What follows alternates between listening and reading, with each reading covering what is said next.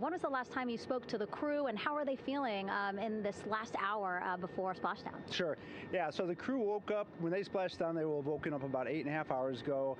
Me and my fellow crew surgeons, Doctors Chris Hansen, Rafi Kumjian from the Canadian Space Agency, spoke with them about 6.5 hours ago, just to double check on how they were doing, if there's any medical issues, how they slept, and then kind of go over their landing day protocol for their medications, for what we call a fluid load, to try to replace some of the fluid and electrolytes that they've lost with just a normal space adaptation. Once they got to space, they kind of have to replace some of that fluid to help them with the whole landing kind of readaptation to 1G, which they haven't done for the last 10 days. And then just kind of let them know how things are going to play out, out with the open water teams all the way until we finally get to the med deck. So they were very pumped up, very hurried though. They had a lot of cabin configuration, a lot of things to get ready. So they're excited, but also very focused on the job that they had to do. So like again, we've trained a long time for this, and we're ready. And you said some medications. I mean, those are kind of just to mitigate the effects of, obviously, their more than 695,000 mile journey back to Earth. It's just like anti-nausea medication, right? Yeah, exactly, Megan. The astronauts are very healthy, fortunately, and even when they come back in re-entry, the human system is very kind of dynamic. It has to readapt very quickly, and one of the most common responses they get is just some stomach awareness, to some nausea, even to some vomiting. And with our crews that land out in Karagana, the Soyuz crews or our SpaceX crews, they all kind of experience the same thing. This will be the first time we're landing in water since December 1972, and I worked with all the Apollo astronauts years ago, and they all told me that landing in the water, especially in the Pacific, can be very provocative. So we take steps to give them medicines to really mitigate some of that nausea, vomiting, help them feel a little bit better, and also sometimes just use a little anti-inflammatory medicine just to help with coming back to 1 Earth, or 1G. The effects of microgravity, especially as you age and you have a little arthritis, you feel great in microgravity, and everyone kind of curses coming back to the ground like, oh dang, 1G, but so that helps a little bit. But for the most part, the main thing is just replacing that fluid and then trying to help them with that transition back to 1G, and then we're ready to go. Yeah, and their health is assessed almost immediately after they splash down. Yeah, so we have Dr. Jesse Wang, and we have our independent duty corpsmen, who are the Navy version of paramedics, extremely highly trained, highly experienced Navy medics and divers, who will go out there, open the capsule about 25, 28 minutes after splashdown and do the first initial assessment. So Jesse and his team will go out there and look at each crew, kind of do their assessments, get vital signs, report back to Drs. Haas and Kumji and I back in the med bay, let them know how they're doing, and then if they've got the normal kind of space adaptation kind of things, we expect that they're good to go on that. If anything, didn't go the way we want, they're all prepared for that as well. And Jesse and his team, I mean, this is their full-time job, taking care of, sailors and folks who might be injured. We don't expect any injuries, but coming back, going 25,000 miles an hour down to, 20, miles an hour is still a dynamic process. I've heard it described as, kind of like a car crash. And then the crew will be ready to go, and Jesse and his team will make that transition to get them out to the front porch, do assessments on them again, call it to our med bay, and then once we have that and they're all good to go and the crew's feeling okay, we'll hoist them up in the helos. It's about a 3-minute flight back to the flight deck, and that's where me and the astronaut chief, Scott Tingle, will actually meet them. I'll get eyes on them, make sure they're all good, just take very slow transitions, and then one by one we'll either get them out with the SMTs, the SAR med techs, under each arm, just kind of just walk them very slowly to med bay, which actually helps them acclimate back to 1G. Or if they really don't have their sea legs back yet, then we might put them in what we call a stair chair, which will be right behind them, and then just very slowly kind of get them back into med bay to start our full assessments for the team. Yeah, so a really great team here to support them as soon as they get back, and also all throughout the mission, of course. You talked a little bit about this, but obviously, we have seen astronauts return from the International Space Station for over 25 years, so we kind of know that that journey, how it affects the body. But yes, we're talking about humans returning from the moon for the first time since 1972. How is this different from your perspective? So it's different in one very significant respect.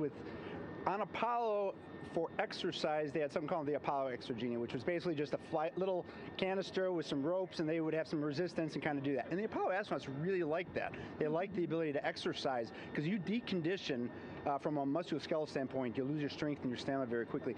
We had something called the Orion flywheel, which was able to impart much greater loads in terms of resistance, so they're able to do squats, deadlifts, different things, not dissimilar to what the ISS astronauts do, but with a lot less room to do it. Mm-hmm. And they also did rowing activities for cardiovascular health, and the crews loved it. But for the lunar crews, the future lunar crews, maintaining that physical conditioning, which our astronaut strength conditioning rehabilitation specialists, affectionately known as the ACERs, back in Houston, really work hard to get them in the best shape they're going to, have to be in to get to the moon. That device hopefully will maintain that. And Apollo only had about a 4.3-day journey to the moon. Our astronauts are going to have about a 10 to 14-day journey. Right. So maintaining that physical fitness, that strength and stamina is going to be crucial for the success of being able to do those very physically demanding lunar EVAs. Right. So we're very excited about what the astronauts have said about the device and what they have to say about the role exercise plays, going to the moon. And also the mental benefit. Sure. They just really like sweating, breaking the sweat, and actually just feeling like they're just getting a workout. Right. Thank you so much, Rick. I really appreciate it. I know they're going to be in good hands, so we'll let you get back to it. Thank you so much. Megan, thanks for the time. Back to you, Rob. Okay, Megan, back here in Mission Control in Houston. Everything is moving along in order. This view of Reid Wiseman on the left, Victor Glover on the right. We have good suit leak checks. Everything aboard integrity is in excellent shape. The vehicle, with the Earth growing larger and larger in the field of view, we're now just about 8,200 nautical miles away from Earth and closing in for a splashdown just 1 hour and 5 minutes from now.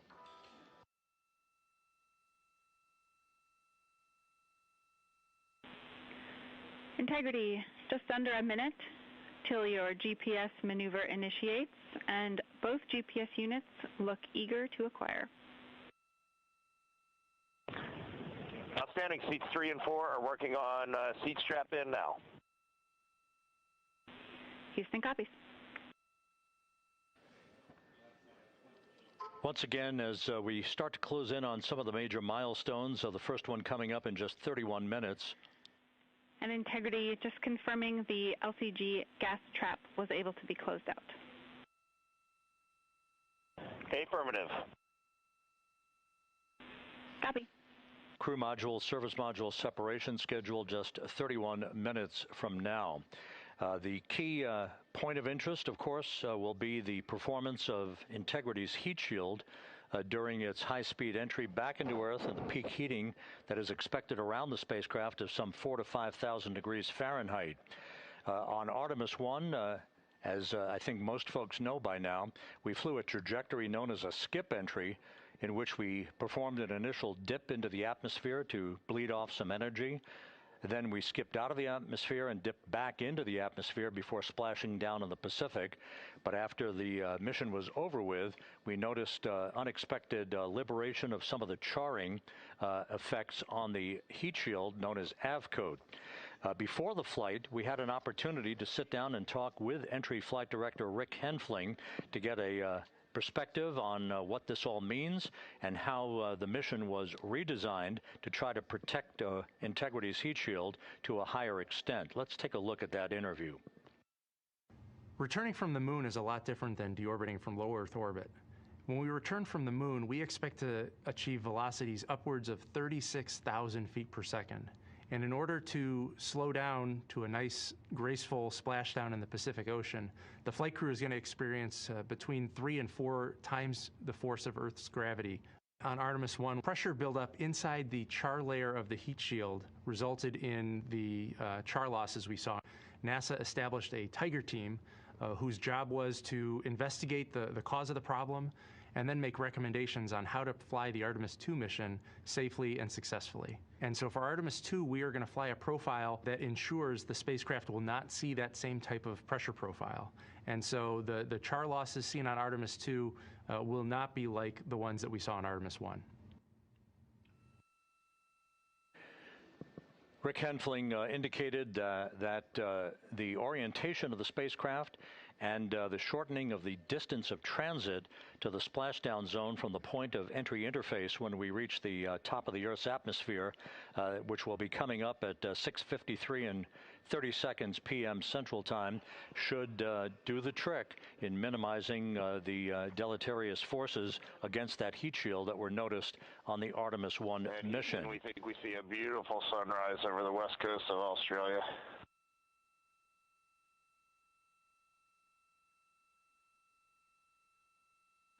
We copy. Commander Reid Wiseman reveling in his final hour in space on this mission as Integrity is passing over the southwest coast of Australia now at an altitude of some 7,600 nautical miles. That will begin the southwest and northeasterly transit across the Pacific Ocean. Let's talk a little bit more about some of the highlights and some of the numbers associated with the points of interest here. We are 27.5 minutes away from crew module, service module separation. That will be followed about 3.5 minutes later by the raise burn that we've discussed, a 19-second burn of Integrity's thrusters to fine-tune its angle of attack as it enters the Earth's atmosphere. Entry interface is scheduled 47.5 minutes from now.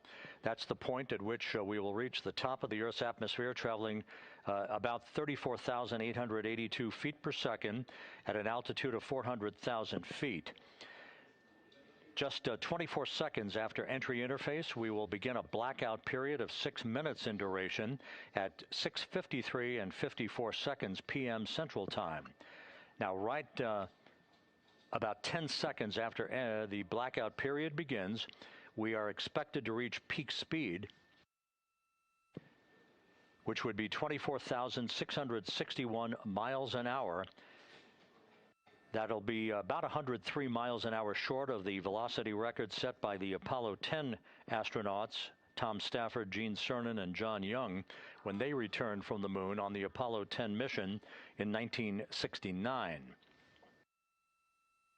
That blackout period is expected to last 6 minutes in duration. At 6:54 and 52 seconds p.m. Central Time, we'll reach our peak heating period of about 4,000 to 5,000 degrees while we're in a communications blackout from Integrity and its astronauts. That blackout should end at 6:59 and 55 seconds p.m. Central Time, at which point we expect to regain communications with the crew. Capcom Jackie Mahaffey here in the flight control room will be talking to the crew, calling them, and we'll await a response from the crew as they come out of that blackout period. And at that point, their altitude will be just 157,000 feet above the Earth, traveling at 13,000 feet per second with a range to splashdown of just 147 nautical miles. From that point on, the next key series of events will be the deployment of a series of parachutes that we discussed before. First, the forward bay cover chute deploy that will pull the forward bay cover away from the top of Integrity, followed by drogue chute deploy and then the main chute deploy that's expected at 7:04 and 44 seconds p.m. Central Time. That will begin the gentle descent of Integrity towards its splashdown at just a velocity of just 19 miles an hour. And that will begin the recovery operations that you just heard Megan Cruz discuss with her folks on the USS John Murtha. All of Integrity's systems in great shape. The crew is suited up.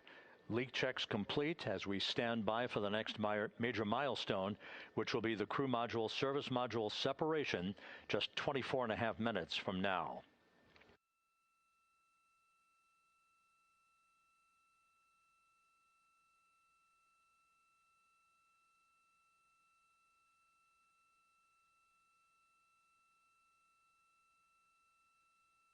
All of the activities from the start of entry interface to the point of splashdown will be quite rapid fire just 13.5 minutes from the point at which we begin descent into the Earth's atmosphere till splashdown.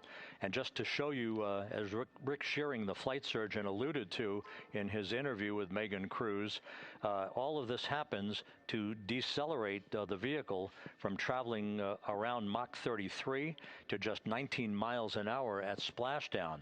All of that happening in just 13.5 minutes. But the vehicle and the parachutes are all designed to support all of that, so we'll be standing by to report all that to you in sequential fashion as these milestones are ticked off and as we hear from the crew during its entry back into the Earth's atmosphere and ultimately when they emerge from the blackout period, and at that point we'll be just minutes away from splashdown.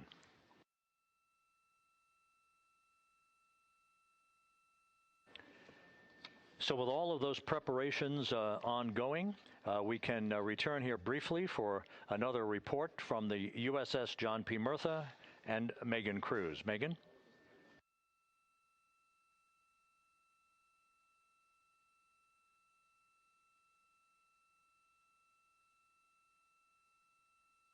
And we'll regain that communication with the USS John P. Murtha just momentarily.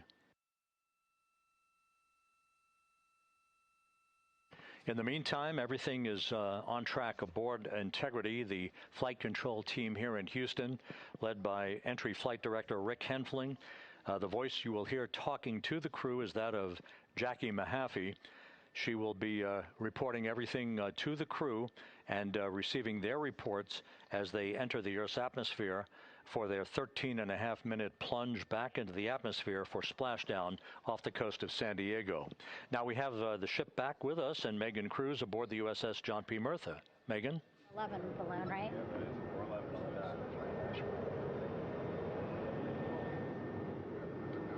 Hey, Rob, yeah, the excitement is really building here on the ship. I'm watching right now one of the weather balloons being lofted up from the ship. Again, weather balloons, very important for us to make sure that we are tracking the right kind of weather and also the data that's needed for what's called our Sasquatch team. Again, it's a team out of NASA that basically makes sure that the debris that comes off of Orion, again, some of those pieces of the parachute system, make sure that they don't fall on us here in the sea, and also our aerial assets, our folks in helicopters. So watching that float away right now. But with me right now is Captain Eric Kenny. He's the commanding officer of the John P. Murtha naval ship. Thank you so much for being here. There are so many moving parts that you have to keep an eye on. That's absolutely right, yeah. But first of all, on behalf of the crew of USS John P. Murtha, Megan, thanks for having me on today. Happy to tell you what we're doing and excited to get the interview started. Yeah, absolutely. Why don't we actually take a look at the flight deck here? We'll start there. Basically, we also, while watching this weather balloon float away, we noticed all 4 helicopters leave the flight deck. We now have an empty flight deck. We had 2 imagery helos as well as the 2 crew helicopters that will go recover the crew. This is just one of the many things that, again, our ship of 550 people, it's something that you oversee as commanding officer. Yeah, absolutely. Every commanding officer, I would say really every naval service member, our priority is always safety. And as the commanding officer, I take that as one of my primary roles here on board. Mission accomplishment is important, safety always. So my day really has, I would say my message to the crew has sort of changed over the past 24 hours. As we're leading up to today, we've been building up the excitement and motivating the team for the training that we've executed. But really over the past 24 hours, now I'm trying to get us to slow down a little bit. Trust our training, right? Don't believe all the hype. Don't believe everything that's going on. Just let's trust what we've done to get to this point. And if we do that, we'll be successful today. Mm-hmm. And also part of the big success is obviously the coordination between NASA and the U.S. military. How does it feel being able to support the human space program we have? Yeah, I mean, since 1959 with Mercury, Gemini, Apollo, the history between NASA and the Navy has been in lockstep. But like any other skill, if you don't practice it regularly, that skill atrophies. So we've had a few decades off from that. But, over the past 4 or 5 years, really with this ship over the past year, we've constantly trained and working for this moment right here. Building up the hype, but to get to this point today, to be able to trust in all the training we've done. We've worked with, working with NASA, the Air Force, the medical team, dive team. You want to talk about high-performance organizations coming together, working in unison? We are seeing that here on board the USS John P. Murtha, and I can't be more proud of all the work everyone's doing. Yeah, you had some great words this morning saying just that, again, that it's really nice to see everybody working together and so excited. I mean, you just became the commanding officer of this ship back in February. How does it personally feel for you to be a part of this historic moment today? Is a pinnacle of any naval officer's career. That being said, as my change of command was approaching, and I realized that Artemis was going to be in the window here, to say that I'm humbled and honored to be here is an understatement. What really just excites me is the opportunity to see this crew, who has been training so hard over the past year plus, come together. It is what inspires me. Listening to NASA and the ownership and pride they take. They make my crew better. I think we're making NASA better together. That synergy is something that I'm happy to see and hopefully take forward with me in my career. Yeah, it's all about partnerships. We couldn't do it without you, and we couldn't have gotten to the moon without our international partners as well. So thank you so much, Captain. It was really great to have you here today. Thanks, Megan. Awesome. All right, Rob, back to you. Thank you, Megan. Back here in Mission Control in Houston. We just had a quick view of the crew. We'll get that view back, and there they are again. Here in Mission Control, the entry team of flight controllers led by Rick Henfling and Jackie Mahaffey serving as the spacecraft communicator. We have just handed over communications links from the Deep Space Network that we communicated with the crew through from the time of the translunar injection burn back on April 2nd. We've just handed back to the Tracking and Data Relay satellite system as we prepare for the crew module service module separation that will take place just 17 minutes from now. With the Earth looming in front of Integrity as it barrels back for a splashdown of the Pacific just 50 minutes from now, we're just 5,700 nautical miles from splashdown. Just one other quick note about the comparison from the Artemis I entry profile to the Artemis II entry profile and how that is serving as an extra layer of protection for Integrity's heat shield. The Artemis I entry had an entry range of some 3,178 nautical miles, a very long downtrack, and a very longer period of exposure to heat loads than we're experiencing tonight. It also had that skip entry profile that we discussed earlier, dipping into the Earth's atmosphere, then back out, then back in. It was about 20 minutes of exposure. Integrity, Houston, comm check on TDRS. Jackie, we have it loud and clear on TDRS. We have you the same. And there's one of the weather balloons being deployed from the USS John P. Murtha.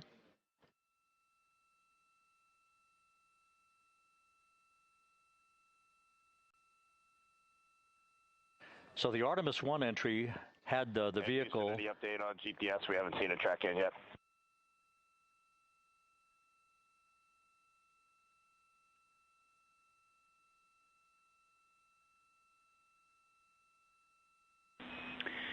Reid, we are watching. We are starting to get into the window where they may start acquiring, so should be within the next 10 minutes. Okay, sounds good. We're holding at step 17 and getting ready for CM-RCS hot fire.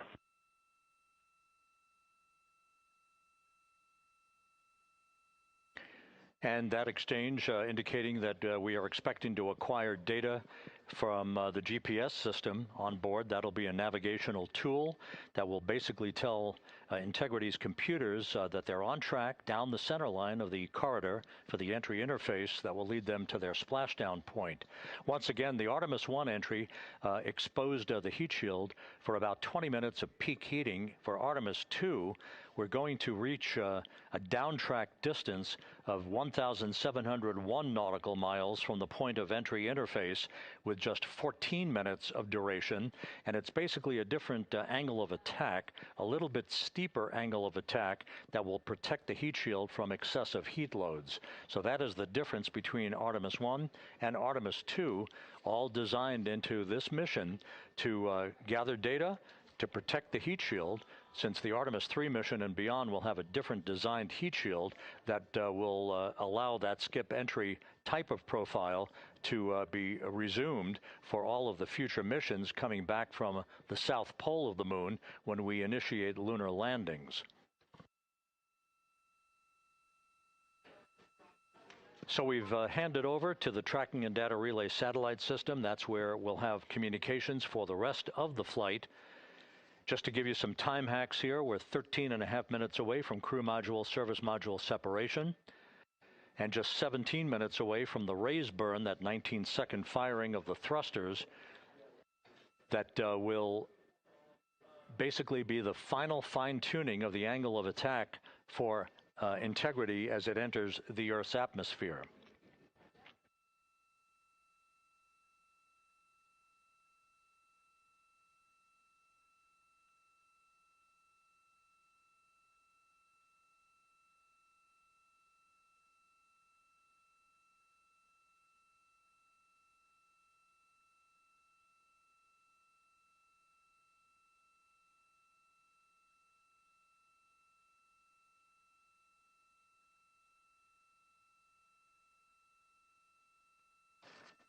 And once again, a dueling box view of some of the assets that are involved in recovery operations today. The integrity, cabin configured, all crew suited and seated. Houston, copies. That confirmation from Reid Wiseman aboard Integrity, as you see the assets being deployed to the splashdown zone.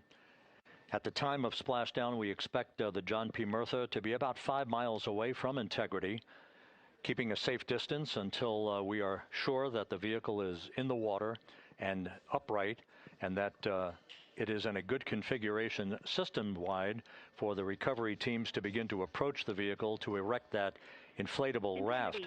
2 minutes to CM RCS warm-up hot fire. We're ready. That call from spacecraft communicator Jackie Mahaffey indicating that we're 2 minutes away from a quick burst of the reaction control system. Thrusters, that will be a hot fire test prior to the separation of the crew module from the service module. The European service module has performed flawlessly throughout this flight. Everything, all the burns that had been prescribed for that service module have been executed on time and without a problem. There is the European flight control room that has overseen the manufacturing, the design of the European service module. They deserve quite a bit of credit on this mission for not only propelling the Integrity and its astronauts toward the moon, but also conducting the fine-tuning of its trajectory to bring it to this point where we are dead spot on down the middle of the corridor trajectory-wise to bring Integrity down for its splashdown in the Pacific just 44 minutes from now.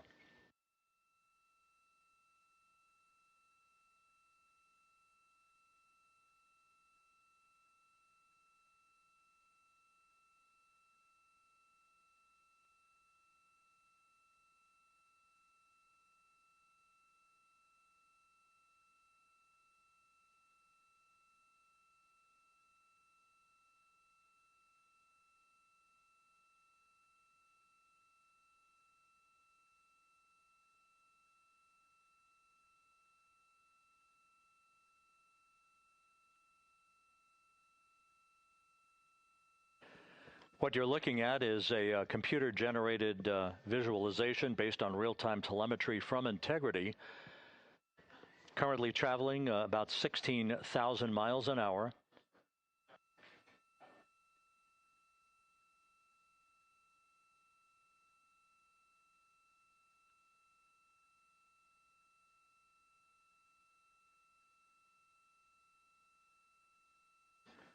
Integrity traveling about 16,000 miles an hour. For the prop cautions, we're taking a look. Copy that. Now just about 5,100 miles from Earth. Splashdown scheduled 43 minutes from now. We're just 9.5 minutes away from the crew module service module separation.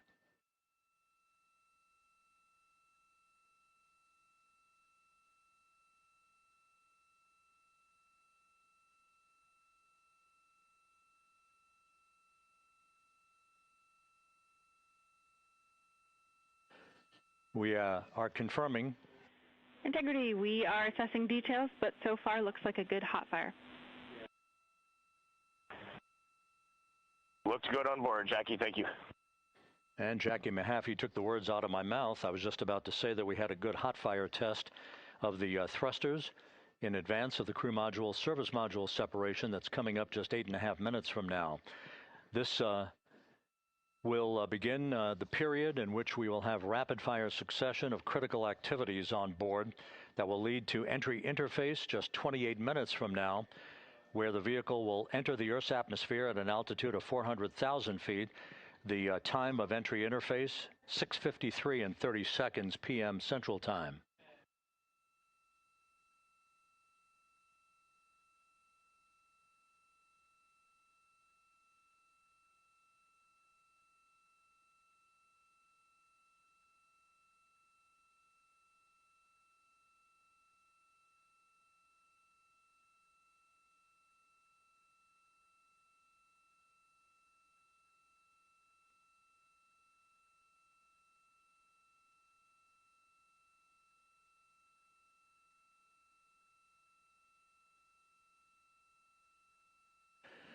Integrity's astronauts were awakened at mid-morning to begin their entry preparations. And propulsion officer now reports a good hot fire test in preparation for the crew module service module separation.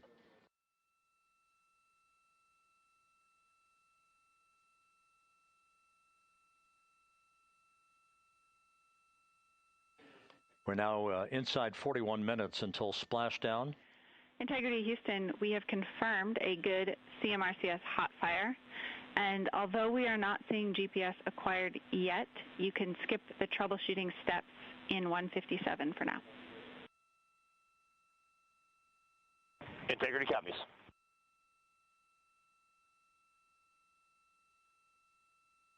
That GPS discussion indicating that we will be acquiring navigational data for Integrity through the Global Positioning System equipment on board. We just don't have it yet, but we will. All of Integrity's systems are in great shape to support its high-speed entry into the Earth's atmosphere. It, once again, will reach a peak speed of 24,661.21 miles an hour. Your call, GPS. We at least have GPS 1 looking good on board.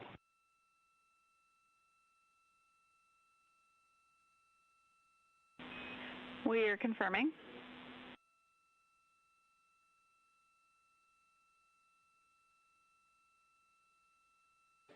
The guidance, navigation, and control officer here in Mission Control confirming that we have good lock on GPS data. We are on a communications link now through the tracking and data relay satellite system. Now, following splashdown, we're going to lose that link and go to what's called a VLDR, a very low data rate communications link, so that we can talk to the crew inside Integrity as they are on the water. Integrity, confirm we do see good GPS. We do too, especially GPS 1 is accepting in nav channels 1 and 3. That GPS data is basically telling Integrity's onboard computers its position relative to the Earth, but its trajectory and its orientation according to flight dynamics and the guidance, navigation, and control officer is spot on. We have now armed the pyros for the crew module service module separation coming up less than 5 minutes from now.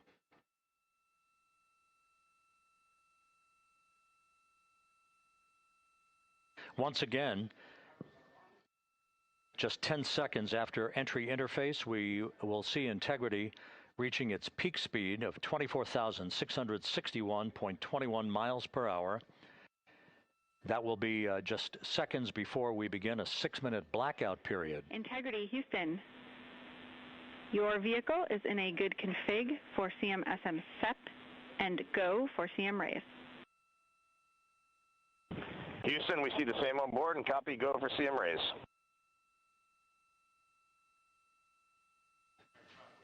That CM raise referred to as the slight firing of 19 seconds by Integrity's thrusters with a change in velocity of 9.9 feet per second, a slight nudge of the aft end of the vehicle so that it's tilted a bit upward, providing the final angle of attack as the vehicle enters the Earth's atmosphere. This being the mitigating factor that will reduce heat loads on the heat shield as we reach a point downrange from the start of entry interface, some 1,701 nautical miles to the splashdown site.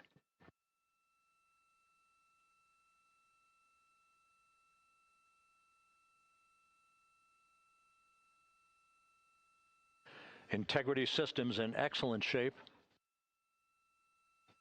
We are currently 3,300 nautical miles left in this mission.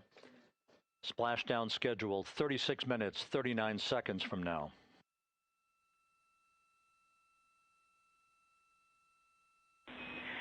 Integrity Houston, for the 2 enabled prop cautions, what happened is while the thrusters were firing, multiple pressure sensors on each of the strings diverged a bit from each other. Those limits look to be set pretty tight. We think it could happen again when the thrusters fire in the future, so we are going to suppress those messages. We concur with suppress, not inhibit. Thank you. That exchange between Jackie Mahaffey, our Capcom for tonight, and Reid Wiseman aboard Integrity, indicating basically to ignore sensor data. All of Integrity's systems are in good shape.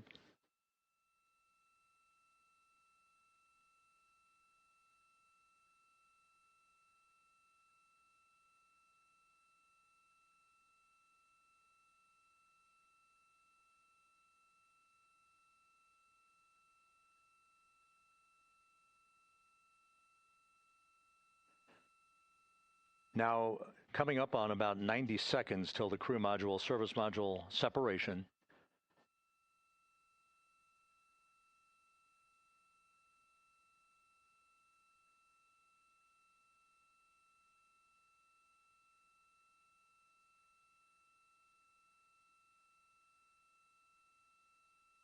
All quiet here in Mission Control as we enter the most critical phase of the completion of this flight. All of the preparatory activities leading up to the vehicle entering the Earth's atmosphere just 21 minutes from now.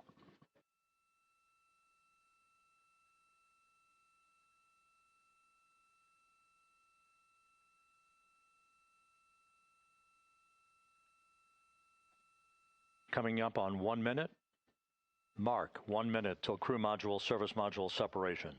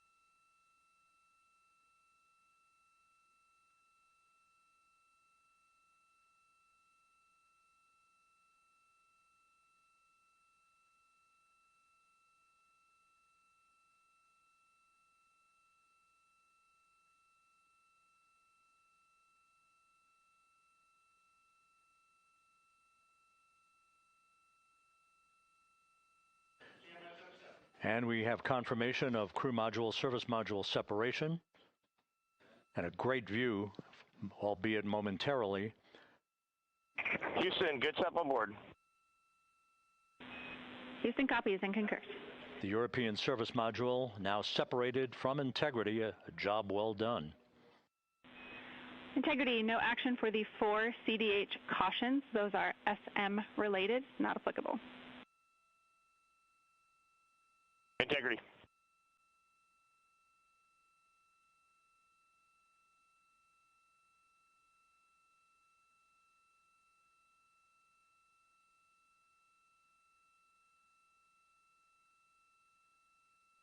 So, with Integrity now flying free on its own for the remaining 32 minutes of this mission, next up, the raise burn, a 19-second firing of Integrity's thrusters. Good GPS 2.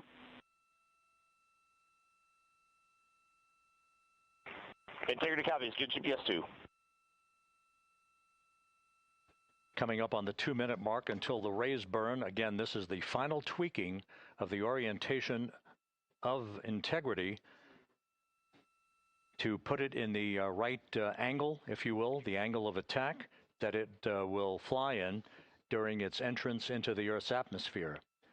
Entry interface now just 18 minutes, 25 seconds away. This is a visualization, but driven by real-time telemetry. This is the maneuvering of Integrity to the raise burn orientation. Just 2,800 miles from Earth.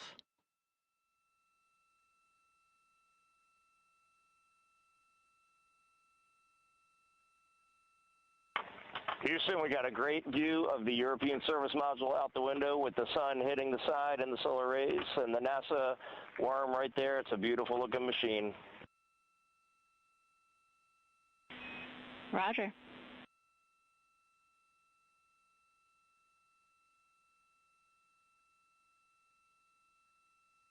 And we have completed the maneuver to the raise burn orientation, 1 minute away from the raise burn.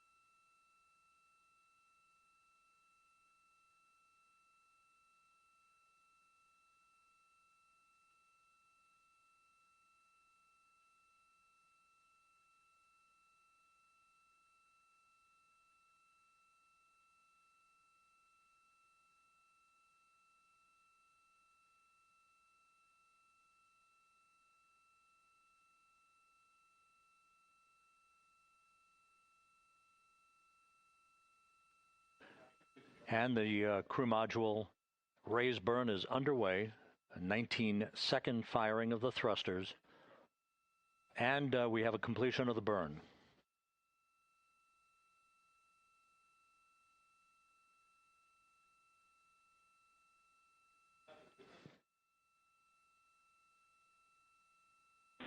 Integrity, good. CM raise burn. Your flight path angle is within limits.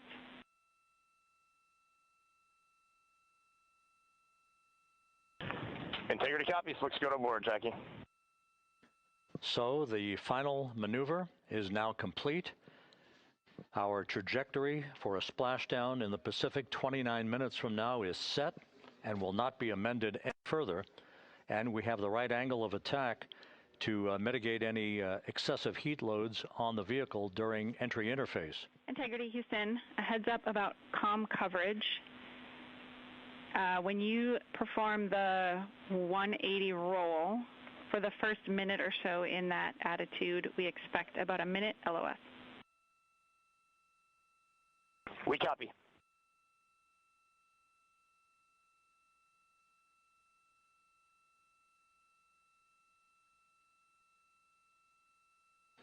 So for those who are watching the series of events coming up, we will enter the first traces of Earth's atmosphere 14 minutes, 45 seconds from now.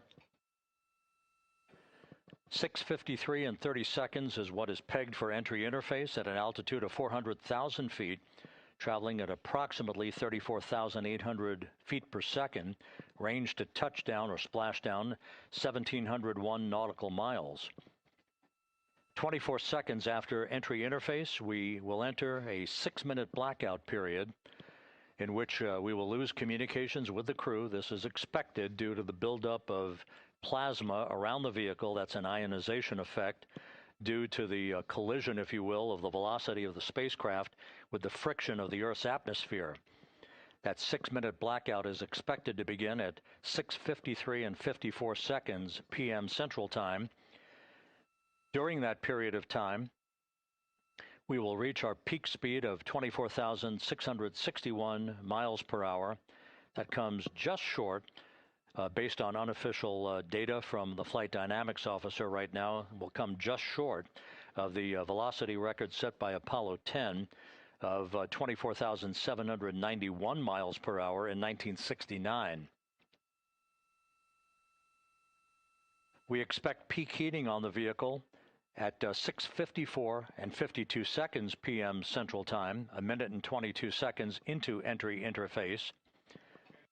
At that point, we will be just 204,000 feet above the Earth, traveling at 33,000 feet per second. The blackout period is expected to last 6 minutes. We expect that blackout period to end at 6:59 and 55 seconds p.m. Central Time. From the end of the blackout period until splashdown, it is just 7 minutes, at which point we'll start deploying the series of parachutes to slow integrity down to an ultimate splashdown velocity of just 19 miles an hour.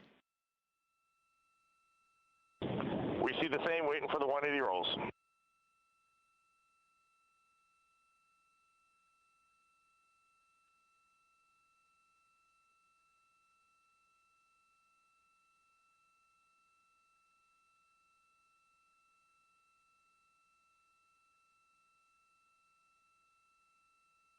The parachute deployment sequence, once again, will come in several segments, but in rapid fire succession. And we have a great view of the moon out window 2. Looks a little smaller than yesterday. Guess we'll have to go back.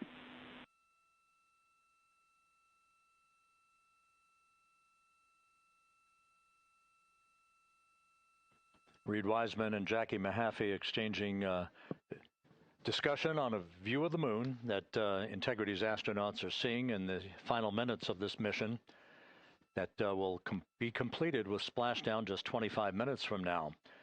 3 forward bay cover parachutes will be used to pull the forward bay cover off the top of the vehicle. Then 2 drogue parachutes will be deployed to slow and stabilize the crew module during its descent, followed by 3 pilot parachutes that will lift and deploy the main parachutes from the forward bay. The final sequence will have 3 main parachutes deployed. These will be 116 feet in diameter, each main parachute approximately 265 feet long when reefed. The parachutes will ultimately slow Integrity down from its peak speed of almost 33 times the speed of sound to a gentle 19 miles an hour at splashdown.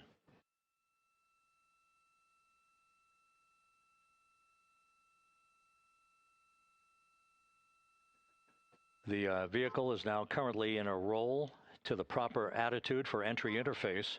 Our trajectory is right on according to flight dynamics.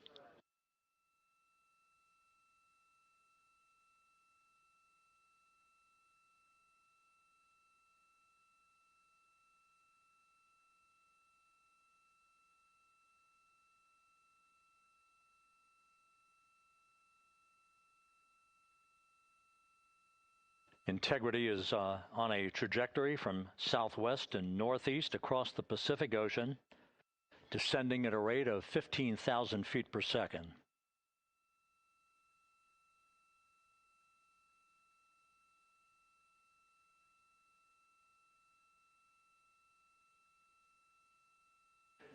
Range to touchdown 4,300 nautical miles, all the systems in excellent shape.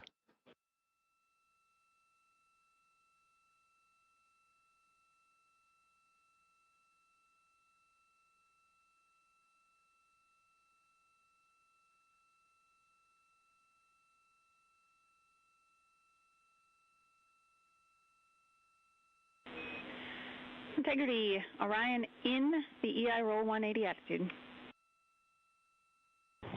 Looks good on board, Jackie.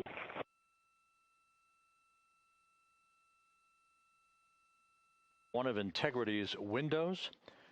We had a call for 3 good baros. Those are barometric pressure sensors that feed altitude and rate of descent information to Integrity's computers that will trigger the parachute deployment sequence. We are less than 9 minutes away from entry interface, 22 minutes from splashdown.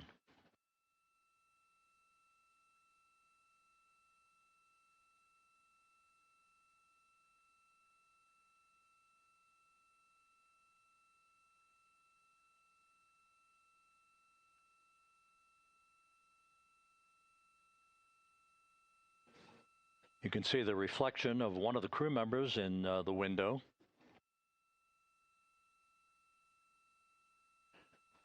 Out in the Pacific, the weather conditions remain go. Just a few clouds, some scattered clouds, winds at 10 knots, wave heights just about 4 feet.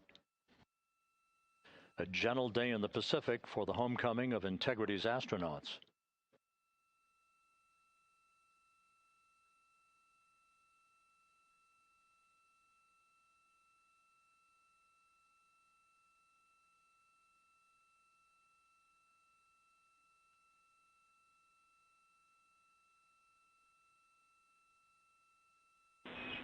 Integrity back in EI attitude.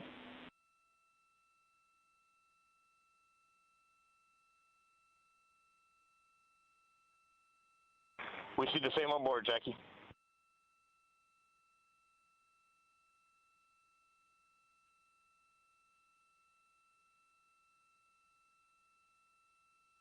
Houston, purge is complete. Crew and vehicle are configured for entry.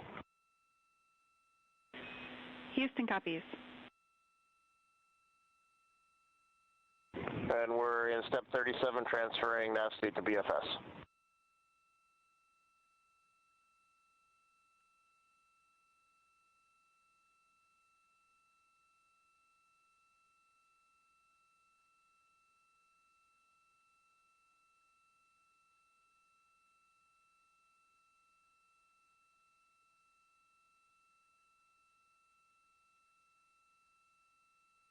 And Houston, in instruction 509, we are not below 0.2.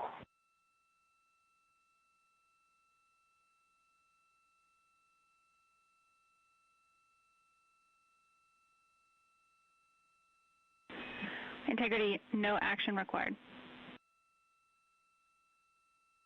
Integrity.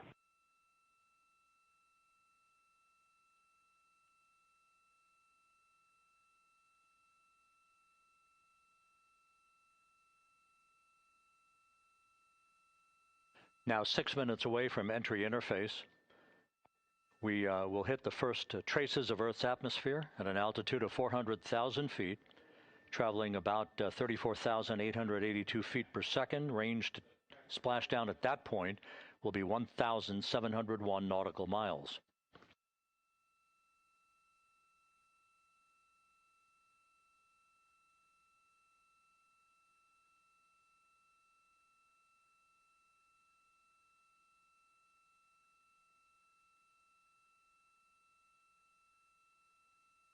And once again, just a reminder, some 24 seconds after entry interface, we do expect to lose communications with the vehicle and the crew during a 6-minute blackout period when a plasma shield will build up around the spacecraft due to the ionization, due to heating effects. And Flight Dynamics has just confirmed we will have a blackout period of exactly 6 minutes in duration. And once again, that's due to the fact that a plasma buildup around the vehicle will prevent communications and data, so we will not be able to talk to the crew members at that time, nor will we receive data here in the flight control room. Houston, everything is looking good on board. Just confirm no pre-EI downloads. Houston concurs. That blackout period to begin at 6:53 and 54 seconds p.m. Central Time, and again will last about 6 minutes in duration.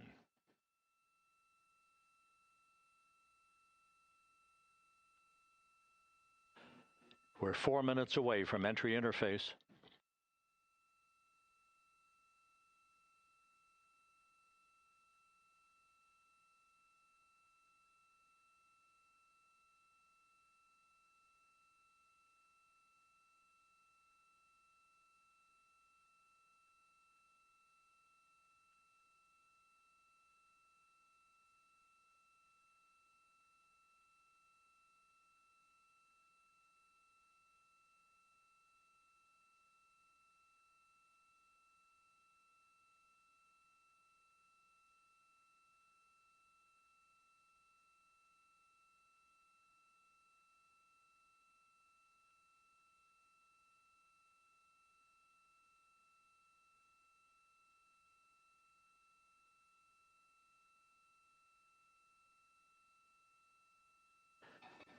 This view from Integrity as it crosses from southwest to northeast across the Pacific Ocean, 3 minutes from entry interface.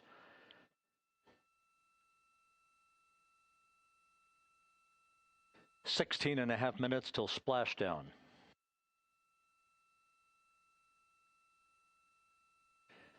The USS John P. Murtha and the recovery team is on station and in position, as are the airborne imagery assets that we hope to receive imagery from as Artemis enters the Earth's atmosphere and through parachute deployment.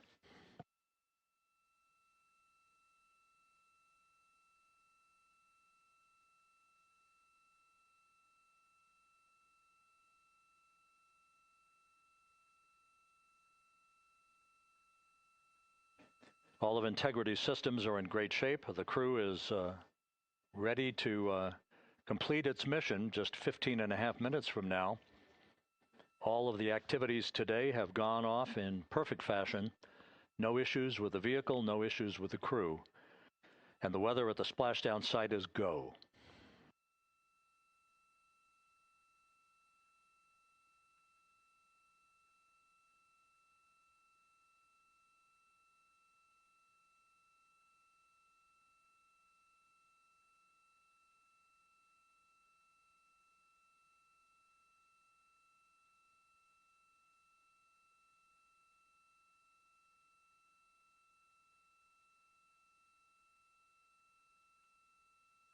Coming up on 1 minute until entry interface.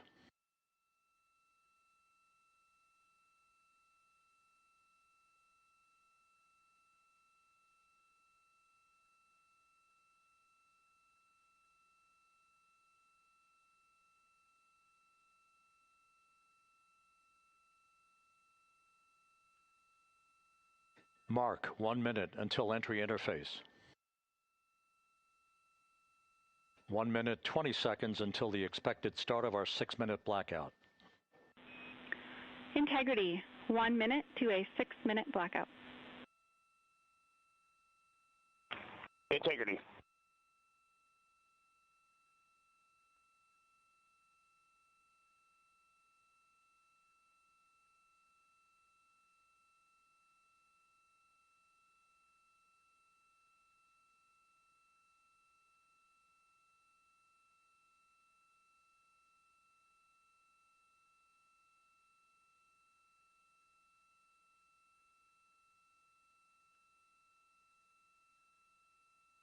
Ten seconds till entry interface.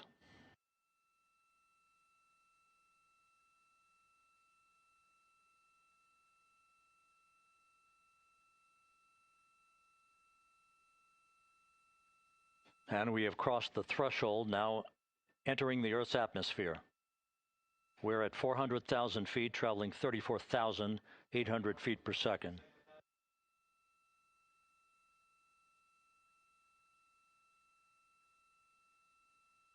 Time to splash down, 13 minutes, 10 seconds.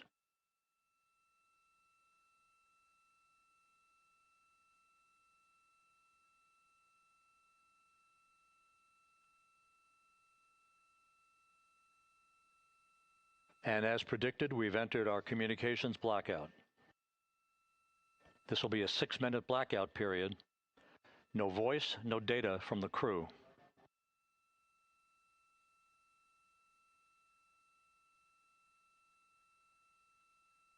We're 30 seconds away from the anticipated point of peak heating on the vehicle, where temperatures will rise to about 4,000 to 5,000 degrees Fahrenheit. This is the true test of our trajectory.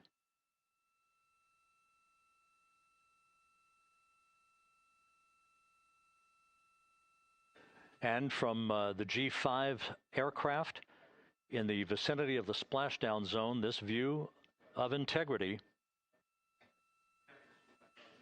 So that pinpoint of light shows the vehicle as it enters the period of peak heating in the Earth's atmosphere, the first tug of gravity being felt by Integrity's astronauts since their launch back on April 1st.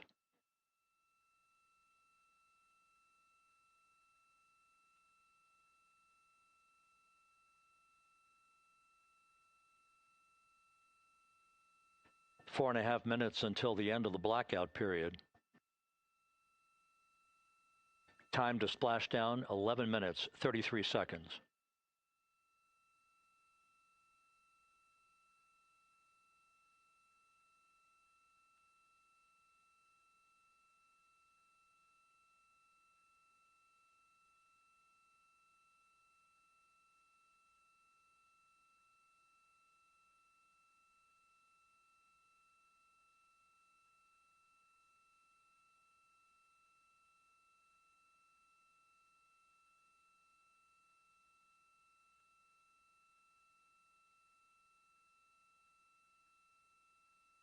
The landing and support officer reports that the P3 has acquisition on Integrity.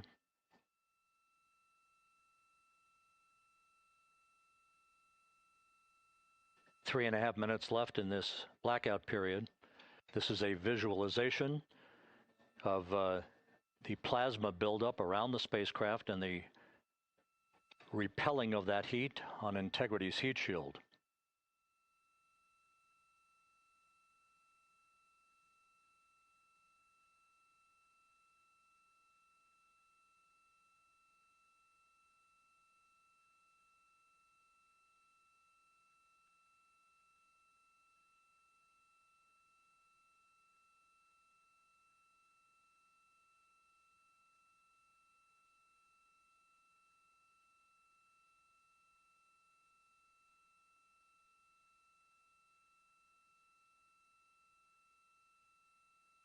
Flight Dynamics reports that airborne assets in the vicinity of the splashdown zone do have a visual on Integrity. Still 2 minutes and 40 seconds left in our blackout period. Time to splashdown, 9 minutes, 35 seconds.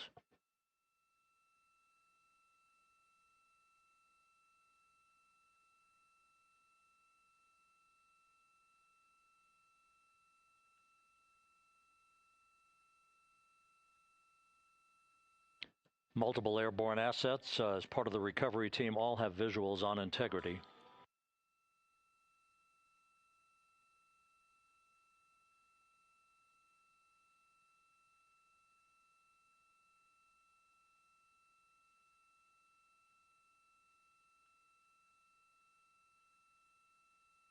And the WB-57 flying in the splashdown zone also has a visual.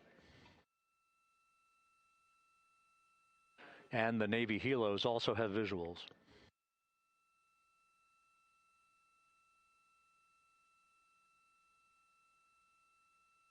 We're still in the blackout period. Still do not have communications from the crew.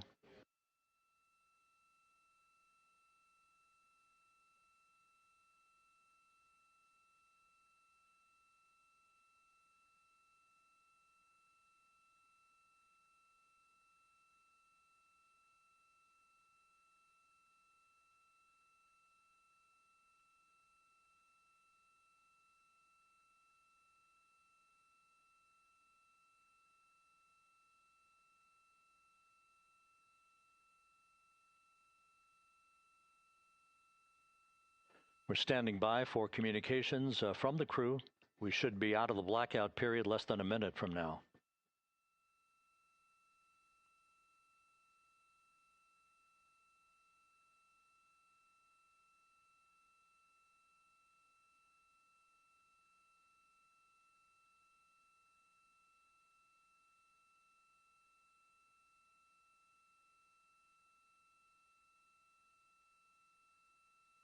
We are now processing data from integrity.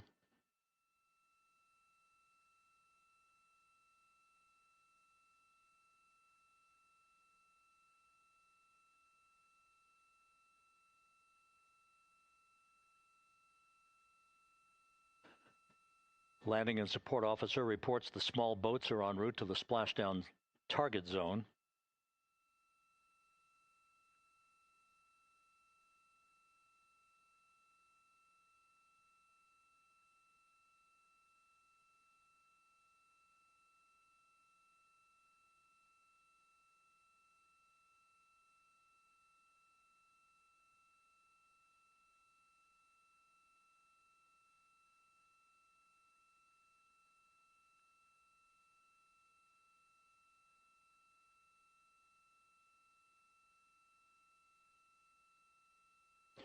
Passing through 150,000 feet, our trajectory is perfect. We're getting intermittent views of integrity. Still waiting to establish voice communication.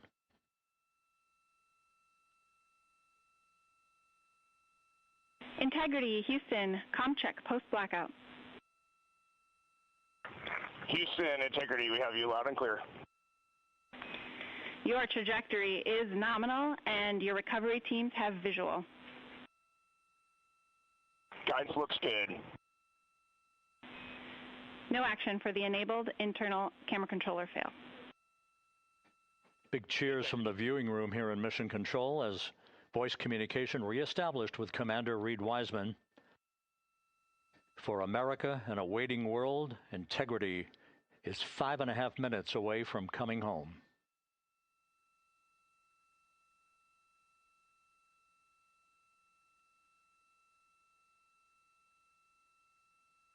Passing 100,000 feet now. Range to splashdown 19 nautical miles.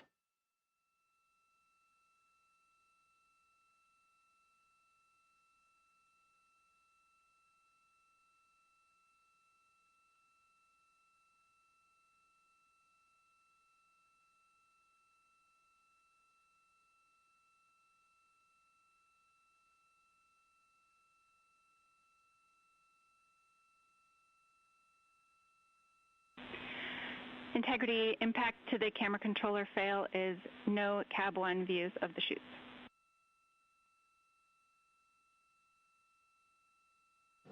Integrity. We're processing good data through the GPS system. A good view of Integrity, time to splashdown 4.5 minutes.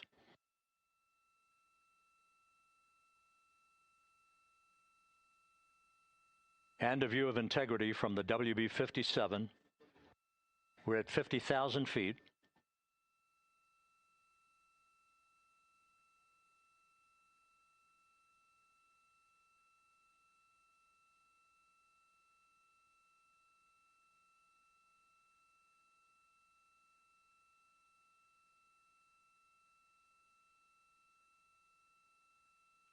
The pyros are armed for forward bay cover jettison.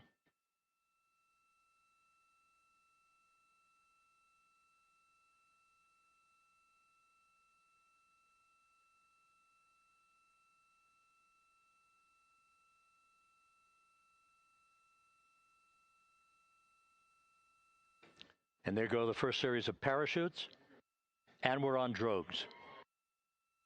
And Houston, we're visual 2 drogues out the window. 2 good drogue chutes. Next up. We copy, we see them. Next up, the deployment of pilot parachutes that will pull the main chutes out. Time to splash down 3 minutes and 10 seconds.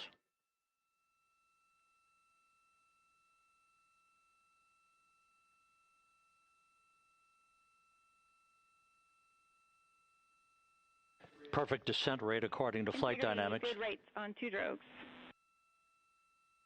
We see the same on board.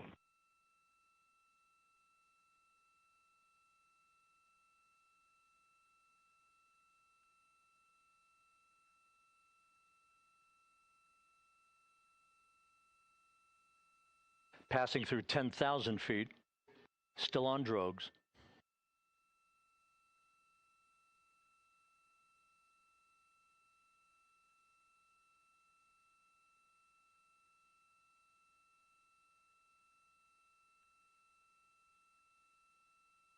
Main chute deploy. We're at 5,000 feet.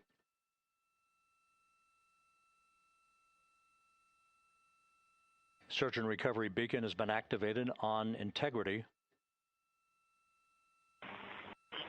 And we have 3 good main chutes. Good 3 main chutes, good reefing, good descent rate. Good rates, and we see 3 good-looking parachutes.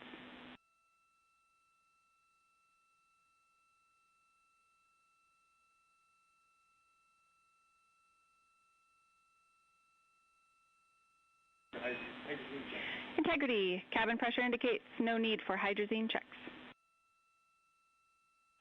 Integrity copies. This is a perfect descent for integrity. Its crew sounding hale and hearty on board.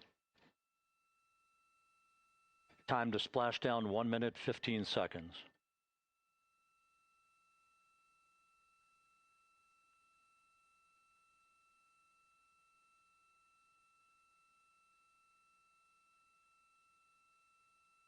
Integrity about to complete a journey spanning 694,481 miles from its launch from the Kennedy Space Center back on April 1st, and a trip around the moon.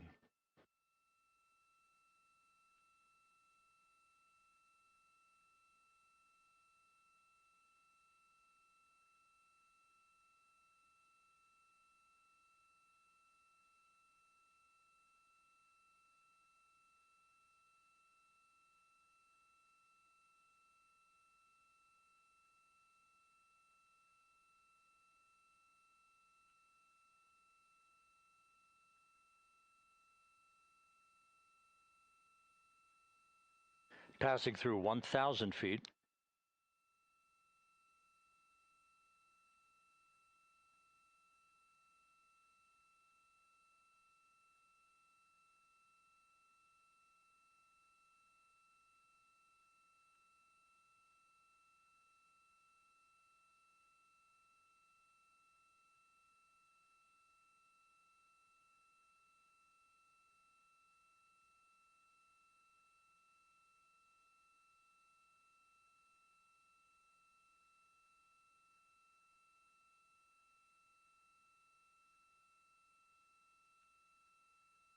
Houston Integrity, splashdown, sending post-landing command now. Splashdown confirmed. Copy splashdown, waiting on VLDR. Splashdown confirmed at 7:07 p.m. Central Time, 5:07 p.m. Pacific Time. From the pages of Jules Verne to a modern-day mission to the moon, a new chapter of the exploration of our celestial neighbor is complete. Integrity's astronauts back on Earth.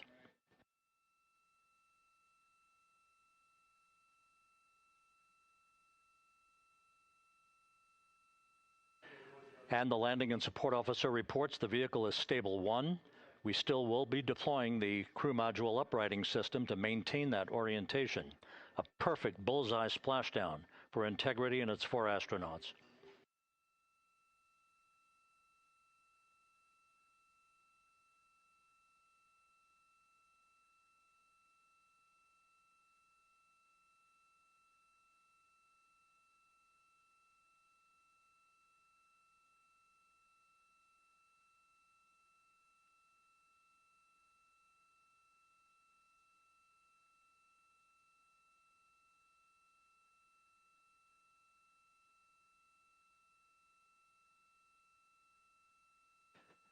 The unofficial splashdown time, 7:07 and 47 seconds p.m. Central Time. We'll get that refined for you. That would put the end of the mission at a mission elapsed time of 9 days, 1 hour, 31 minutes, 35 seconds.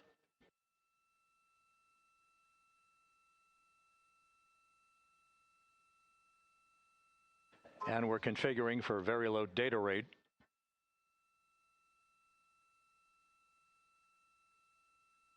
Once again, splashdown occurring in the Pacific, southwest of San Diego at 7:07 and 47 seconds p.m. Integrity Houston, comm check on VLDR.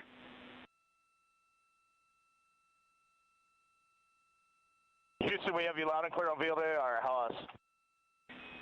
We have you the same. We'll meet you over in post-landing. Perfect communications established. What a journey. We are stable 1, 4 green crew members.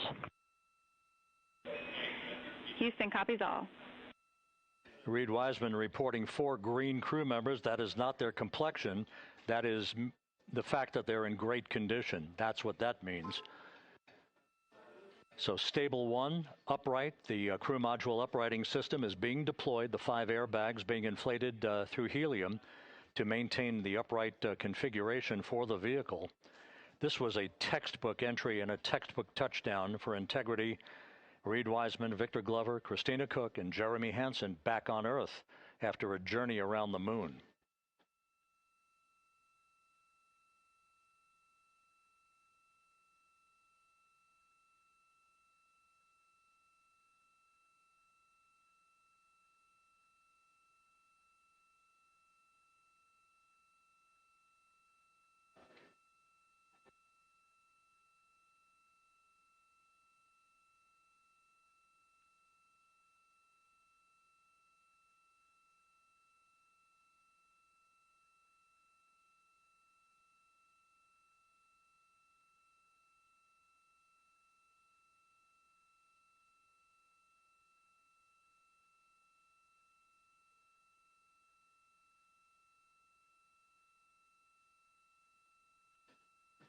We continue to monitor the functioning of the CMOOS system. The airbags are being inflated to maintain a stable 1 or upright configuration. And there's a good view from one of the naval helicopters hovering overhead.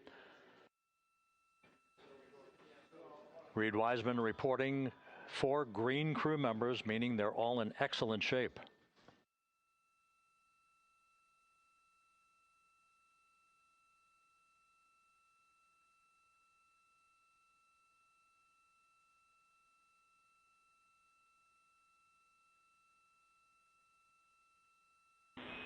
Integrity Houston for SAR beacon and radio.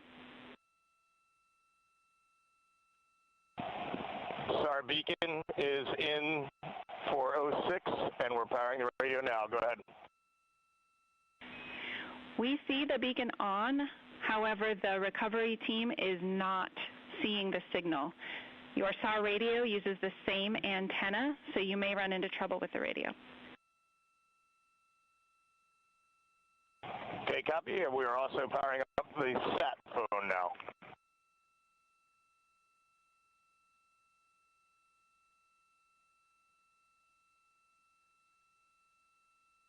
So integrity is in great shape. And as the crew continues its post-splashdown timelined activities on board, Reid Wiseman once again reporting that all 4 crew members are in excellent shape. And we have 5 inflated airbags to maintain an upright configuration so that the recovery team can now begin a slow approach to the vehicle. Meanwhile, here in the flight control room, Entry Flight Director Rick Henfling is polling his team of flight controllers for the start of powering down the vehicle after a thorough systems check. We have no toxic gases to be concerned about, so the recovery personnel can approach the vehicle, but not until we have powered down the spacecraft. That's expected to take a few more minutes.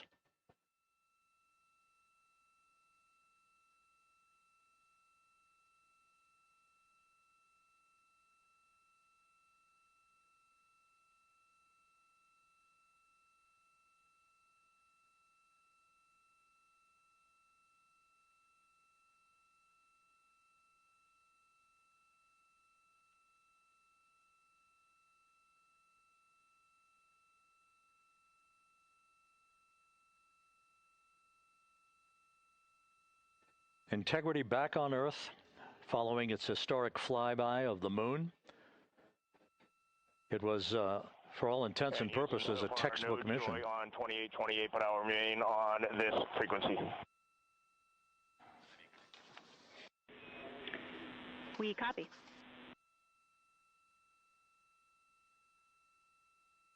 Reid Wiseman indicating some trouble with the SARSAT phone on board, but that's not an issue. What is more important is that the vehicle is solid. No issues as we begin the power down of the vehicle to begin the recovery process.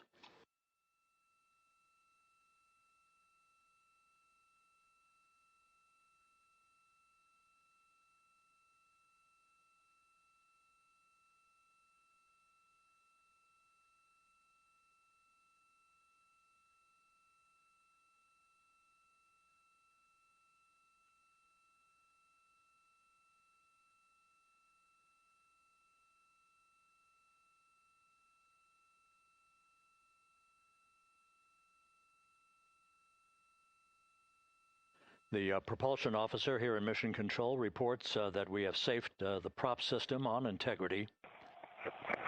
Can you say again, that was very weak and broken?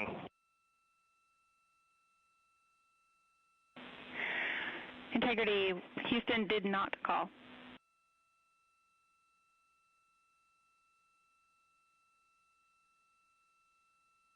Copy that, Houston. It might have been on the SAR radio. Stand by.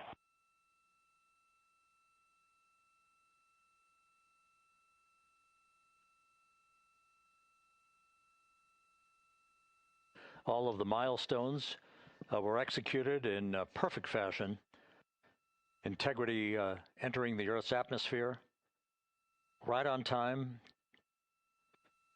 reaching its peak speed shortly after a blackout period began. We emerged from the blackout period, but the recovery imagery airborne assets were able to pick up Integrity's descent almost immediately through entry interface, tracking the vehicle all the way down. And finally, you saw the sequence of chute deployments. First, the forward bay cover being pulled off the top of the vehicle by a series of 3 parachutes. Then the drogue chutes were deployed, followed by the 3 main chutes that slowed the splashdown velocity of Integrity to just 19 miles an hour.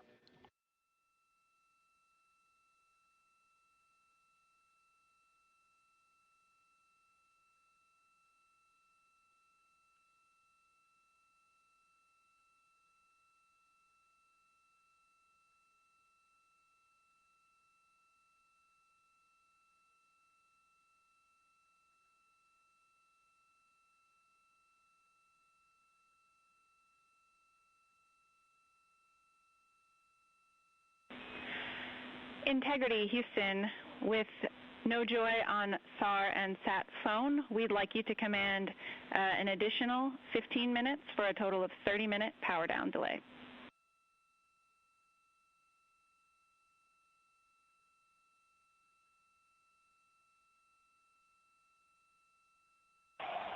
All right, Jackie, we have selected T/D+30. No joy on SAR radio or sat phone. And stand by, we have the master diver on SAR radio. Please hold comms. Hey, Lily. Excuse me. Hey, Jackie, we just got the master diver on SAR.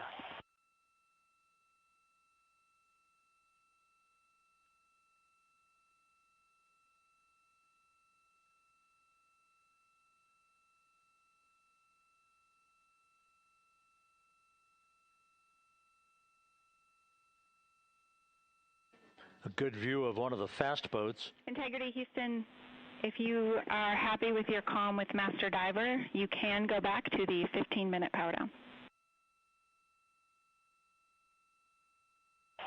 Okay, stand by. Yeah, we'll confirm here in a second. The crew on board Integrity coordinating with the flight control team in Houston here in Mission Control on the timing of the power down of the vehicle, which will be the precursor to the recovery teams approaching the spacecraft. There are no issues with Integrity. We've had a bit of broken capability in establishing a SARSAT or satellite phone communications capability between the crew on board Integrity and the recovery team. That will get sorted out here shortly. There's plenty of cooling on board Integrity, so there's no rush to begin the power down. I'm trying to call you on the sat phone and not getting an answer there either. Concur. We haven't had anything come through.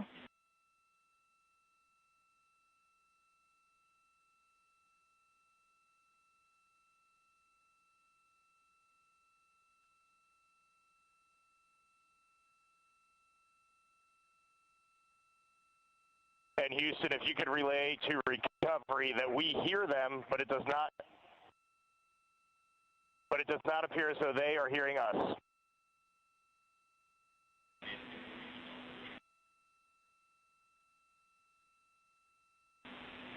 Houston copies, and Reid, just to confirm, you are pushing the PTT on the radio.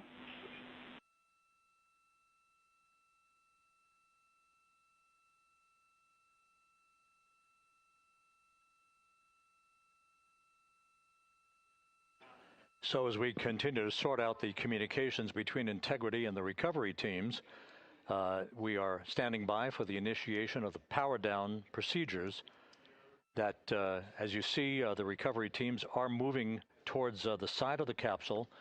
The next major event will be the erection of that large inflatable raft called the front porch. That will be the port of call for the crew as they're being extracted one by one from the vehicle.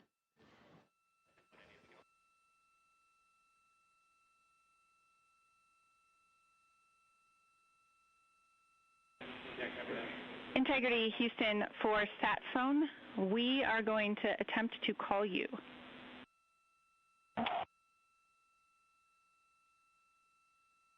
Good idea, standing by. And Jackie, yes, we are pushing the push to talk, the two buttons on the left side of the radio below the up-down arrows. We are utilizing them. I'm rebooting the radio to see if we get good comms. Okay, we copy all, and just to confirm, you are seeing that you are touchdown plus 3030 for power, correct? That's the affirmative.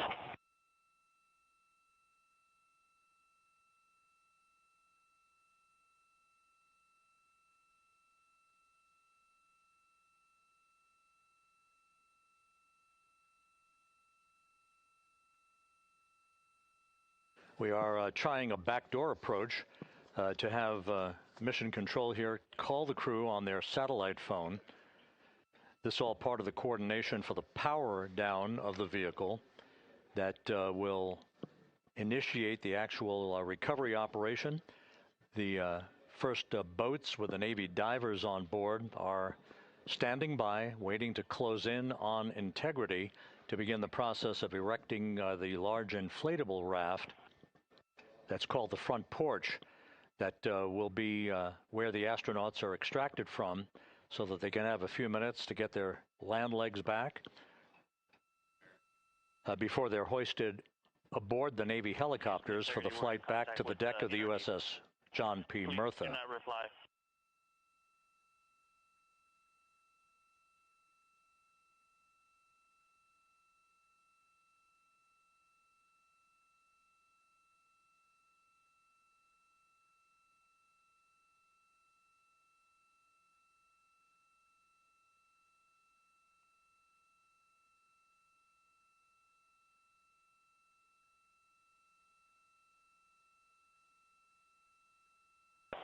And Houston, please don't reply. NRD, very weak, but readable. Master diver, we can hear, but they cannot hear us.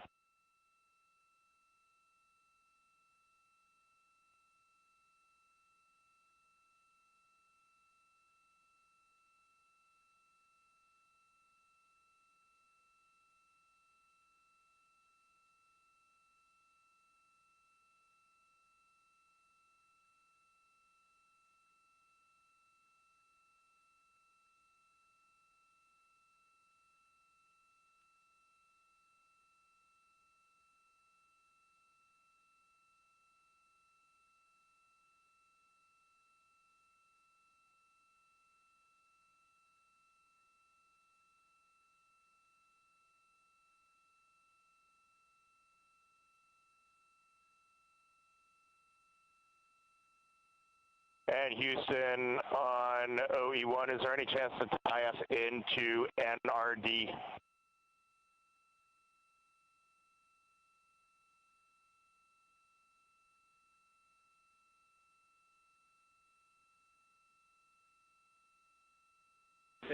Checking.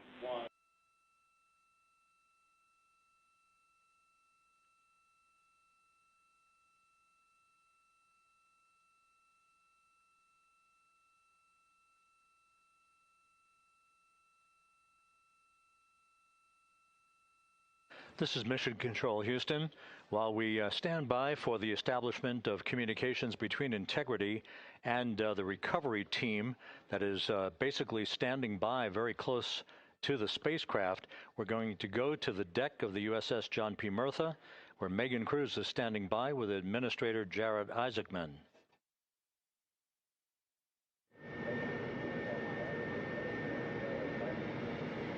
Hey, Rob, yeah, just such an honor to be able to be here on the ship, to be able to share and experience this moment with everyone together. And of course, as you just said, yes, here with NASA Administrator Jared Isaacman. Administrator, how did you feel getting to witness this and seeing NASA at its best? Oh, I mean, I'm honestly, I'm still at a loss for words. I mean, you know, like the childhood Jared right now can't believe what I just saw. I mean, almost been waiting my whole lifetime to see this, and then it's NASA Administrator. I just couldn't be more proud of the entire workforce, the years, the effort, the late nights, all the hard work from across the country that contributed to this incredible moment right now. And yeah, incredibly grateful too for our teams here on the John P. Murtha right now. Yeah, look at them behind us here. We got everybody. What do you guys think? We just brought some astronauts back from the moon, huh? Unbelievable. Thank you. Yeah, so grateful to the Navy, the sailors that are here, the NASA teams. I mean, this is a joint effort that's on their way right now. These recovery forces are getting out to our Orion spacecraft, to Integrity, to get our astronauts back on the ship safely. Yeah, and this is not just an accomplishment for NASA. This is an accomplishment for humanity. Again, a historic mission to the moon and back. How does this make you feel, and what do you hope people take away from this? Well, I'll tell you, I think about the crew members that we've all had an opportunity to observe over the last 10 days, right? I mean, they're absolutely professional astronauts. I mean, wonderful communicators, almost poets. But then I think these were the ambassadors from humanity to the stars that we sent out there right now. And I can't imagine a better crew than the Artemis II crew that just completed a perfect mission right now. So yes, it's a huge moment for everybody, right? I mean, we are back in the business of sending astronauts to the moon, bringing them back safely, and to set up for a series more. I mean, this is not a once in a lifetime, which you hear sometimes around here. It's like, this was a once in a lifetime. No, it's not. This is just the beginning. We are going to get back into doing this with frequency, sending missions to the moon until we land on it in 2028 and start building our base. Yeah, are we going to build on the momentum for Artemis III? I mean, it's just around the corner. Absolutely. So, I mean, that's, part of me too. Like, I can't wait to get the crew off of Integrity right now, but also getting Integrity back on this ship so we can start taking a look at it, because all that data is so precious to us right now. I mean, we are going to definitely want to take a good look at the thermal protection system. We're going to want to download all the data they couldn't transmit back to us and use that to inform Artemis III. But we're already making progress, right? You had SRB segments already showing up at KSC. Core stage for Artemis III is rolling out on April 20th. We're getting Mobile Launcher 1 back in vehicle assembly building. So yes, there is a lot to celebrate right now on a mission well accomplished for Artemis II, and at the same time, we got to start getting ready for 3. Amazing. And last question, for people who joined us for all 10 days to see what we can accomplish together with our international partners, what do you think about the fact that we're going to keep doing this more and more and more? It's incredibly exciting. I mean, yes, it's the contributions, like the best and brightest across the NASA workforce from across the country, our industry partners, our international partners. We had a Canadian Space Agency astronaut on board in Jeremy. We had the European Service Module. And you think, in the days leading up to this launch, I mean, 48 hours prior to launching Artemis II, I was meeting with the Italian Space Agency. We signed a memorandum of understanding to build a habitation module on the moon. I mean, you have countries, all of our allies and and partners coming together saying, we are committed to this effort, we are returning to the moon, we're doing it to stay, we are building that enduring presence, we are going to master the skills on the surface of the moon so someday we can undertake missions to Mars. It's just an incredibly exciting time, and we're not going at it alone. We're bringing everybody along with us. Absolutely. And speaking of everyone, one more time, we're going to ask the crew here, you guys ready to land on the moon? Awesome. I love that. Okay, well, thank you so much, Administrator. Appreciate you being here. We're, of course, going to stay on to watch the crew get extracted from Orion, so stay tuned, and we'll see you back here shortly.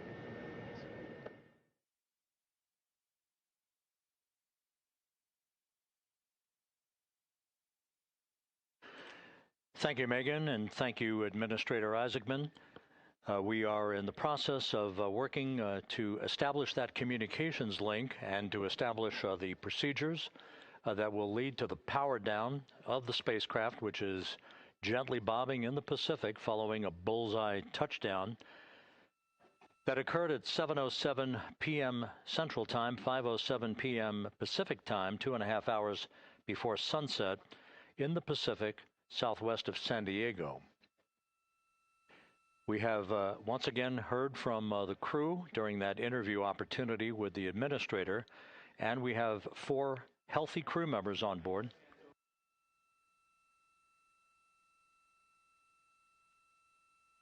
We now have confirmation that the vehicle has been powered down as per the procedures. So we have vehicle powered down, and the flight control team here in Houston, Flight Director Rick Henfling, has handed over mission authority to the Exploration Ground Systems team out in the Pacific. Now, we will physically not get off console with this team until the crew has been extracted into the front porch, that inflatable raft that will be erected along the side hatch of Integrity. So we're standing by for that in the next step in the recovery procedures. But everything is in great shape, and we have 4 healthy crew members on board the vehicle.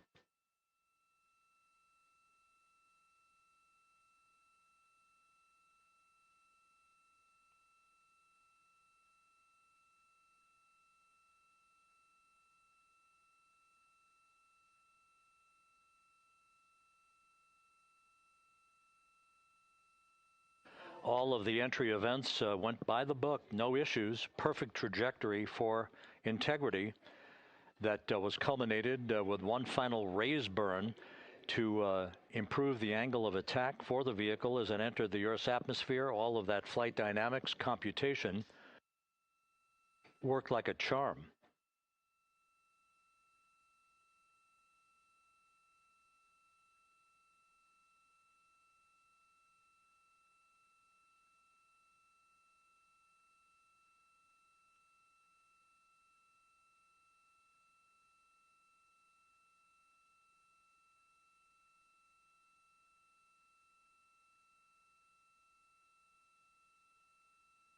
So we are standing by for the recovery team to approach Integrity and begin the process of erecting that inflatable raft called the front porch, which will see the crew members be extracted from the hatch of Orion into that inflatable raft before they're hoisted aboard 2 Navy helicopters in a variety of different configurations. Each crew member will be hoisted in sequential fashion, in alternating fashion, 2 crew members for each helicopter before they turn around to head back to the John P. Murtha. Once on the deck of the ship, they'll be brought into medical bay for comprehensive medical exams. But Reid Wiseman has reported several times that the crew is in excellent shape.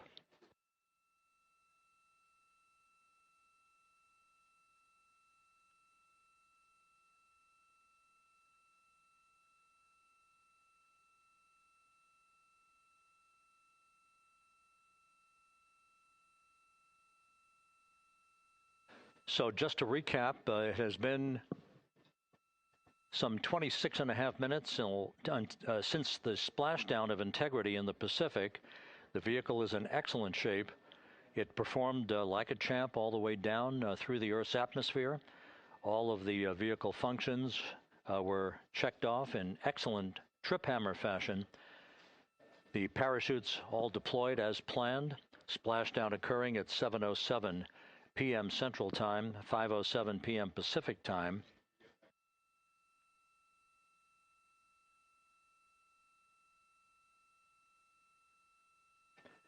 And after a bit of a tussle to try to establish a communications link with the recovery team, we were finally able to run through the procedures for the powering down of the vehicle.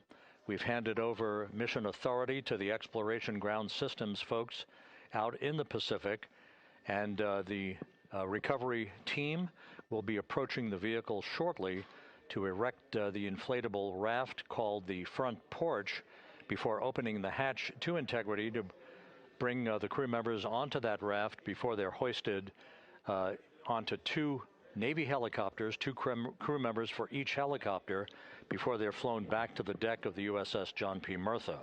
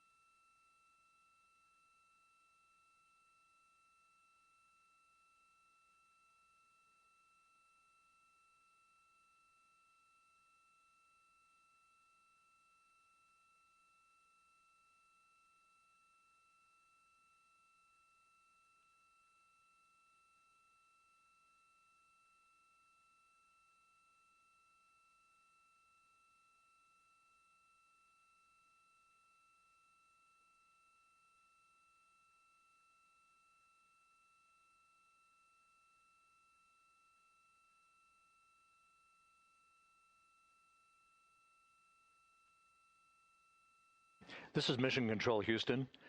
After talking to the flight dynamics folks, we have a bit of a refinement on the splashdown time for you.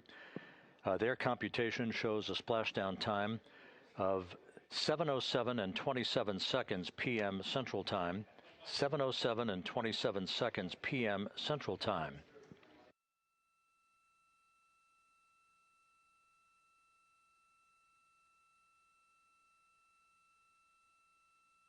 That would equate to a mission elapsed time of 9 days, 1 hour, 32 minutes, and 15 seconds.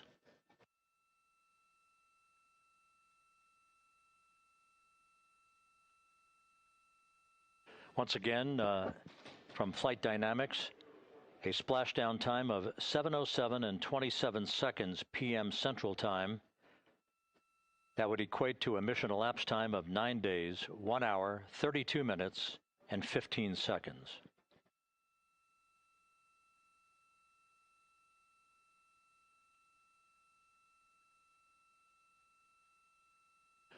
Reports from the Pacific indicate that the recovery team in communications with the crew aboard Integrity, that the crew remains in excellent shape as they await the approach of the team for a final hazard gas evaluation before they move to the side of the vehicle to erect the inflatable life raft called the front porch.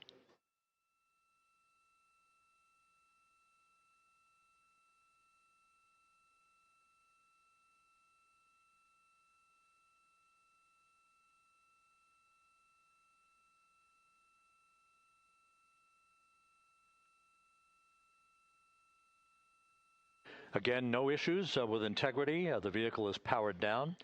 All of its systems are now safed.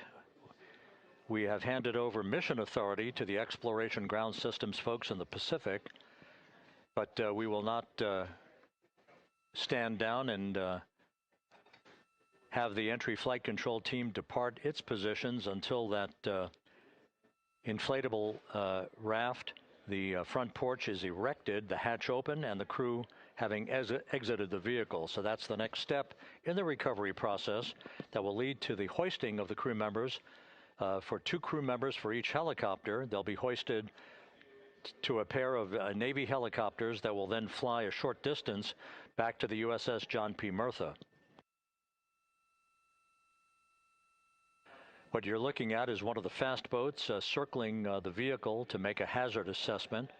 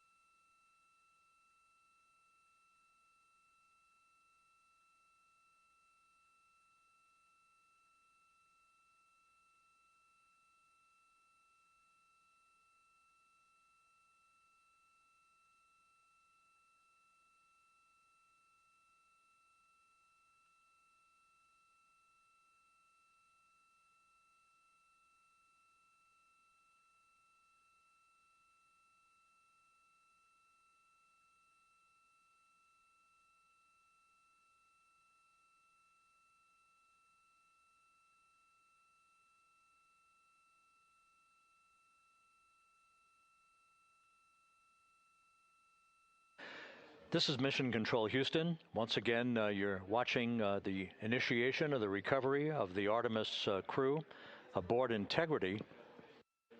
All of the Navy divers and the fast boats are now approaching the spacecraft after conducting a hazard assessment. The vehicle has been powered down.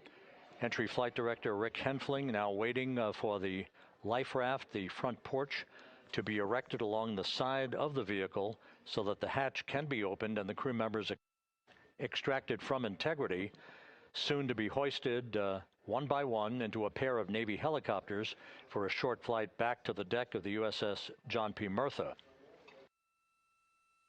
If you missed it earlier, we talked to Flight Dynamics and received a more official touchdown time or splashdown time, as it were, of 7:07 and 27 seconds p.m. Central Time, 5:07 and 27 seconds p.m. Pacific Time. That would equate to a mission elapsed time of 9 days, 1 hour, 32 minutes, and 15 seconds.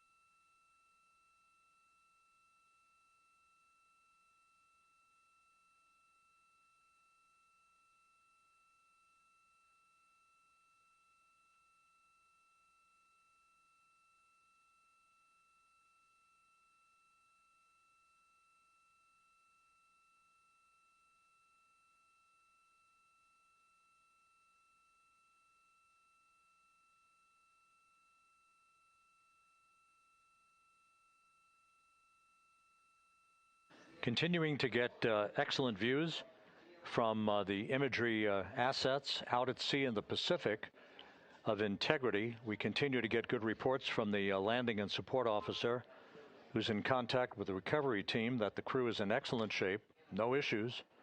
They're just currently biding their time, waiting for the front porch to be erected. We have no hazardous hazard gases and no hazardous situation with the vehicle. It performed perfectly all the way down from entry interface to its splashdown in the Pacific at 7:07 and 27 seconds p.m. Central Time. And as you can see, the first phalanx of recovery personnel now pulling up alongside of integrity.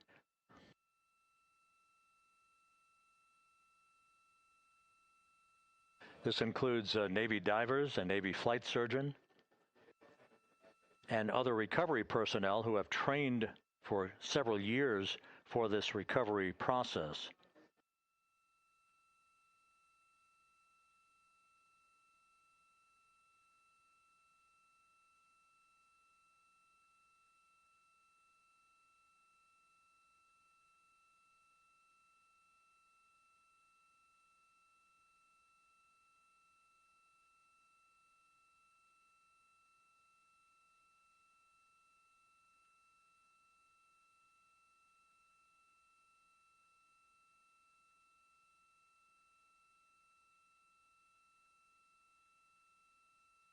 At this hour, some 41 minutes following splashdown, The vehicle has been powered down. There's no hazardous gas emanating from the vehicle. That's why the first team of recovery personnel has been able to pull alongside Integrity. And the reports continue to come in that the 4 astronauts are in excellent shape.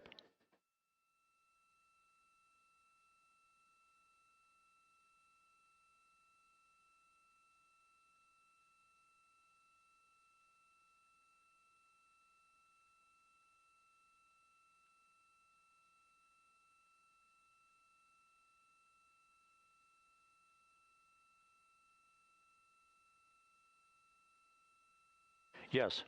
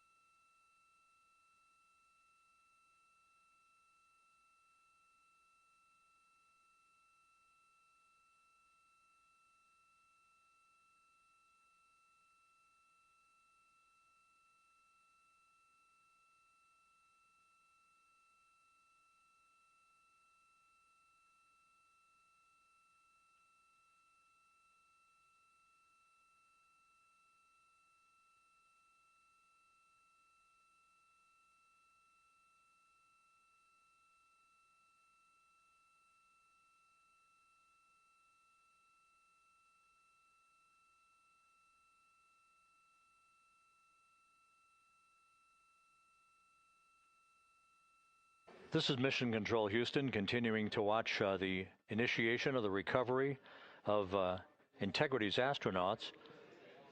One by one, they'll be brought out of the spacecraft onto a large inflatable raft just a short time from now. In the meantime, we can go back to the USS John P. Murtha, where my colleague Megan Cruz is standing by to provide her situation report. Megan, can you hear us?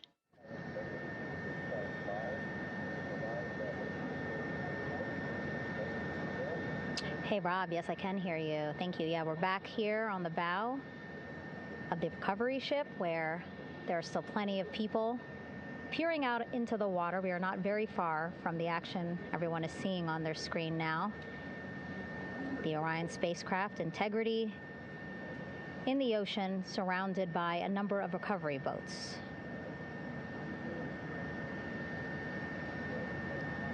As Rob has been saying, in those recovery boats, NASA and Navy personnel specifically trained to get the astronauts out of Orion.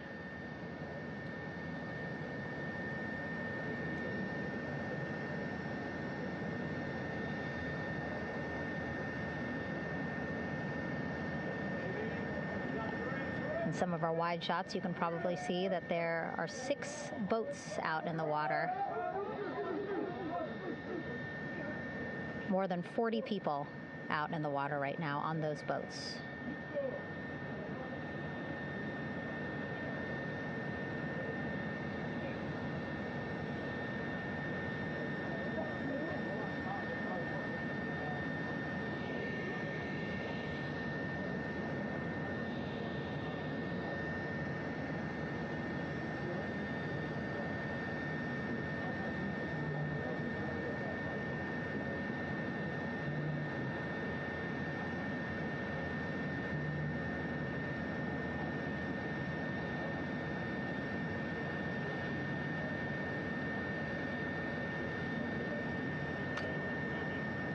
First order of business is to set up the front porch and the stabilization collar.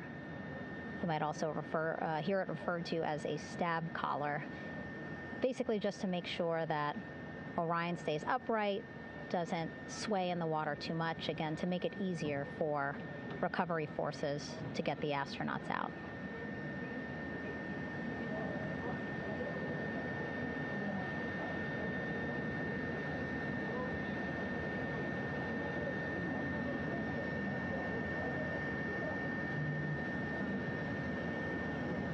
Again, we splashed down in the Pacific Ocean just after 5 p.m. Pacific time here.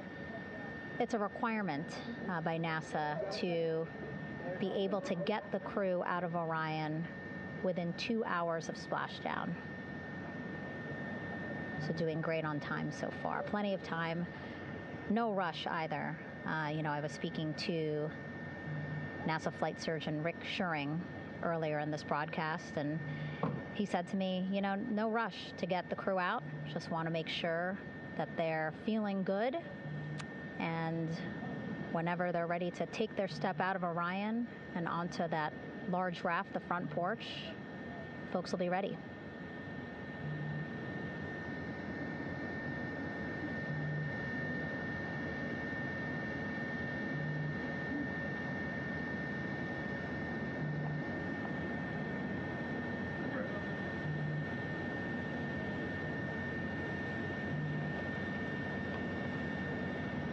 And as there are mission audio loops in Mission Control in Houston, there is a mission audio loop here on the ship, and it was just reported out that the side hatch is open.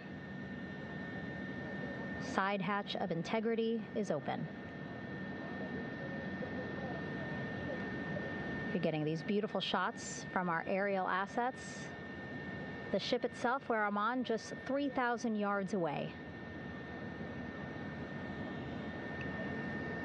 Again, plenty of people on the boat here, glued to the side closest to where they can see all this action. And again, with just 3,000 yards separating us, great views from the bow here. You can see now that side hatch is open. One of the Navy personnel is about to get inside there.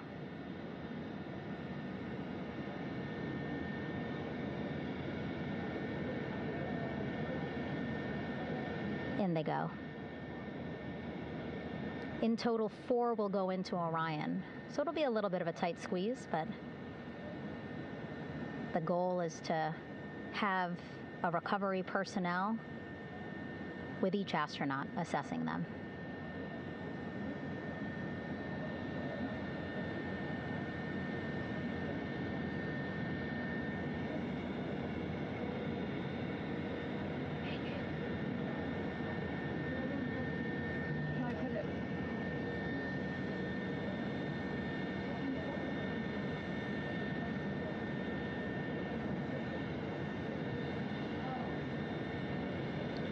Boats getting closer now. Again, that one that's right up against Orion, those are the divers that will go in to the spacecraft to check on each of the astronauts. These other boats will begin doing a number of things, putting on that stabilization collar onto Orion, building that front porch. Eventually, they will retrieve the parachutes, as well as tow Orion back to the well deck of the recovery ship here.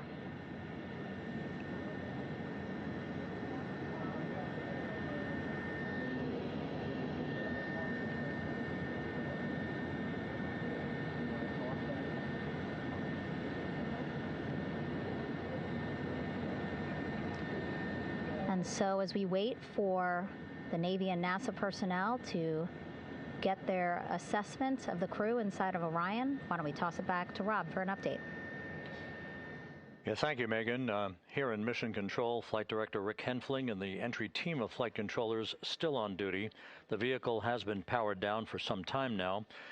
There are no hazardous gases emanating from integrity. That, of course, allowed the recovery personnel to approach the vehicle and then open the hatch to begin the initial medical assessment of the crew, as you just indicated. Now we're standing by for the erection of that inflatable raft, the front porch, alongside of the vehicle that will enable the crew to be extracted one by one onto the raft, have a moment or two to get their land legs back before they're hoisted into 2 hovering Navy helicopters, 2 crew members for each helicopter, for a short flight back to the deck of the USS John P. Murtha.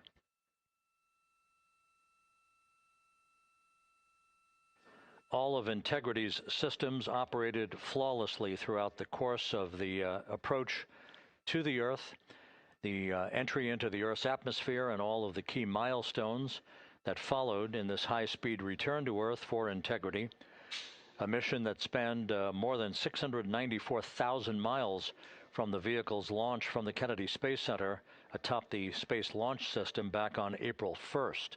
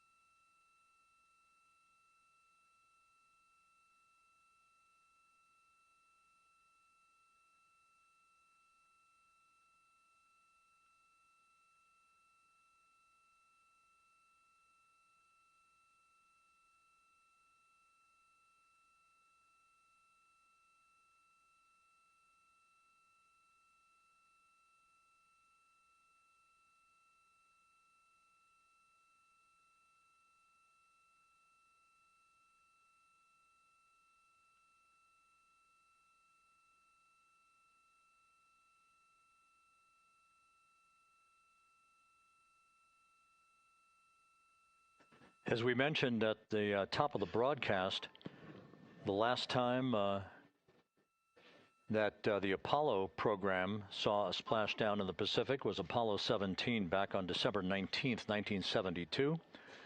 So for the first time in 53 and a half years, we have reenacted that with the arrival of Integrity's astronauts as they flew around the moon in that historic lunar flyby that began with a trans-lunar injection burn that took them out of Earth orbit following 24 hours of a high Earth orbit trajectory.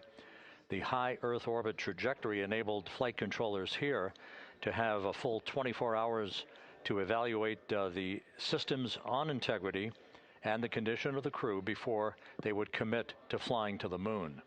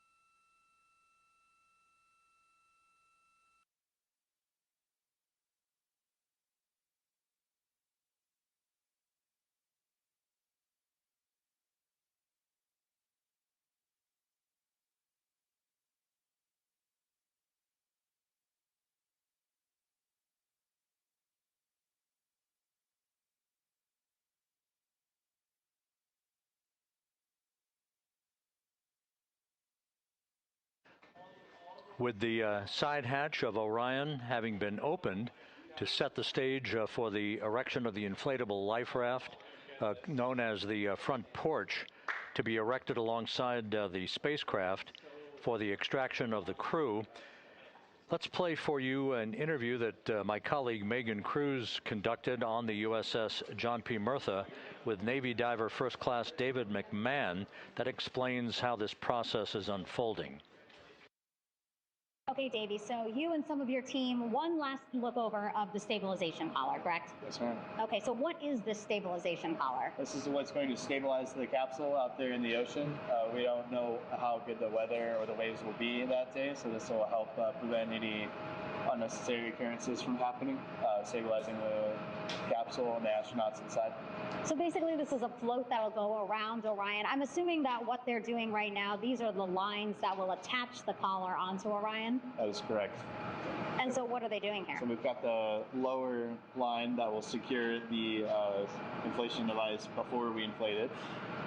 That gives us the go-ahead that it's secure in its space, and then we'll inflate it, and then once that is done, we'll undo all the carabiners and get this orange line on top tied in the same fashion, and then this will be secured to the capsule, and the astronauts can safely take their first steps out of the capsule onto the front porch. Okay, and how long will it take them to set up the stabilization collar? We should definitely be able to handle this in under 10 minutes. Okay, wow. And then you just mentioned the front porch. So basically after they set up this stabilization collar, then they set up what's called the front porch here. That's correct. Okay, and what's the front porch? Front porch is basically a bigger waiting room for the astronauts to sit in while we wait for the helicopters to show up and grab them. Okay, so the medical team that was inside with the crew, they're going to help them out and onto the front porch? That is correct. And then what happens here?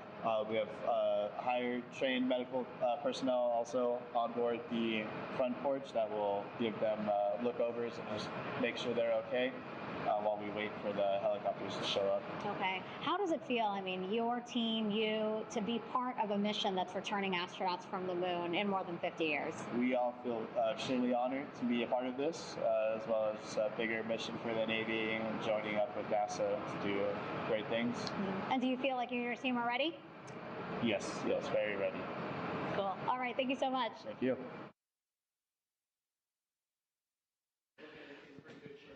Once again, the recovery operations are continuing out in the Pacific.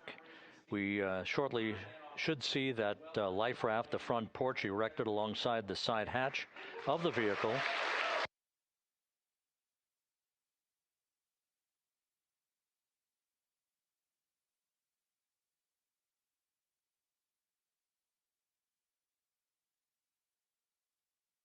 A number of flight controllers have come into the flight control room to receive congratulations from Entry Flight Director Rick Henfling.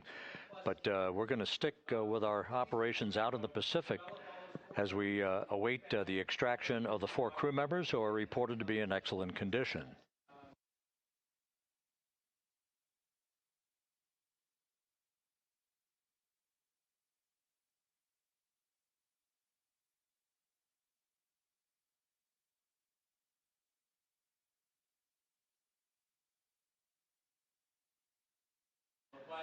Again, while we stand by for that front porch to be erected alongside of the side hatch of the vehicle, let's go back to the USS John P. Murtha and Megan Cruz. Megan?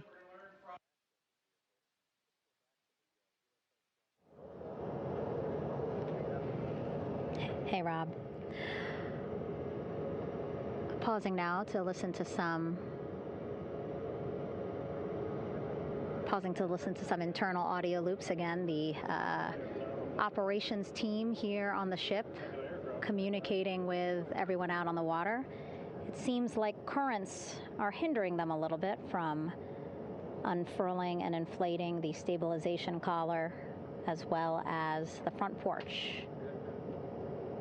But again, the requirement to get the crew out within 2 hours of splashdown, plenty of time. So no concerns just yet. But as calm as the water looks, yeah, it looks like it's hindering the teams just a tad.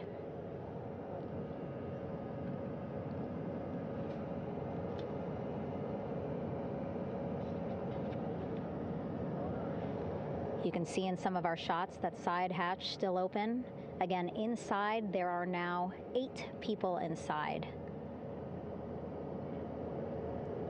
4 divers, Navy divers, all with medical training, each assigned to an astronaut each.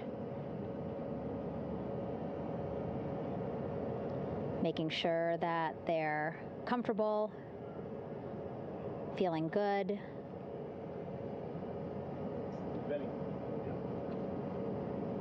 As you've heard us say in the broadcast, you know, they expect a little bit of discomfort. Again, these astronauts just traveled back to Earth at 25,000 miles an hour, a nearly 695,000 mile journey around the moon.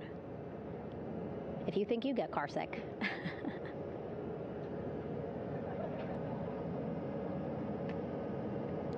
Again, 6 boats out there, lots of gear with them, just in case, right?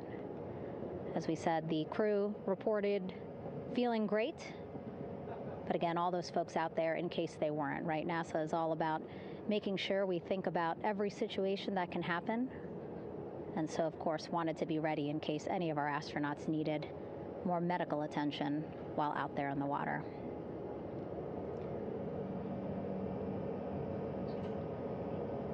You see now teams, again, trying to set up the stabilization collar and front porch for the crew to get out of Orion. They need both, right? The stabilization collar will keep Orion from swaying as you see it is doing now.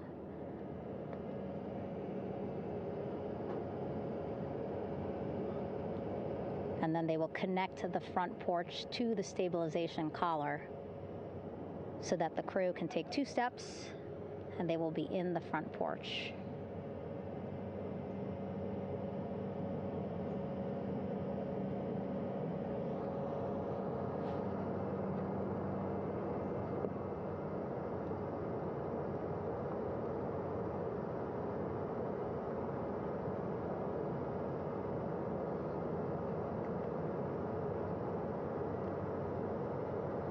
Not a lot of chatter on the mission audio loops. That's a good thing. Again, things proceeding pretty nominally, even if they're fighting some currents out there on the Pacific Ocean.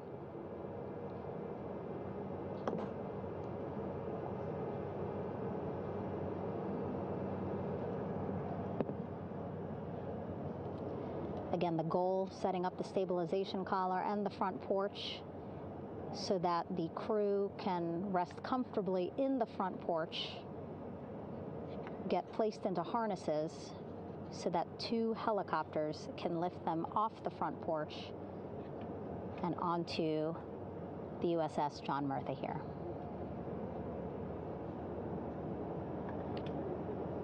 The helicopters are going to take turns picking up an astronaut. So again, Helo 1 and Helo 2.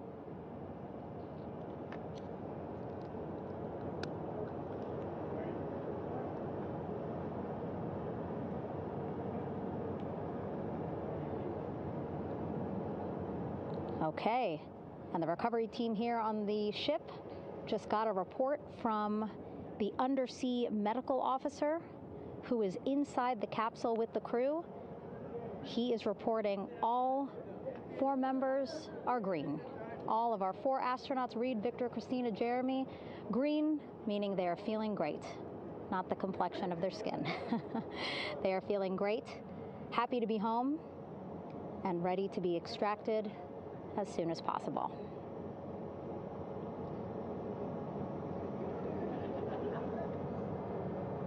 And so, as I was saying, we have 2 helicopters circling the activity you're seeing on the water right now. Each will take turns picking up an astronaut. So Helo 1 will come on in, hover above the front porch, about 40 feet above the front porch. A Navy recovery specialist will be hoisted down into the front porch. The restricted maneuvering doctrine is in effect. Will connect to the first astronaut, which we're expecting to be Christina. And then Helo 2 comes around, picks up Jeremy, while Helo 1 stays above head, and then Helo 1 will come back in for another astronaut, and then Helo 2 for the last astronaut, and then back to the flight deck here on the recovery ship.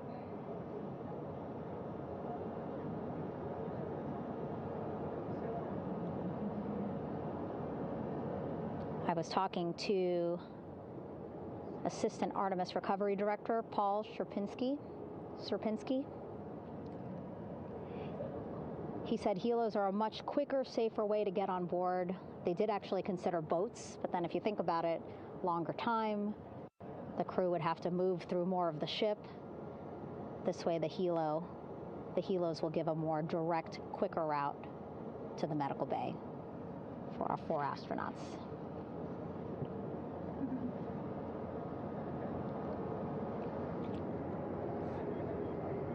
Beautiful shots from our aerial and imagery teams.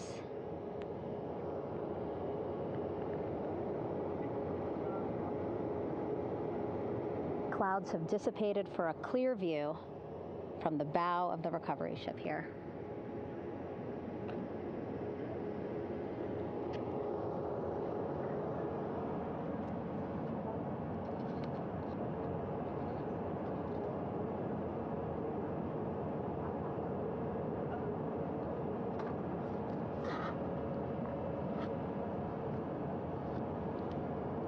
You can still see divers in the water there.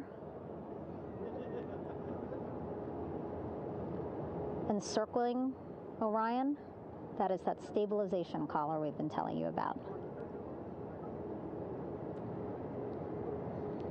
As you saw in that interview just a few minutes ago, they have to first connect it to Orion, and then once it's secured onto Orion, they can inflate it, and then they'll further secure it with other harnesses and lines.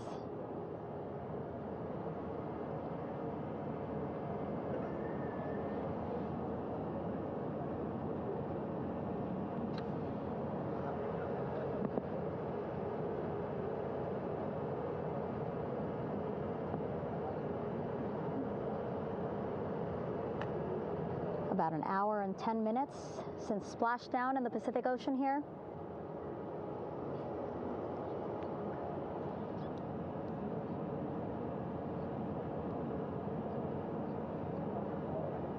Reid, Victor, Christina, and Jeremy back home after a history-making mission to the moon and back.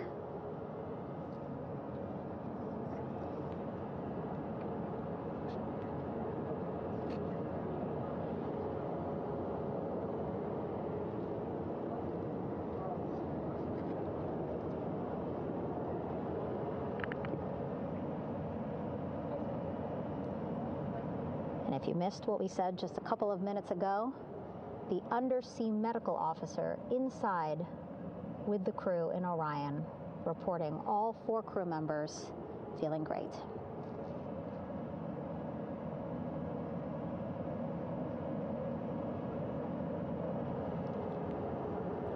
Progress being made there on the stabilization collar. It looks like they are beginning to inflate it.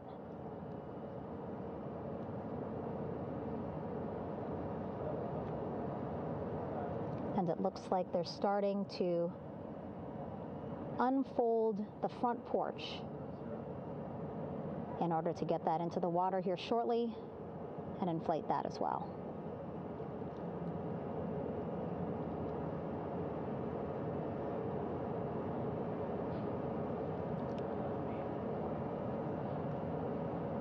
Again, more than 40 people out in the water right now.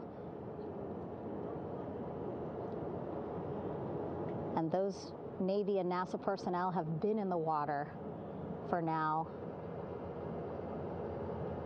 about 4 hours.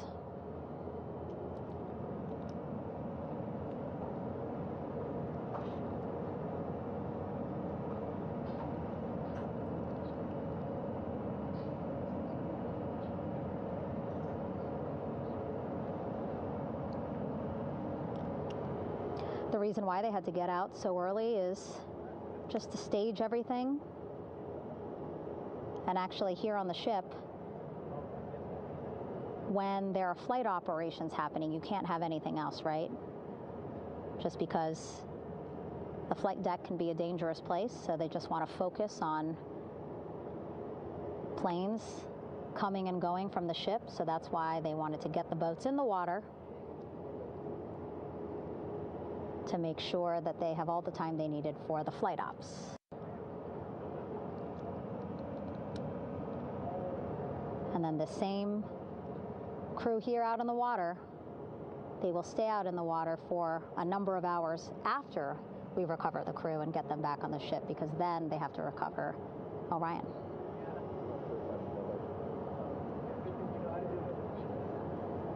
All right, that stabilization collar looking good around Orion. We're now seeing some recovery personnel getting on to that collar. Again, they need to further attach it to Orion to make sure that it can really prop up the spacecraft. It's basically lifting it up off of the water just a tad. Again, so it's not so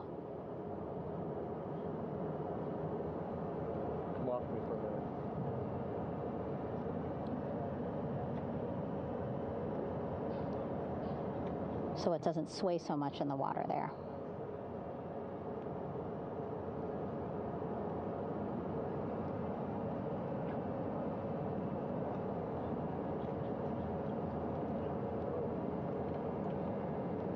And now that front porch looks like it's nearly fully inflated as well. You can see a much larger surface area.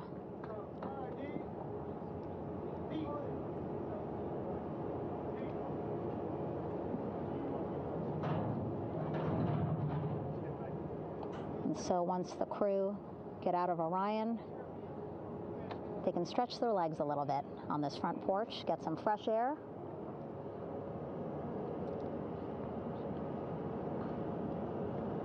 And enjoy this beautiful day here on their home planet.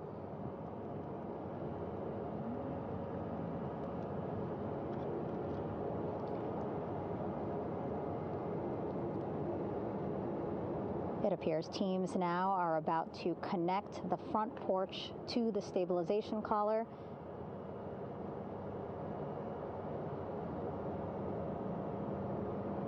And at that point, when both are secure, we should soon see astronauts come out of Orion.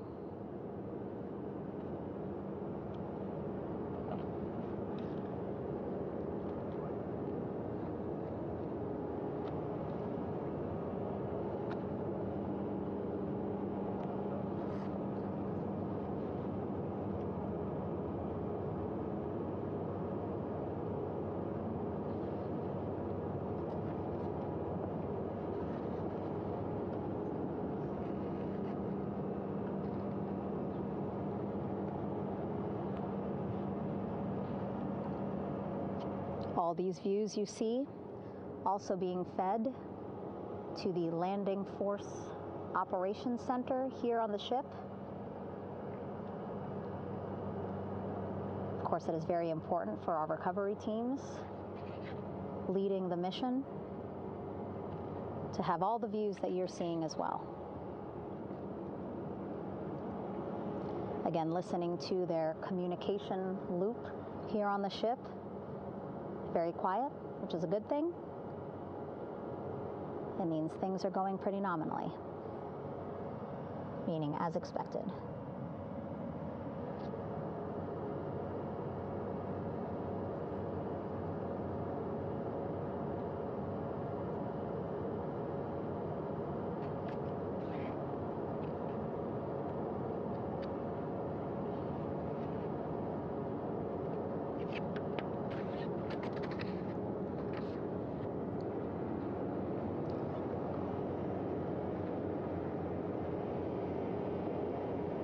Again, all this activity happening just 3,000 yards away from the ship. So that means this will be a very quick flight back on the helicopters for the crew. 2-3 minutes, and then they'll be back here on the ship. I know.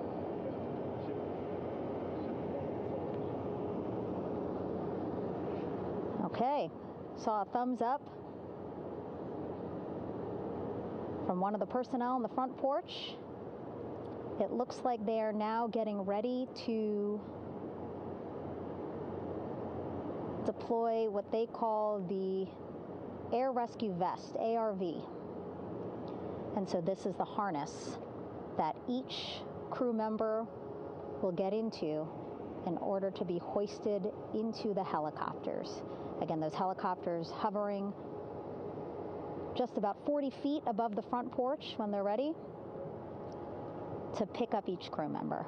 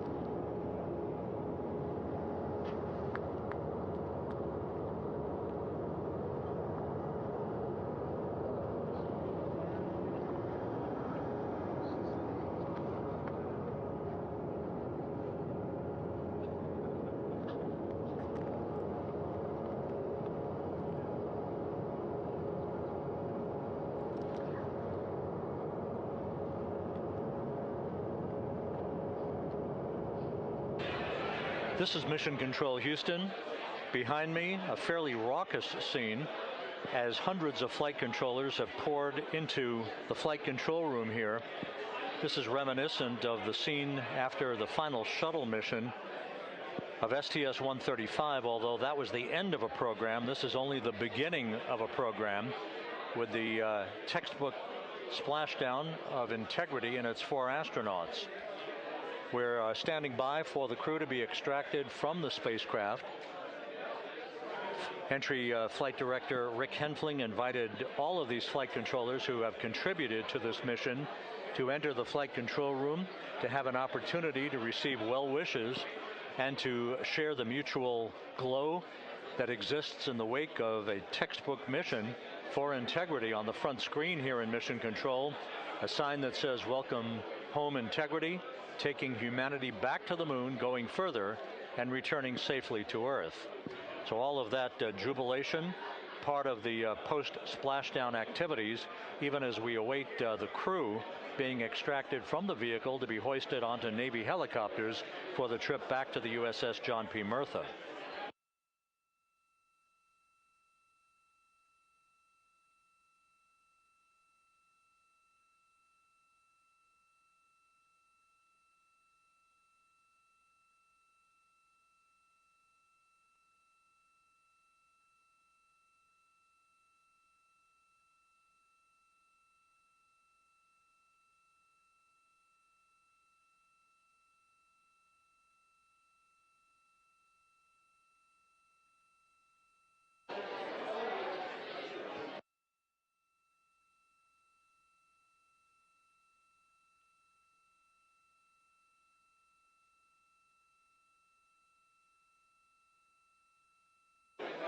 Once again here in Mission Control, this view of the Artemis flight control room, known as the White Flight Control Room. This is the old shuttle flight control room, and now is the home of Artemis missions to the moon and beyond.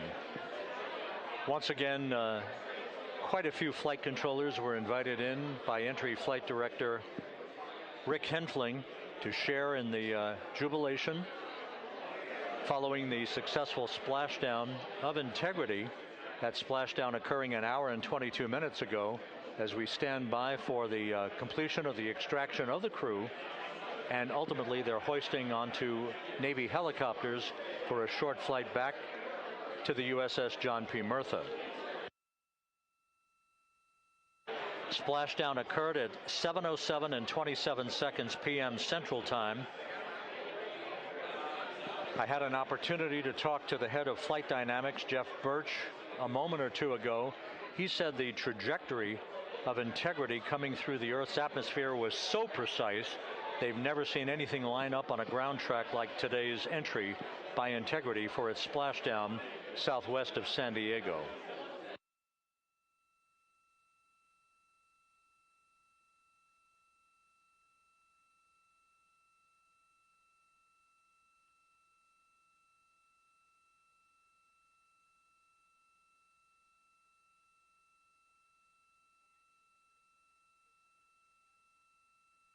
And the initial, you can hear it.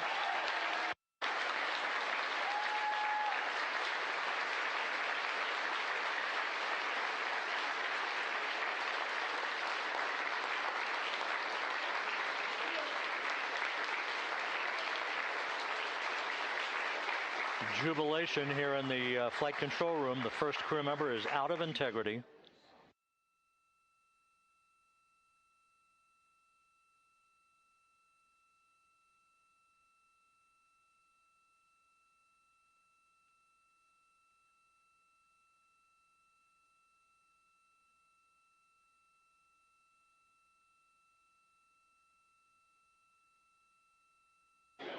We are expecting the other crew members momentarily to be extracted.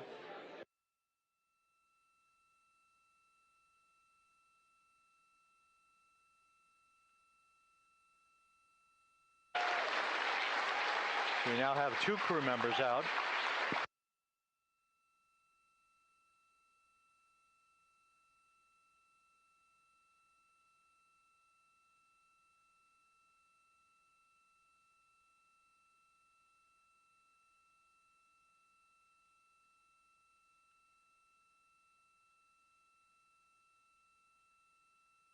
Two crew members out, 2 to go.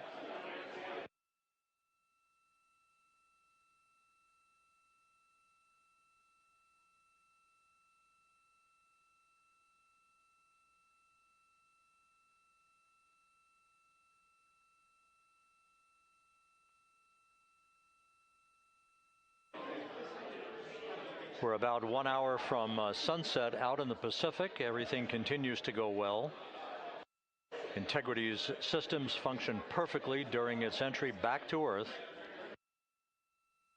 And Reid Wiseman, the commander who will be last out of the vehicle, reported that all the crew members were feeling very well.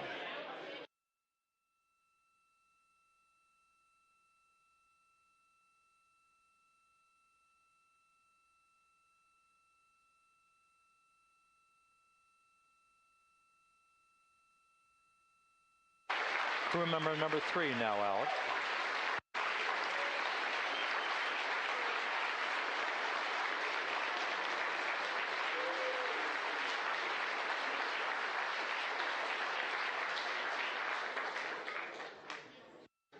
And now standing by for the commander, Reid Wiseman, who will be last out of his ship. Bobbing in the Pacific under almost ideal conditions, Integrity spanned 694,000 miles during its journey from launch to splashdown.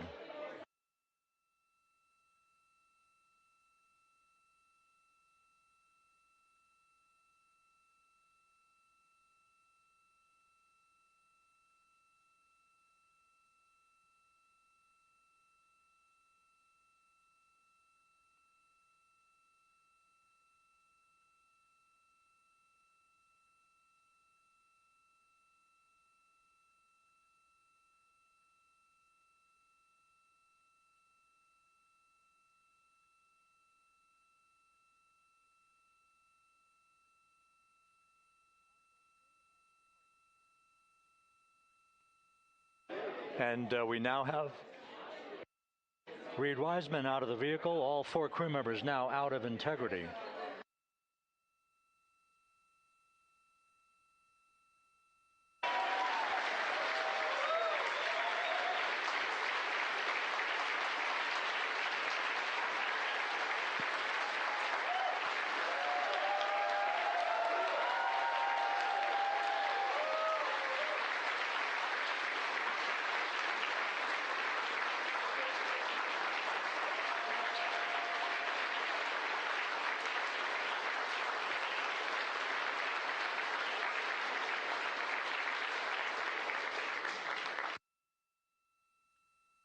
Once again, all 4 crew members now on the front porch, and the procedure to begin hoisting them up to these 2 Navy helicopters hovering overhead will begin shortly.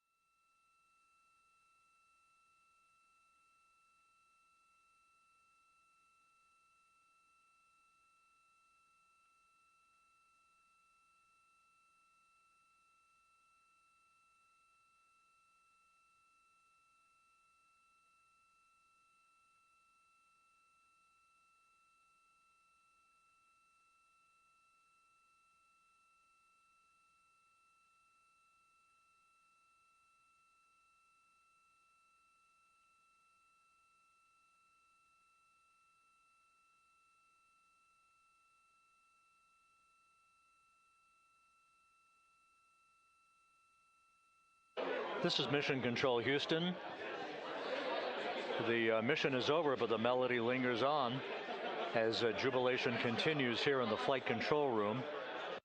We should be expecting NASA's Associate Administrator, Amit Kshatriya, to be joining us shortly for a short interview while the recovery operations continue out in the Pacific. So we'll stand by for that. And then we'll turn it back over to Megan Cruz aboard the USS John P. Murtha.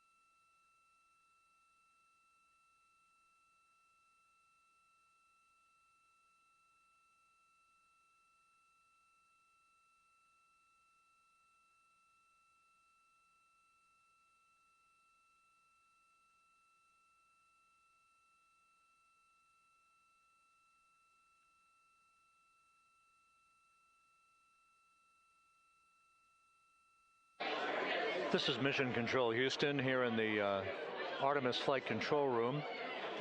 A number of flight controllers basking in the glory of the successful end of this mission that carried 4 astronauts around the moon on a lunar flyby, and the first test flight of Orion with crew members on board. Splashdown occurring an hour and 32 minutes ago after a flawless descent back into the Earth's atmosphere for the vehicle. Its 4 crew members in good shape, simply enjoying their time right now on the front porch, as it were, the inflatable raft alongside of their Integrity spacecraft. We're expecting Amit Kshatriya, the NASA Associate Administrator, to join us here momentarily for a brief interview before we turn it back over to Megan Cruz aboard the USS John P. Murtha, the recovery ship.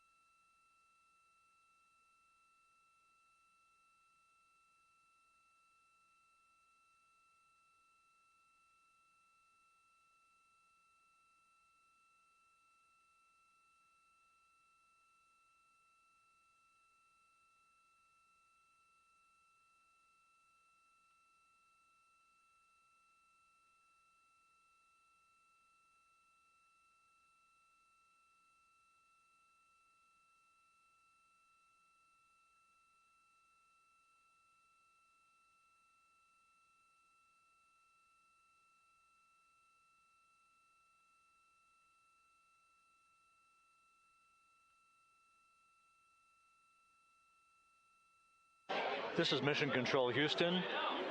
We're about an hour and 34 minutes since the textbook splashdown of integrity in the Pacific to bring home our astronauts. And with us now is Amit Kshatriya, the NASA Associate Administrator. Amit, a little bit of history made tonight, a little bit of history made over the past few weeks. Your thoughts as this team here basks in the glow of what they just accomplished?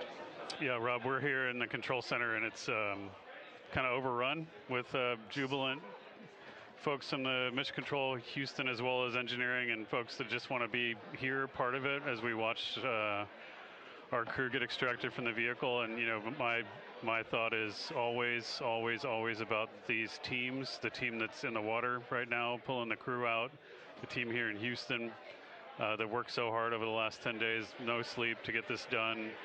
You know, we still have some work to do to get the crew to the med bay here on the ship. They all look great coming out, so hopefully that won't be too long. You know, I think we saw the administrator on the boat too, giving his thanks to the Navy team on the Mirtha, which they're just an incredible group of sailors. I was able to visit with them a couple weeks ago. And then if you pull it all the way back to the workers and the folks that joined the rocket at Mashud, that made the heat shield tiles, that held together tonight, that stacked the vehicle in Florida, that integrated the vehicle in Denver, that fired the engines in Stennis, that fired the boosters in Promontory. I mean, this is the entire team, coming together and being tested by the environment that this machine went through. And they did it right. The work was good. They did it right. You've said in a number of briefings, of course, and in other forums that this is just the first step. The cadence has to step up, as the administrator has indicated.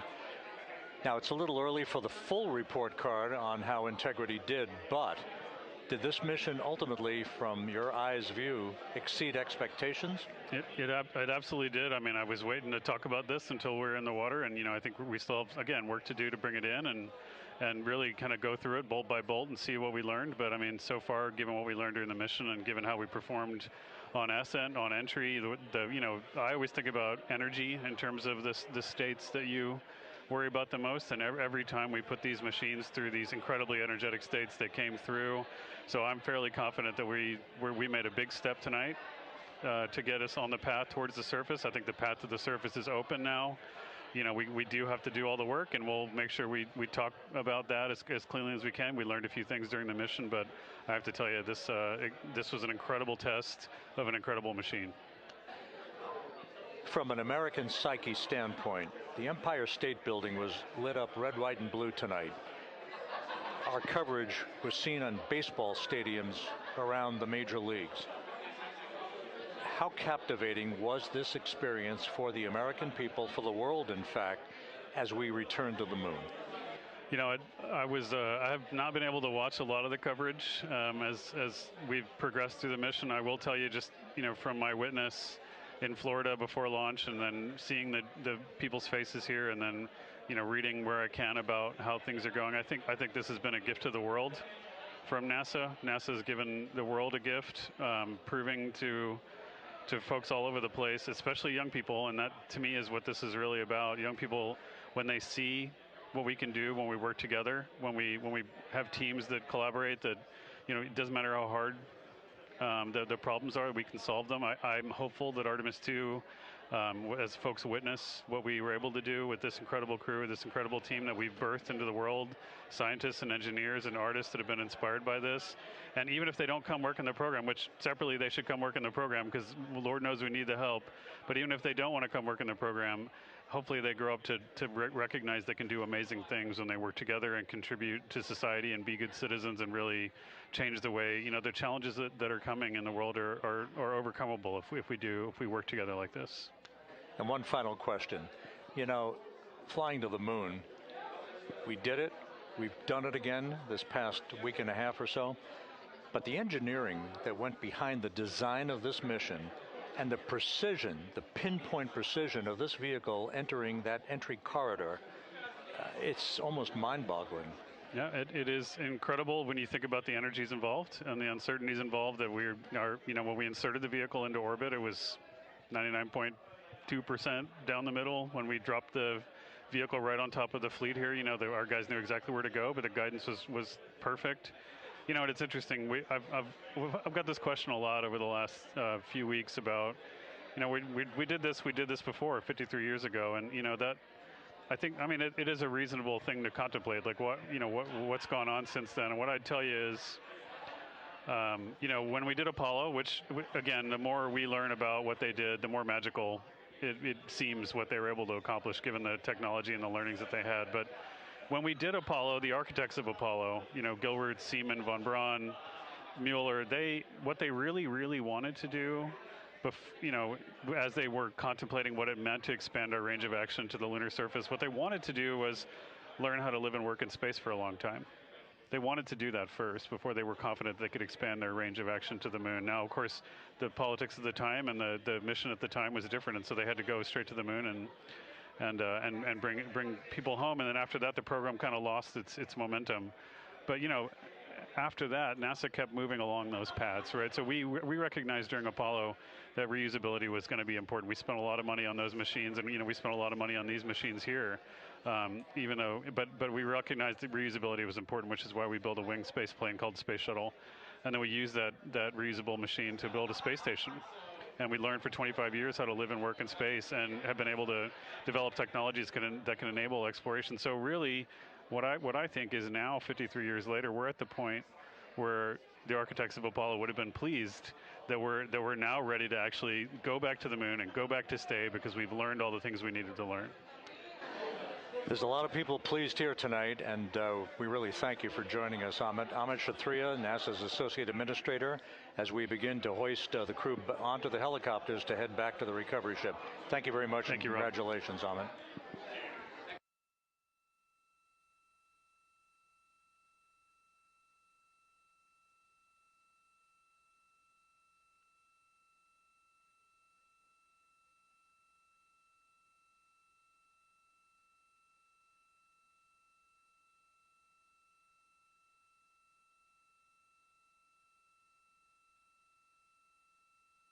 This is Mission Control Houston, with the crew members now beginning to be hoisted aboard the Navy helicopters. Let's go to Megan Cruz aboard the USS John P. Murtha, who will take it from here.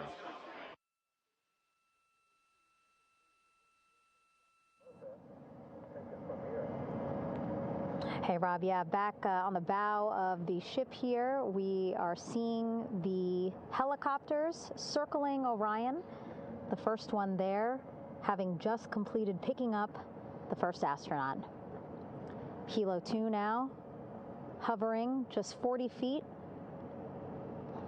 above the front porch, lowering a recovery specialist out of the helicopter. That person will touch down in the front porch just there.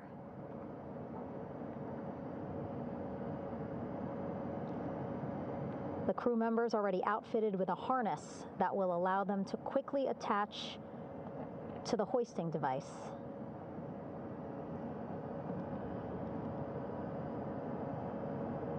Look at the power of those blades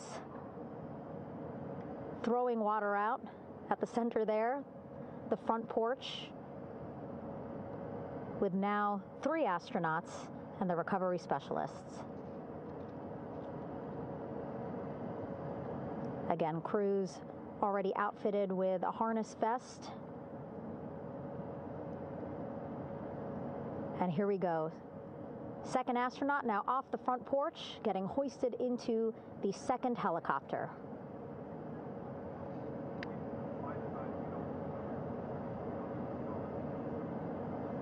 That helicopter will now hover just a distance away to give room for the first helicopter to come back and pick up the third astronaut.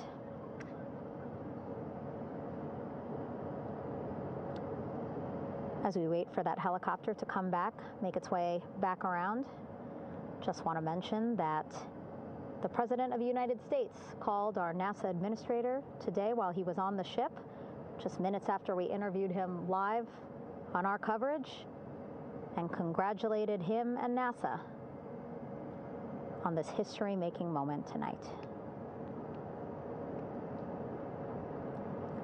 Helicopter 1 again hovering 40 feet over the front porch. We will soon see another recovery specialist getting lowered onto the front porch.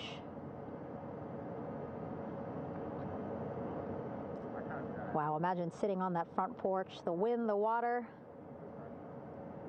But again, the recovery team determines that a helicopter flight back to the ship here would be safer, faster, and more comfortable for our crew who just completed a 10-day mission around the moon. Third astronaut in the air, getting hoisted quickly back into the first helicopter now.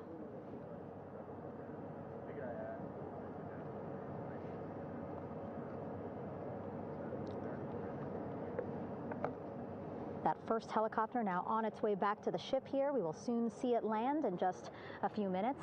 Again, all this action happening just 3,000 yards away from us, so a very quick flight back to the flight deck.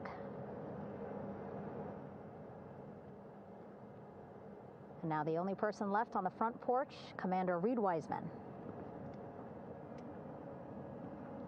That second helicopter now making its way back over to the front porch.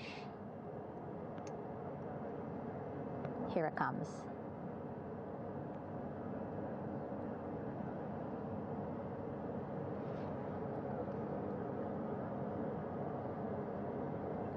Making its final approach here.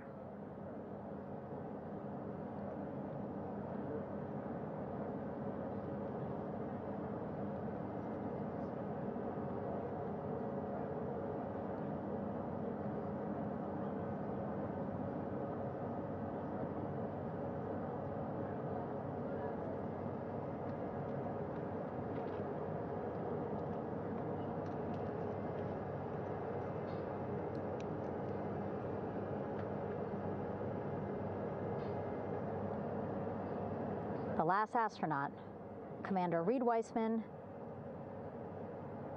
now off the front porch and almost into the second helicopter.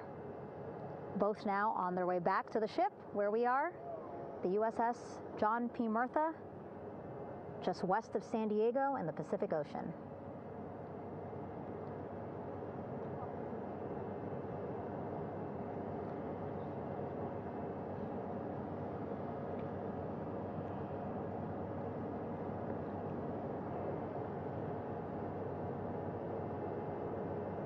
Exciting to see our 4 crew members minutes away from landing on the flight deck here on the recovery ship. 550 people on this ship, excited, ready, anxious, looking forward to welcoming this crew aboard.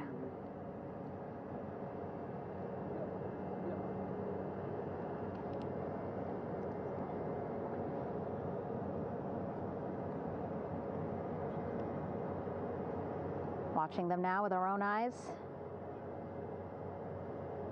Close to the ship here. Hearing them begin to hover on the flight deck, which is just across from us, here on the bow.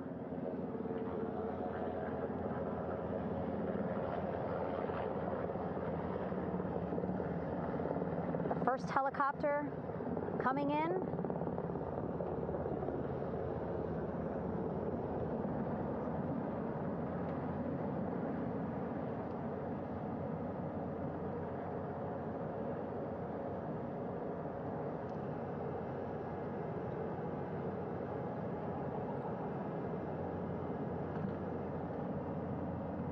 And wheels down. Wheels down of the first helicopter carrying 2 of our Artemis II crew. Pilot Victor Glover and mission specialist Christina Koch.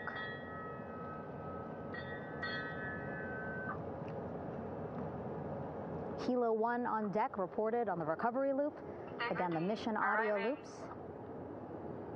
that the recovery team are using here to communicate with one another. And an announcement just made on the ship, integrity incoming. 2 more helicopters on their way to the flight deck, one carrying the crew, the other, one of our imagery helicopters. Again, kudos to our imagery and aerial teams for giving us these beautiful views of history in the making. Set amid a gorgeous, soon-to-be sunset here in the Pacific Ocean.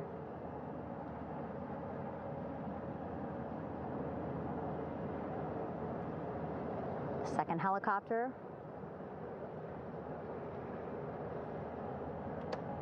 making its approach of the flight deck.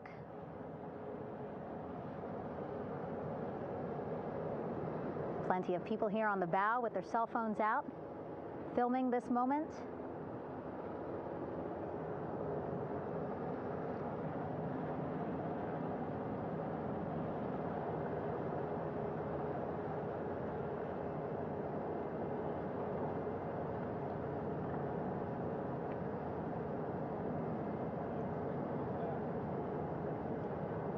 Some impressive flying here by the Navy as we are seconds away from wheels down. And there you go. We now have all 4 Artemis II crew members on the USS John P. Murtha.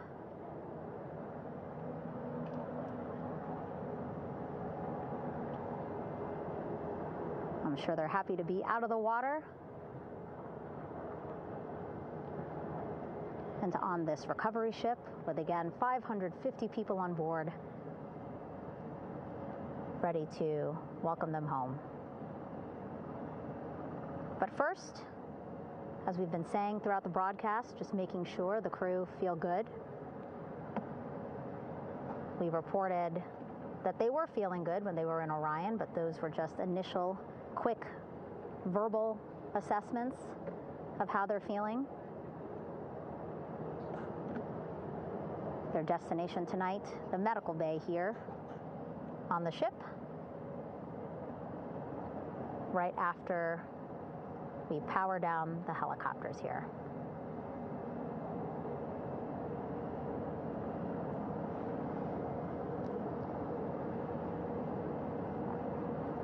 The team on the flight deck working quickly but methodically.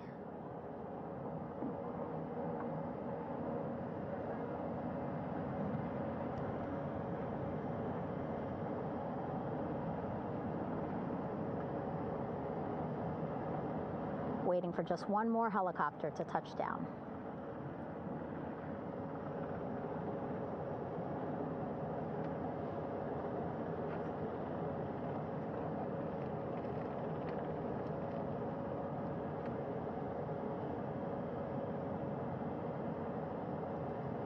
Very limited personnel here on the flight deck. Restricted maneuvering doctrine is in effect.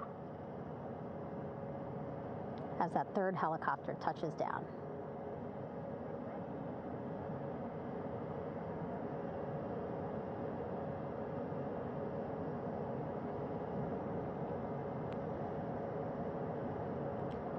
The ship is at flight quarters. Stand clear of waiter decks, aft of frame 095, for no cover stop side, thrown articles over the side, hold all trash and garbage on station. Flight quarters. While just a few folks on the flight deck itself, there are plenty more on some upper decks. I see in some of our views a very packed crowd overhead. Announcements being made over the ship's loudspeaker system, reminding folks to stay clear of operational areas like the flight deck, so that teams can work quickly to get the crew off of the helicopters and into the medical bay.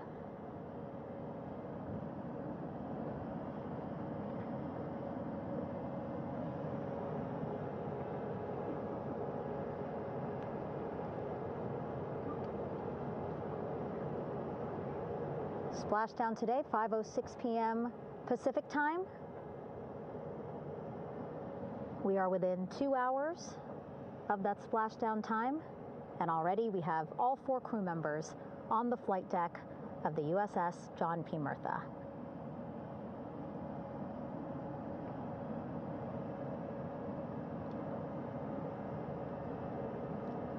Again, crew waiting before getting out for the helicopters to completely shut down.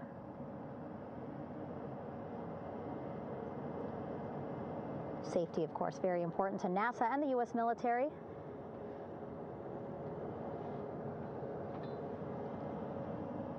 So we'll wait just a couple of minutes here before we start seeing crew members walk off the helicopters one by one.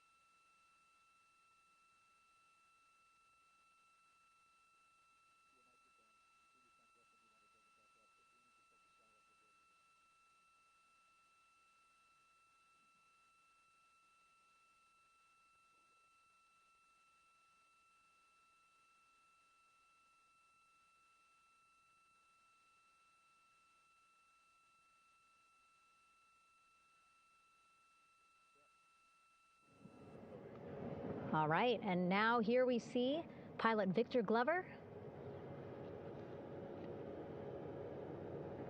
and mission specialist Christina Koch sitting on the edge of one of the helicopters, looking in great spirits. That familiar smile and laugh from Victor, I can see it from here. Christina, I'm sure, feeling the same way, just blocked a little bit by our camera here, but we'll see her here shortly. A photographer taking their pictures.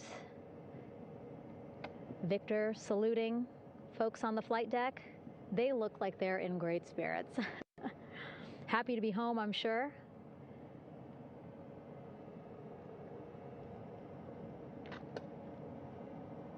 If you're sitting at home, I hope you too are wondering, what would you want to ask them if you got a chance to talk to them? Because that is what I'm thinking about.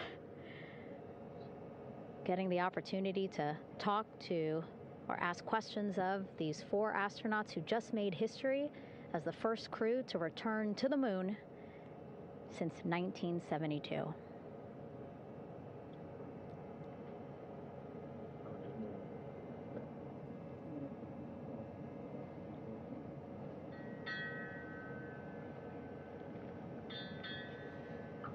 Oh, there we see Christina there, also smiling.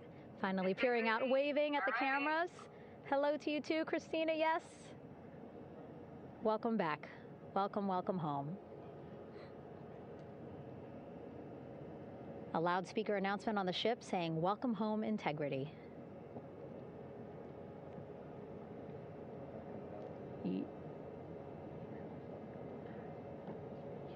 Victor in great spirits. I can't see who he's talking to, but I kind of think that he might be talking to his other 2 crew members. Shouting from across the flight deck, congratulations to one another.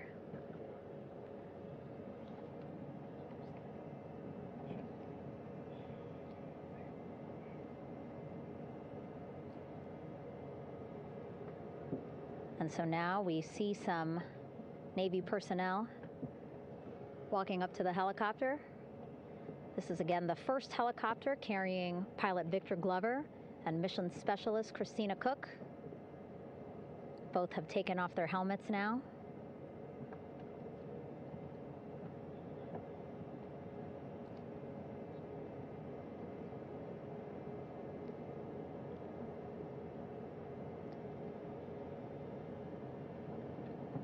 Some pictures, video to catalog this historic moment.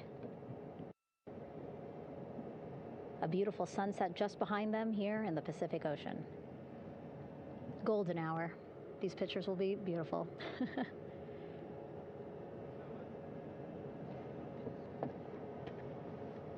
Now we see NASA Administrator Jared Isaacman. He is on the flight deck, as well as flight surgeon Rick Schuring walking over to Victor and Christina first. We saw the administrator walk over to the other helicopter, which is carrying Commander Reid Wiseman and mission specialist Jeremy Hansen. We heard from Rick earlier in the broadcast. Again, he said he's going to be out there on the flight deck to do another initial assessment of the crew, ask them how they're feeling, anything bothering them. But again, from what I'm seeing, they look like they're in great spirits and feeling pretty good for folks who just traveled 695,000 miles from Florida to the moon and now here to the Pacific Ocean.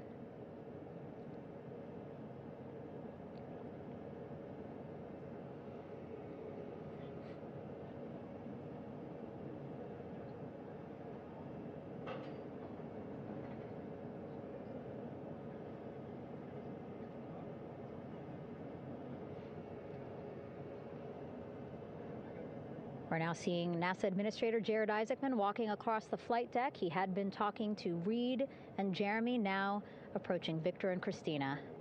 A hug from Victor, a hug from Christina. What a moment that we're getting to experience together.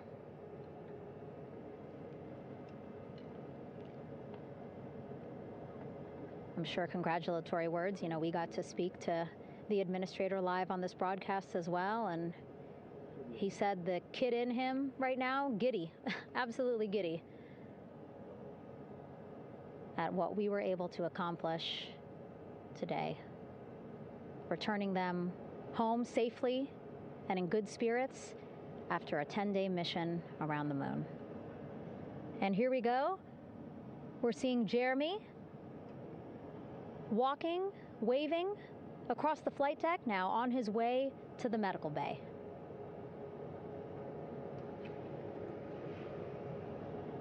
It's a short walk, less than a minute. Again, that's why the recovery team decided to use helicopters to get them on the flight deck for that short walk to medical bay. And now on the flight deck, we see the chief of the astronaut office, Scott Tingle. Rick Schuring switching places. He's going over to the other helicopter. Big hugs from Victor, Christina to Scott. Again, a gorgeous sunset setting the stage for this recovery tonight.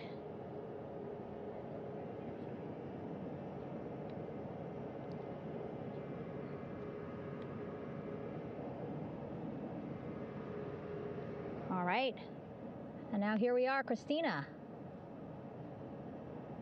making her way, looking thankful, grateful, happy to be home.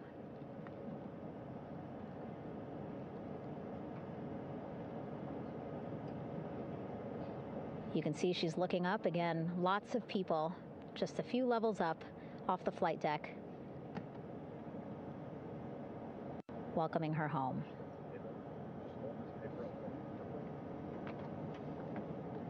Scott holding the door like a gentleman, but back on his way to the other crew still on the flight deck.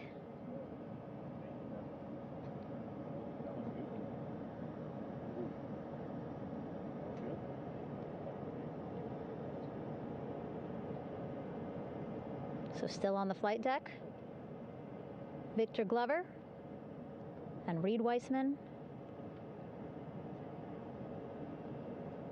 It looks like Victor will be the next one headed to medical bay.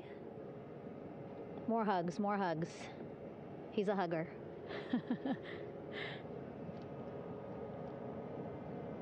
Victor looking good as he walks across the flight deck. NASA Administrator applauding. Victor applauding for all the folks on the ship with him who played a role in their safe return today.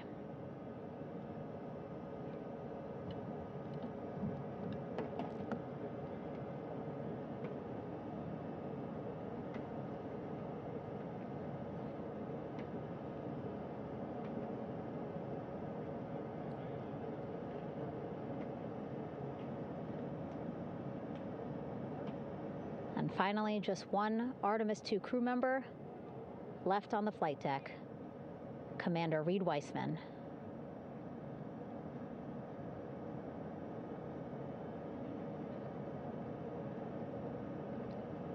Applause from the group there on the flight deck, I'm sure, as well as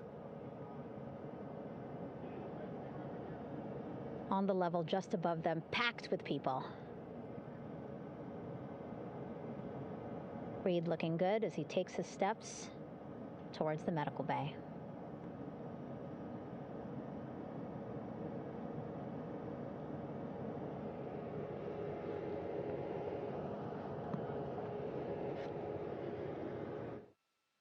See our 4 Artemis II crew members back on the ship. Again, now they will head into medical bay, where they will be assessed by flight surgeons from both NASA as well as the Canadian Space Agency. A more in-depth assessment. When they get to medical bay, they will each have their own nurse. They will be helped out of their suits. And then again, we'll check to see that they're feeling good. Make sure it's not just adrenaline, but that they are feeling good from their long journey back from the moon. Beautiful shot of that sunset, illuminating our flight deck.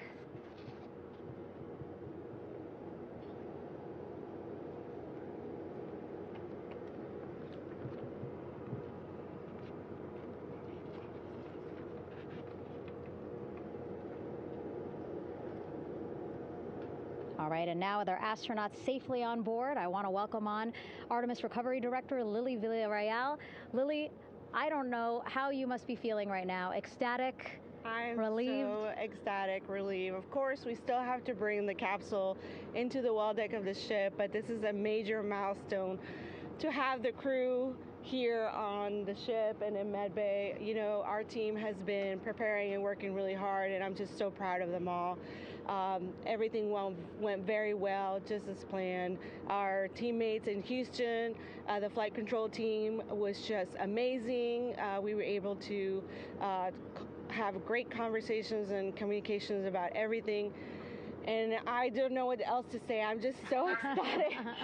It's such a wonderful feeling to get to this point. Again, we still have to get the capsule, but this is huge for all of us in landing recovery, and I couldn't do this without my team, and of course the full support of the U.S. military. There's going to be lots of, you know, high fives when we get the capsule back in, and I'm so happy that the crew's doing well, Orion's doing well, and you know, thank you for, you know, for everybody watching. Yeah, it was great to watch the crew come back to the ship with you. How were you feeling when you were seeing them looking so happy to be home and feeling really good? You know, the funny thing is that we had video of them from inside the Orion vehicle. They were like that from the beginning. When we opened the hatch, they were already out of their seats, having a good time, waiting for us to open the hatch. And they opened the hatch, and of course we did the first medical assessment. Everybody was doing very well, and they were just having such a great time with the medical team that was inside the capsule. I think they were all taking selfies with you know, the phones that they have, probably talking about what they saw, and it was just smiles all around. They were having such a great time. And then we put them on the front porch when we were ready to put them on the front porch. And again, you could see they were just so ecstatic to be home and talking to everybody. So we were very happy to see all of that in the control room of the LFOC. How remarkable is that? Again, if we think about their journey, the 695,000-mile journey around the moon and back, coming back at 30 times faster than the speed of sound. I mean, how remarkable is that they are in such good spirits? I mean, this is an amazing crew. I think you guys have seen it for the past 10 days. They're wonderful people, and we're so happy that they brought us along on that ride. And I can't wait to see all the additional videos and pictures that they have that, you know, we'll get a hold of now that they're back on the ground. And I can't wait to hear how, you know, a little more than what we saw on the press briefings from the crew about what they saw It's just fantastic. Some of my favorite people around this 10 days was the science team and how excited they were. And so this is exactly how we feel in the landing recovery team when the science team went, oh my goodness, when they heard all the discussions about the moon. This is exactly how we feel now in the landing recovery team. We're so ecstatic. Yeah. Again, we have to recover the capsule. I want to make sure we don't forget about our Orion. Lily's all about business. She's thinking about what's next. But yeah, speaking of these 10 days, I mean, we have been along for the journey with them, live with them 24/7 for 10 days, and just really seeing the engagement that we've gotten from around the world. What do you hope people take away from this mission? I think that's fantastic. So, my story was that I went to the Kennedy Space Center. I was born in Colombia. I was 10 years old when we moved to the United States, but when I was 7, my family took me to the visitor center, and that's when I learned about Apollo. And we went to the moon, and I learned about astronauts, and that story was what really fueled me to want to do STEM and want to be an astronaut. And I think that this Artemis program is going to do exactly what what girls, my age back then is 7, young people right now, girls and even like young men, obviously. But we want to empower people to know that you can do this, right? If you want to come and work for NASA, if I did it, they can do it. And Artemis program is just going to inspire everybody. And I'm so happy about that. Yeah. Like Apollo inspired me. Thank you so much, Lily. Really appreciate you being here. As you said, still a lot of work to do, 5 to 6 more hours to recover Orion that's still out in the water. So I'll let you get back to it. But you had beautiful words to say again. We hope that this inspires people. We hope that you come and join us at NASA and accomplish great things with us in the future. Back to you, Rob. Thank you, Megan, and safe sailing out there in the Pacific. Here in Mission Control, it is now all quiet.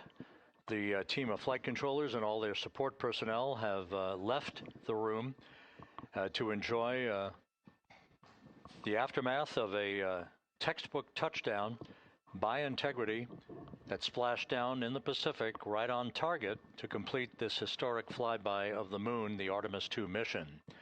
With that, we'll wrap up our coverage for the night and point you to a post-splashdown news conference in 15 minutes at 9:35 p.m. Central Time, 10:35 p.m. Eastern Time, where managers will discuss the return of the Integrity spacecraft and the completion of the Artemis II mission.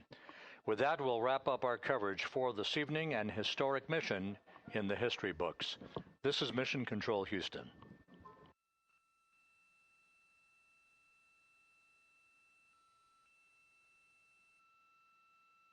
Main chute deploy.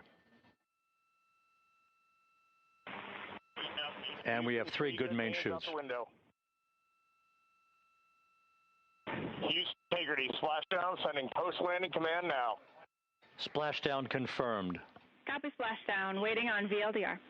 Splashdown confirmed at 7:07 p.m. Central Time, 5:07 p.m. Pacific Time.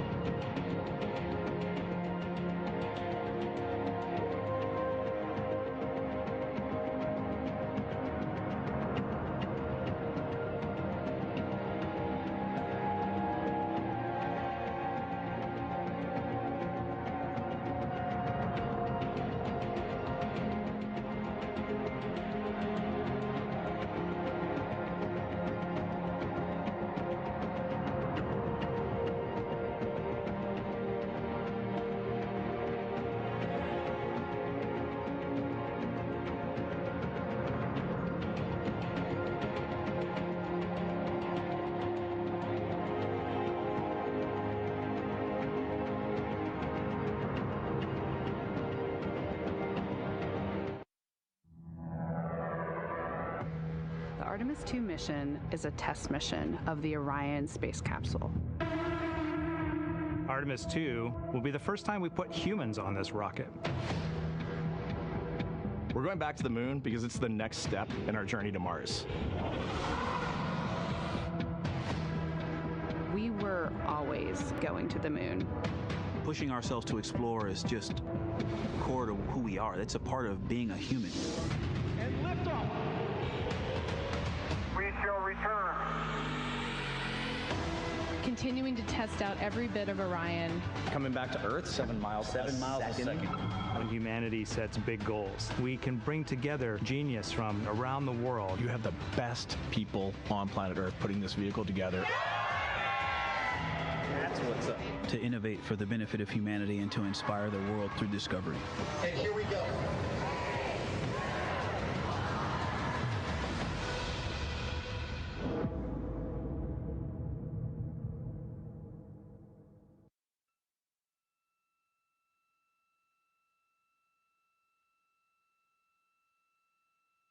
Main chute deploy.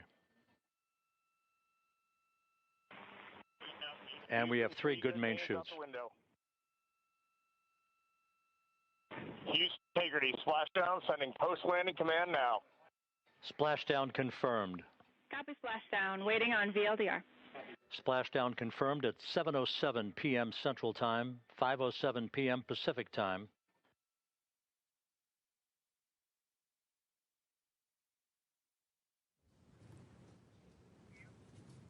The Artemis II astronauts are back on Earth, landing in the Pacific Ocean at 7:07 p.m. Central Time this evening, after NASA's record-setting mission that took them around the moon and brought them home. Good evening and welcome to NASA's Johnson Space Center in Houston. I'm Rachel Kraft with NASA Communications. Several leaders to talk about the successful mission. They are Amit Kshatriya, Associate Administrator, Dr. Lori Glaze, Head of the Artemis programs, Rick Henfling, Entry Flight Director, Howard Hugh, Orion Program Manager, and Sean Quinn, Exploration Ground Systems Program Manager. We'll hear briefly from them and then take questions from here in the room and on the phone. And with that, we'll start with Amit. Good evening. Yesterday when we were in this room, we told you that the crew would put their lives behind our confidence, and they did. Yesterday in this room, we told you that today belongs to the engineers and technicians who touched this machine, and it does, and their work was good. Welders at Michoud shaped the heat shield and joined the rocket. Technicians at Kennedy packed parachutes, stacked the vehicle, stacked Orion, stacked SLS. Engineers in Bremen, Torino, and across the Alliance built the service module. Workers at Utah cast the boosters. Teams at Stennis fired the engines. Flight controllers in this building in Houston sat console for 10 days straight and sat silent in the night for 6 minutes while plasma took the signal. Navy divers pulled the crew out of the Pacific in an incredible way. The vehicle spoke for all of them. And at 25,000 feet per second, it said the work was good. As we say in our business, physics votes last. The families of the crew said this week there had been happiness and joy, but also anxiety, wanting to get their loved ones home safely. I was with them tonight. 4 families sat through those 6 minutes, and their courage is the same as the crew that just came home. Yesterday, Flight Director Jeff Radigan said we had less than a degree of an angle to hit after 250,000 miles to the moon. And their team hit it. That is not luck.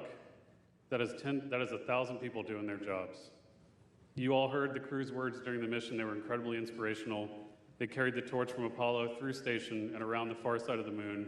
Their words belong to them. We'll get to hear from them as soon as they're back here. But tonight belongs to the team that built the machine that they rode.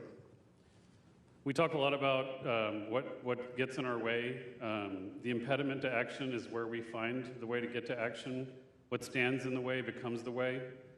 This program faced every obstacle an institution could face. The team met each one with work, and tonight is the proof. But that work needs to continue. The path to the lunar surface is open, but the work ahead is greater than the work behind us. It always will be. 53 years ago, humanity left the moon. This time we return to stay. Let us finish what they started. Let us focus on what was left undone. Let us not go to plant flags and leave, but to stay. With firmness in our purpose, with gratitude for the hands who built the machines, and with love for the ones that we carry with us. Welcome home, Integrity. I'll hand it over to Dr. Glaze. Thank you so much, Amit. So y'all, we did it. We sent 4 amazing people to the moon and safely returned them to Earth for the first time in more than 50 years. To the generation that now knows what we're capable of, welcome to our moonshot. I want to thank our entire team across this nation and around the world who gave every ounce of ingenuity and effort to make. I am so proud of each and every one of you, what you have achieved over the last 10 days. NASA has shown that ambitious goals are worth pursuing and can inspire the world. We are so thrilled to have Reid, Victor, Christina, and Jeremy back here on Earth and safely aboard the USS John P. Murtha. Our team is fired up, and this mission, as we've been talking about, is just the beginning. To all of our new followers out there, please stay tuned. This is the first mission, our first mission to the moon, of many more to come. And we can't wait. Our teams are so ready to get to work on the next missions and explore the lunar surface and bring the world along with us. I'll pass it over to Rick. Thank you, Lori. Thank you all for your continued interest in this mission. What a truly spectacular day it was for NASA and all of our international partners. This crew has said time and again that they were going for all of humanity, and today we fulfilled that objective by completing their journey and returning them safely to Earth. I've got a few stats for those who are interested, courtesy of the Flight Dynamics Officer in Mission Control. Integrity and her crew of 4 astronauts flew 700,237 miles. We reached a peak velocity of 24,664 miles per hour. We hit our flight path angle target within 0.4%. We flew an entry range of 1,957 miles, and we landed within less than a mile of our target. What a tremendous day. Over to Howard.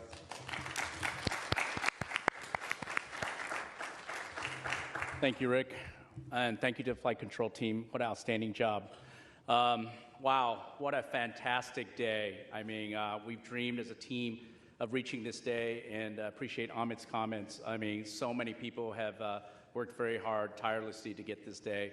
I think this mission has been historic and has demonstrated new capabilities for Orion spacecraft, has taken our crew farther than any crews that have ever gone to the moon and back safely. 252,756 miles. And that is a fantastic feat. We got a lot more to do. And I'm so happy that we get to have this moment, but we're going to have a lot of these moments coming up. And I want to thank the entire Orion team. They have worked tirelessly. They've dedicated many hours. They've committed to excellence and innovated and attacked challenges that we've come up with for both our NASA team, our industry partners, and our European team as well. We did it together. We brought the crew home safely. They deserve a round of applause. It was a terrific day for them as well. And I want to thank the crew. They have been a fantastic inspiration to our teams as well. You've heard their messages. We are so happy they're back on the ground. We can't wait to see them as well.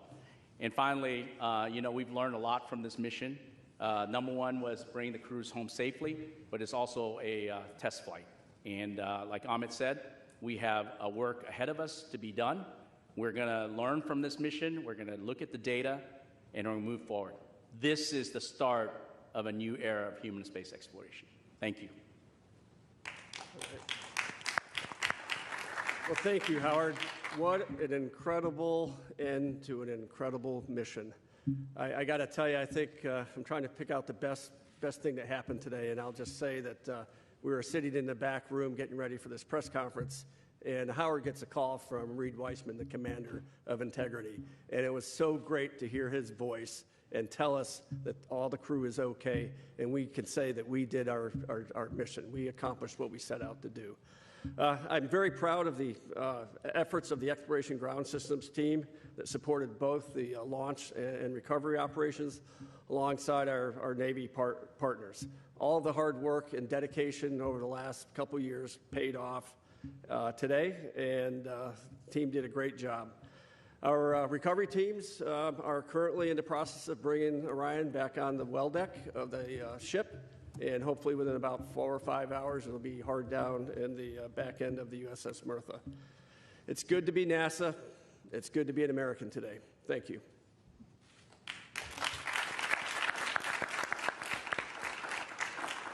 All right, it's time now for questions. We'll start here in the room and take several from the phone. For those on the phone, you can press *1 to get into the question queue, and please limit to one question if you can. We'll start here with Joey. Thanks so much. Joey Rillett with Reuters, and congrats on a really nice mission. Curious to hear more about how the astronauts are doing, where are they going to sleep tonight, and then also, when do you guys expect to announce the crew for Artemis III? Thanks. So the answer to your second question, Joey, is soon.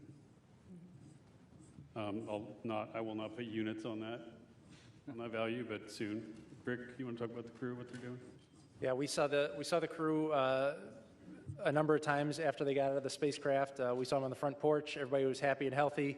I saw Victor as he was sitting on the edge of the helicopter on the flight deck of the ship, and he was smiling and in good spirits. And everything we've been hearing from the surgeons is the flight crew is happy and healthy and ready to come home to Houston.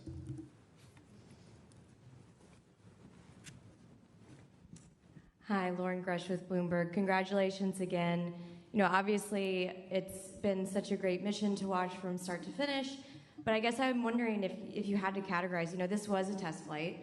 What would you say is the issue that you feel maybe the most grateful arose during this mission so that you could apply that lesson learned to the next? Maybe you. Like me, Howard, why don't you take that one? Yeah, I think we're taking a lot of lessons learned. Certainly, learning about how the crew operates a spaceship has been a really great learning experience, and flying and ability for them to test drive for our spacecraft has been good. I think, as we mentioned previously, our pressure control assembly, where we discovered a leakage through the system. I think we learned a lot about that. That is a new finding. Certainly, we're going to go investigate that. We're going to look at that and move forward to make sure that we make some changes if necessary, but we'll get all the data and we'll go forward from there. Marcia. Associated Press, Marcia Dunn. The administrator described the crew as great communicators, almost poets. How is, this is going to be a tough act to follow for the upcoming crews soon to be picked. Talk about this crew in particular and what they brought to this that went beyond the scientific and the research and the engineering, please. I'll just say that this particular crew, they've gotten to know each other so well. So each of them individually are just absolutely amazing individuals. But they, as a group, you could watch them, and what they brought as you watch them in Orion over the last 10 days, operating just seamlessly between the four of them, just the teamwork, the camaraderie, I think they really brought an amazing sense of what we're trying to achieve with this mission. It's the mission for all humanity, a mission for all, and they really did represent that and tried to communicate that.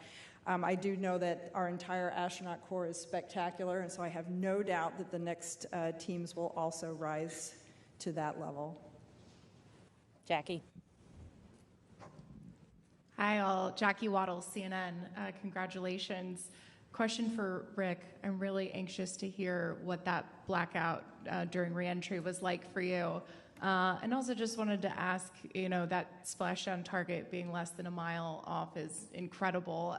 Can you walk us through if anything, was outside of ordinary? I know we heard on comms there were some sensor issues just before entry interface. Just curious to hear more about that. Thanks.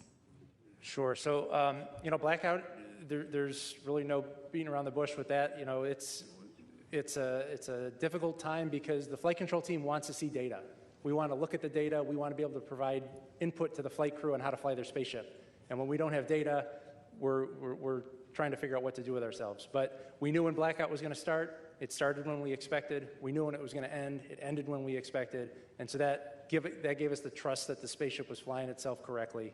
As far as some of the cautions and things that came up on the way down, The prop cautions, they were, we think that, again, that was learning of the spacecraft. Some of the limits are set a little bit tighter than we probably should have had them set, and we dispositioned those and moved on. As far as the comms post-landing, we don't quite know what was going on there, but we worked around it.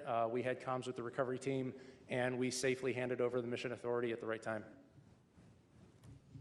Okay, Josh. Hi, Josh Denner, space.com. Really excited to hear that the crew is doing well. I'm interested, we saw Victor sitting on the edge of that helicopter once they landed on the ship, and it was great to see them all, walk across the deck. They were set to do an emergency egress test with a ladder, a backpack, I'm wondering if they've performed that yet, how soon they will be performing it, and if they have, how it went.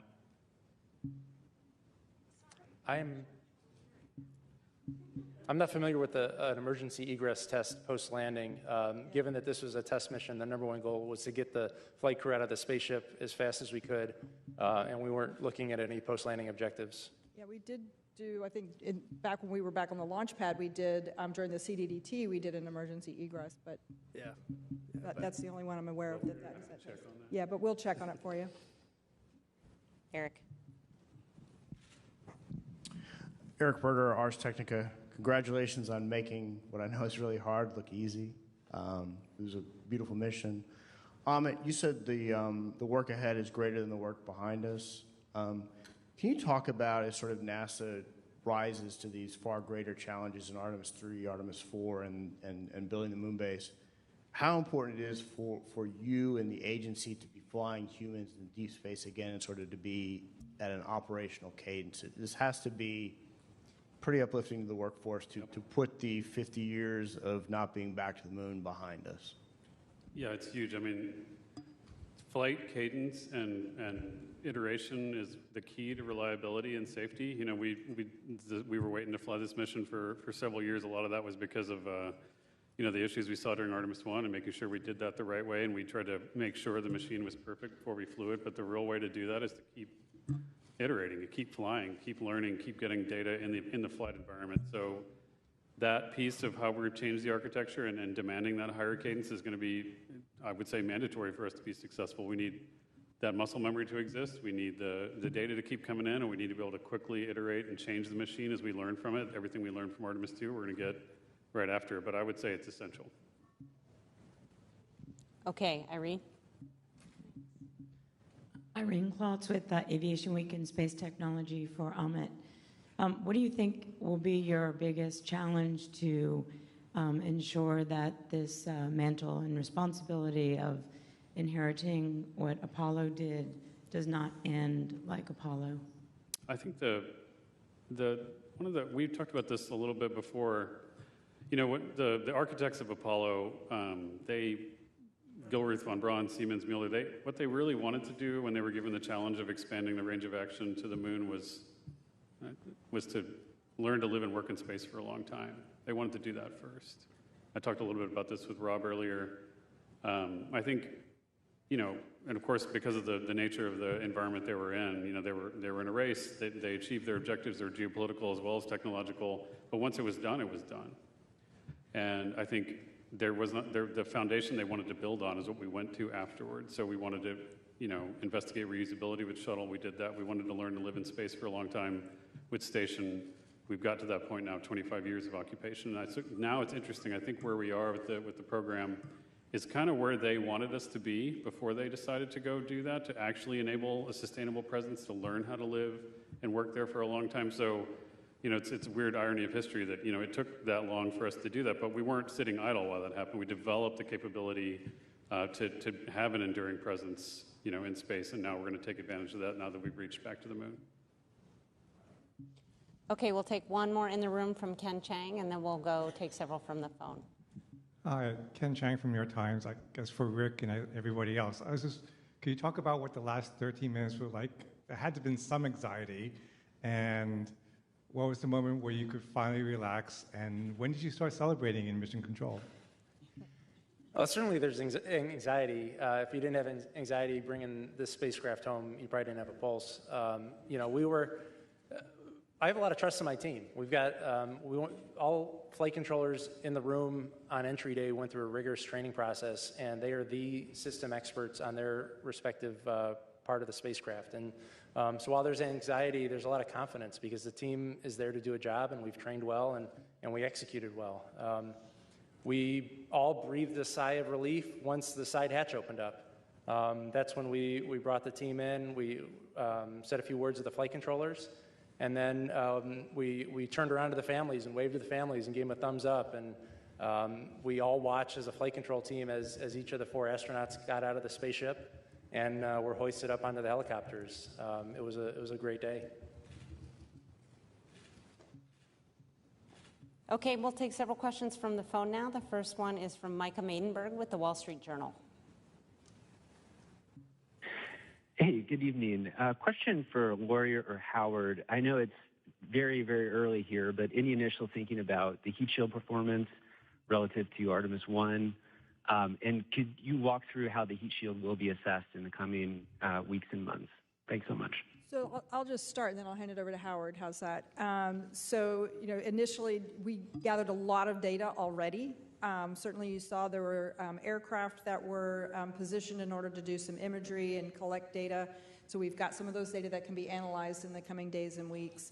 We also had divers below the surface that took imaging of the heat shield before it was brought onto the Mertha so that we could understand exactly what state it's in after it landed. And so I think we've already begun the data gathering piece of it. I'm sure there'll be more assessments once we get on the ship. And then Howard, why don't you talk kind of what the next steps are?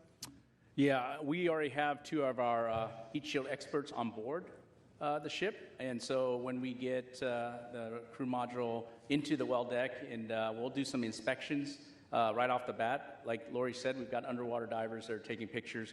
And then after that, once we've inspected that on the ship, we'll transfer back to Kennedy Space Center. We'll have opportunity to look in detail and do scans of the heat shield, and we'll have a lot of good data from that. We also captured a lot of great imagery. Obviously, we haven't had time to digest all that data, but we will in the next several days and make sure we understand if there's anything that happened that was anomalous. But we're very excited. The team is very excited to get that data from both the imagery and seeing it live in person. Next up is Jackie Mogensen with Scientific American. Hi, thanks for this. I wanted to follow up on one of the earlier questions about the astronauts. I was curious if it might be possible to tell us a little bit more if we know about what the astronauts will be doing in their first days back on Earth, what their first meal might be or activities with their families. Thanks so much. Well, the top priority is going to be to get them promptly back to their families here in Houston. As far as the specifics, I'm sure each of the crew members has something special planned with their families, and that'll be the priority, is for them to take some time and spend with their loved ones.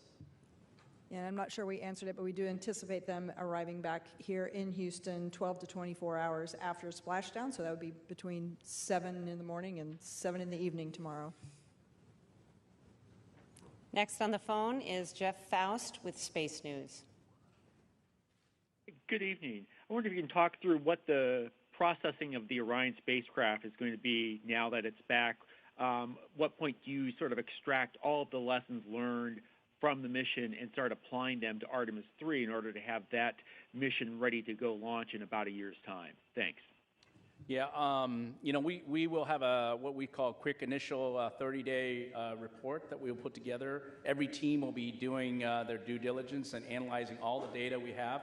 The crew module will get transported back to Kennedy Space Center.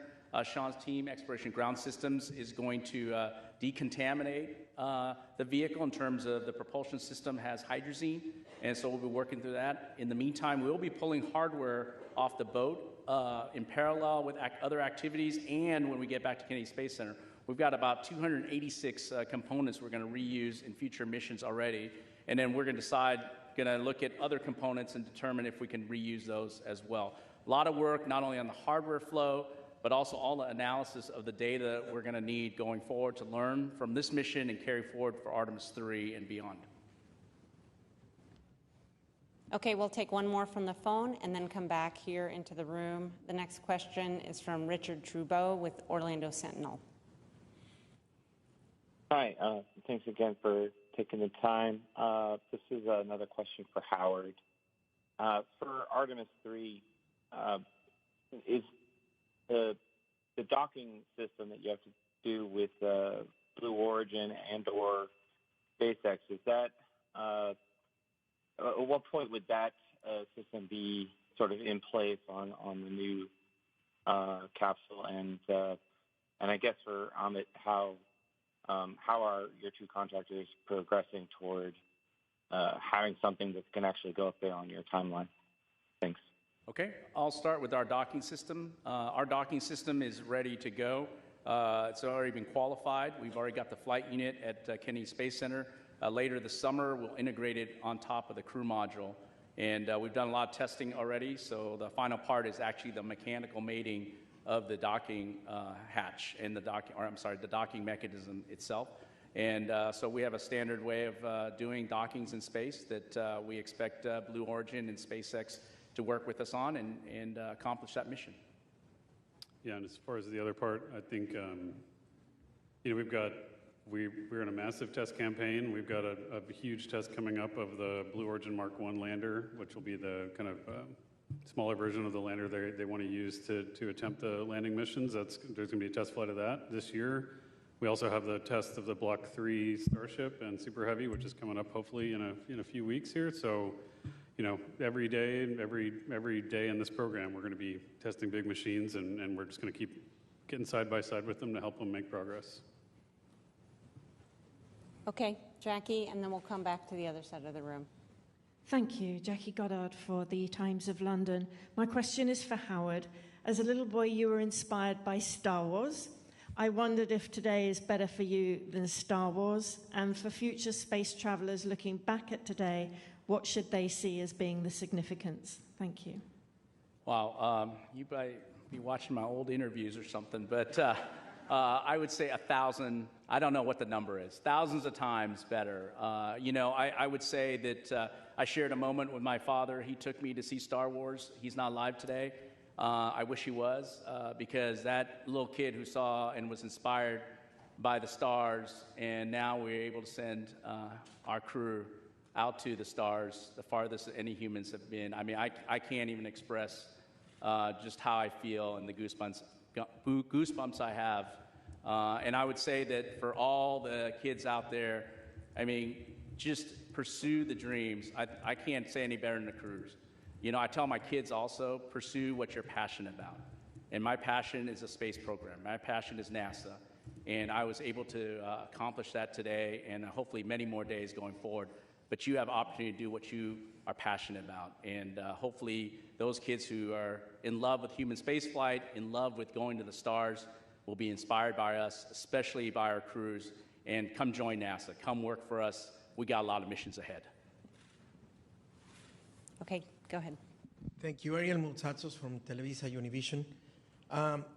The only mission until today that for which the communications blackout lasted 6 minutes was Apollo 13, if I am not mistaken. Today's lasted 6 minutes, around 6 minutes. Does that say anything about the design of the ship, or what is the reason behind that?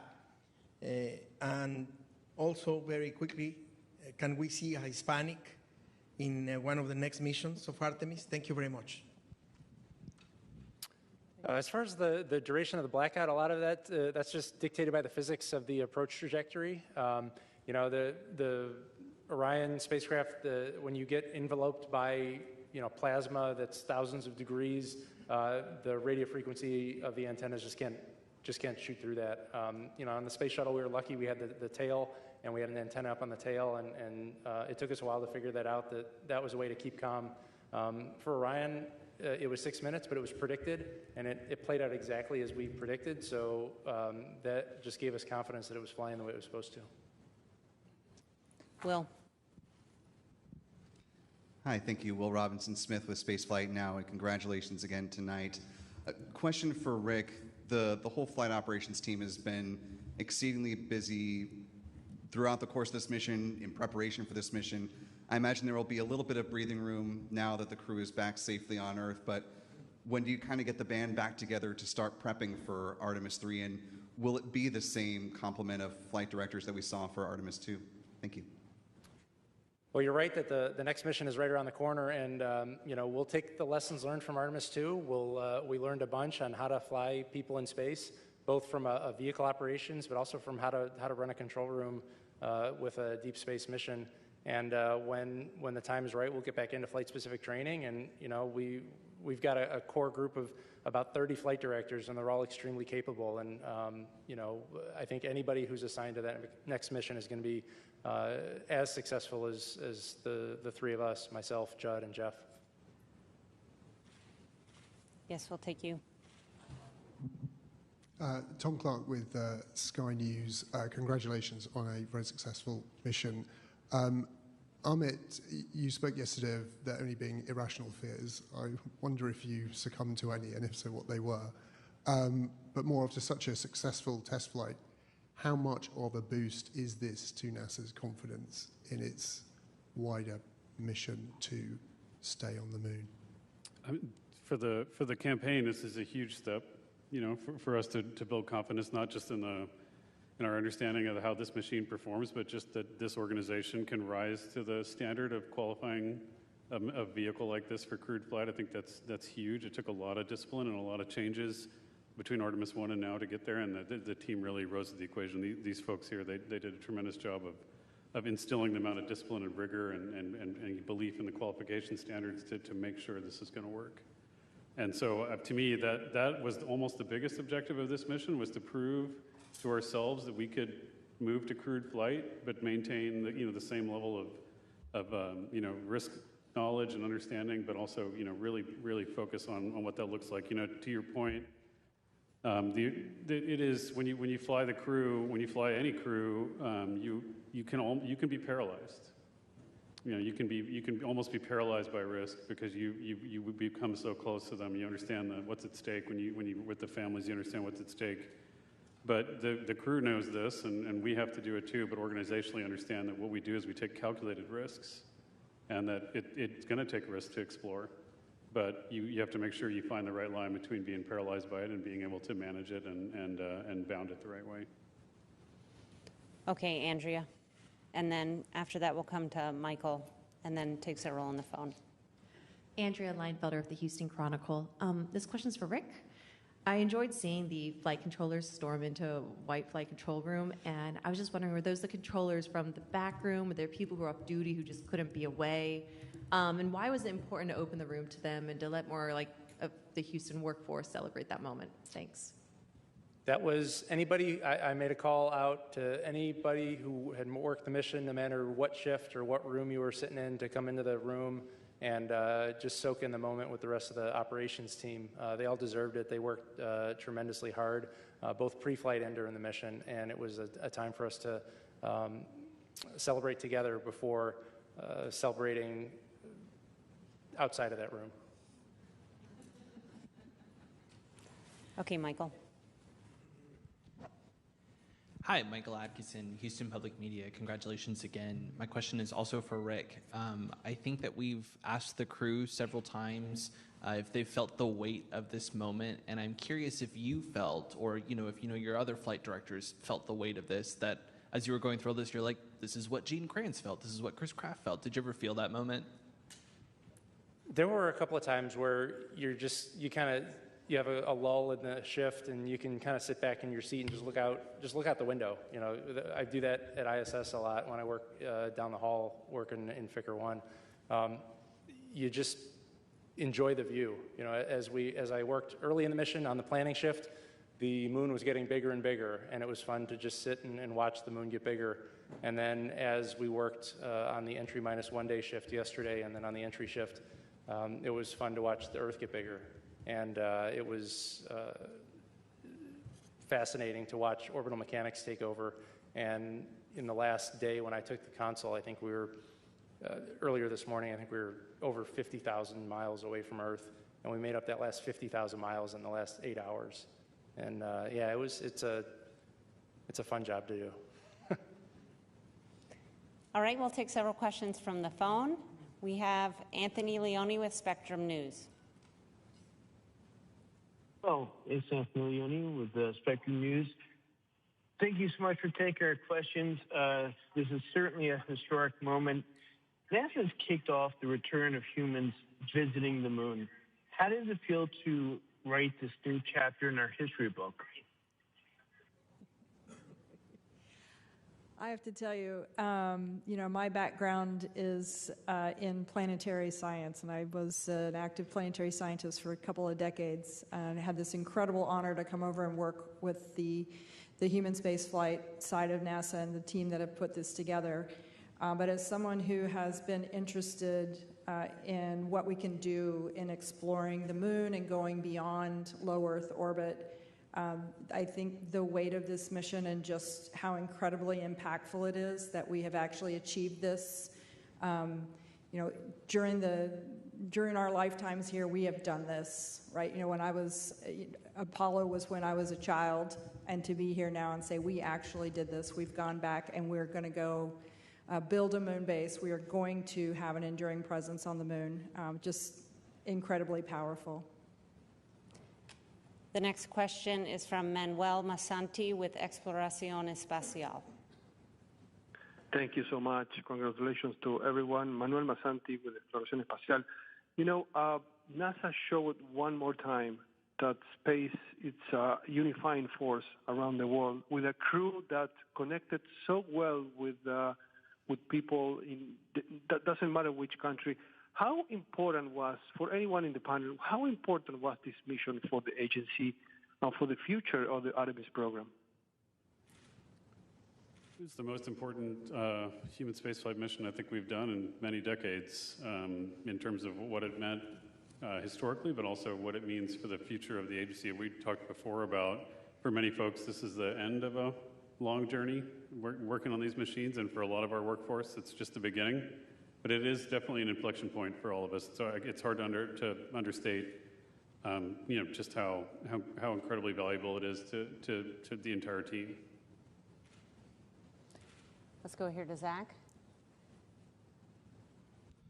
Yes, thank you. Congratulations. Zachary Albert with the Launchpad from Canada.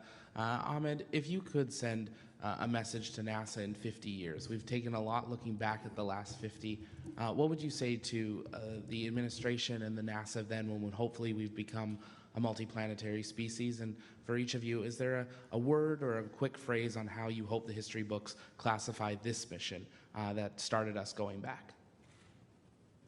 It's a couple weeks ago, I was with the administrator. We were doing a different event, and we were talking about how we were really going to make choices and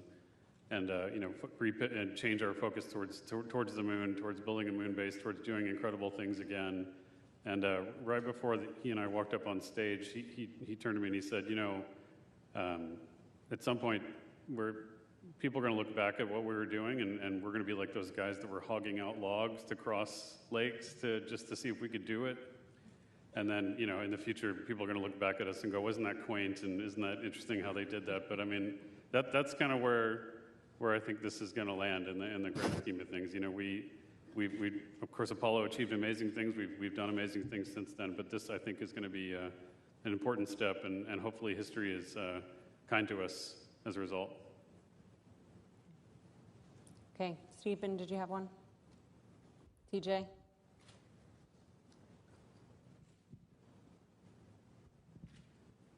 TJ Mascaro with the Epoch Times. Thank you all so much, and congratulations again. My question is about the two backups. They've trained for this mission themselves all the way. I'm not trying to ask if they're going to be trying to get you to tell me if they are on Artemis 3 or not, but can you tell me a little bit more about their fate? Because during Apollo, it seemed that the backup crew of one mission was slated to be the prime crew of a later mission. So both Jenny and Andre were part of this crew in every way. They trained with them. They were in the White Room when they were closing it out. They were with them. The families were together. Jenny was with us in the viewing room today. So they're part of this crew, and I'll leave it at that. Yes, go ahead. Thank you, Dr. Allison McGraw from Mysterious Meteorites. Given the crew's successful demonstration of the 4K video stream with the laser comms, Will there be another test of this, and what does this mean for TRL readiness level for, say, a planetary spacecraft mission? Thank you. I think we've had an incredible demonstration of the optical communications and the 4K video streaming that was just fantastic. I think we've really shown that this is an amazing capability that we'd certainly like to implement in the future. So we'll have to see how that works and see how we can make that happen. Just to point out, though, we have actually closed an optical link for much further Yes, we away have, on from the Psyche Mars. vehicle. So, Yep. So we're working on that. Mars distance. Mm-hmm. Okay, we'll come around here. Just need to wait for the mic to make its way over. Hi,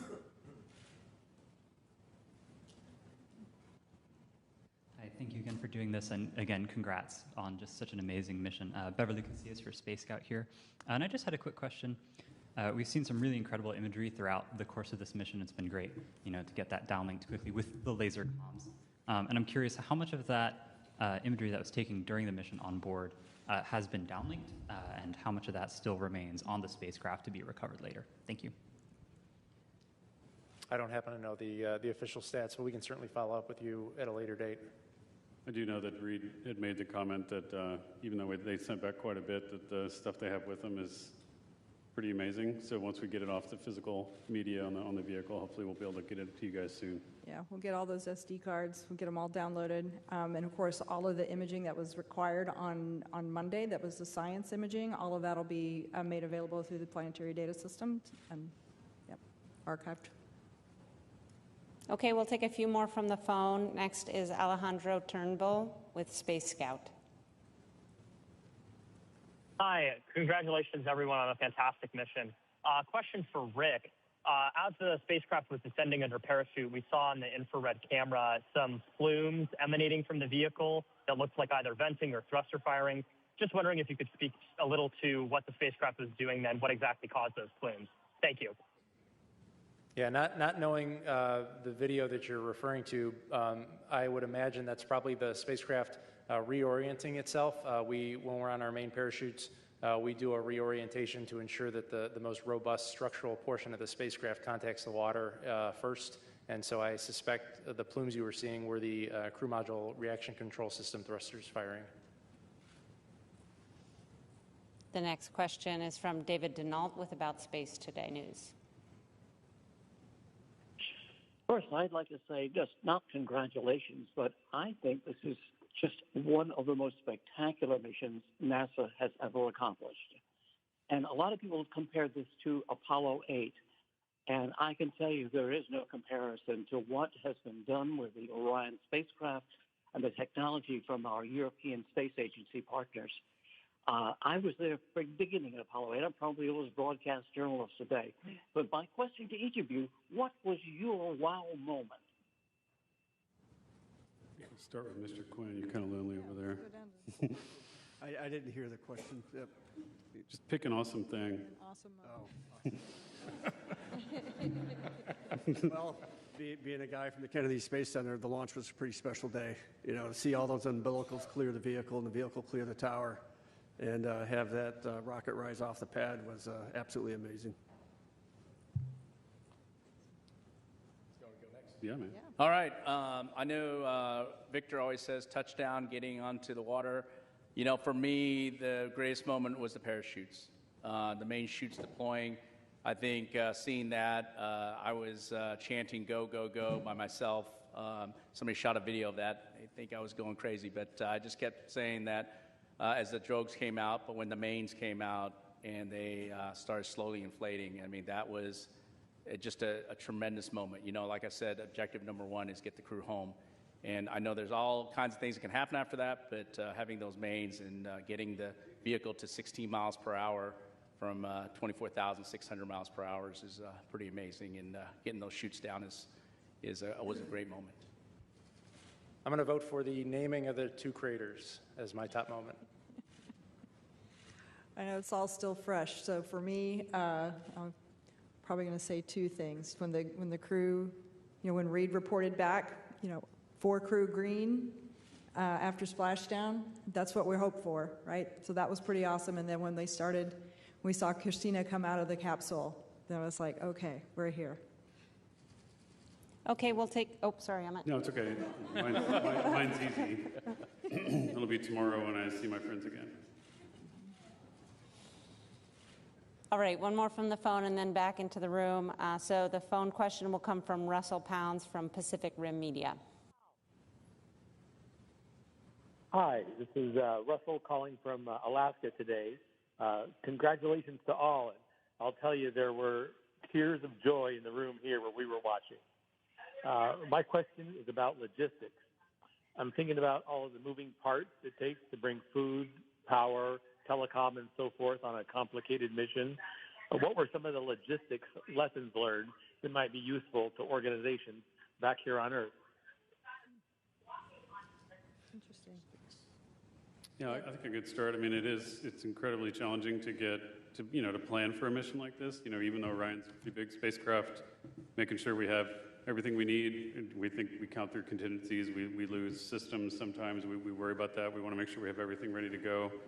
I will tell you, though, that, just having thought about this for a while, the logistics of flying a 10-day mission, even this far away, pales in comparison to the logistics of keeping crew on space station constantly going. So I would say that a lot of our logistics learnings have been derived from that. That's not just, consumables and water and gas, et cetera, but it's also thinking about the reliability of the systems and when they're going to fail. It's hard to predict sometimes, how to do that, sparing the machine and making sure we have everything pre-positioned in the event that we have failures. That comes from a lot of learning, both pre-flight and in-flight. And so, but in-space logistics is going to be a huge challenge for us going forward as we really contemplate a moon base, but hopefully we'll be able to feed forward, lessons from obviously this mission, but I think from Space Station Together as we build that moon base. Okay, we'll take a few more here in the room. We'll go in the middle there. Hi, Jishnu Nair, Houston Business Journal. Echoing congratulations on a great mission. While we were following along, we had a lot of voices from the space industry, especially here in Houston, kind of chime in and express their support and as well. And I know that a lot of those companies are working on specific NASA proposals or submissions, but in general, how would you say you'd like to see the industry kind of respond to the kind of achievement that NASA has done here and hopes to continue with Artemis?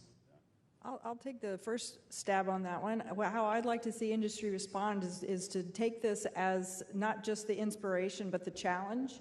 You've heard that we really want to speed up our cadence and be able to return our crew back to space within a year and to the surface of the moon in 2 years. In fact, hopefully land on the moon twice in 2028. In order to do that, we're not going to be able to do that alone. We need all of industry to work and come along with us, and they need to accept that challenge and come with us and really start the production lines that are going to be required in order to achieve that goal. Okay, let's hear in the white hat.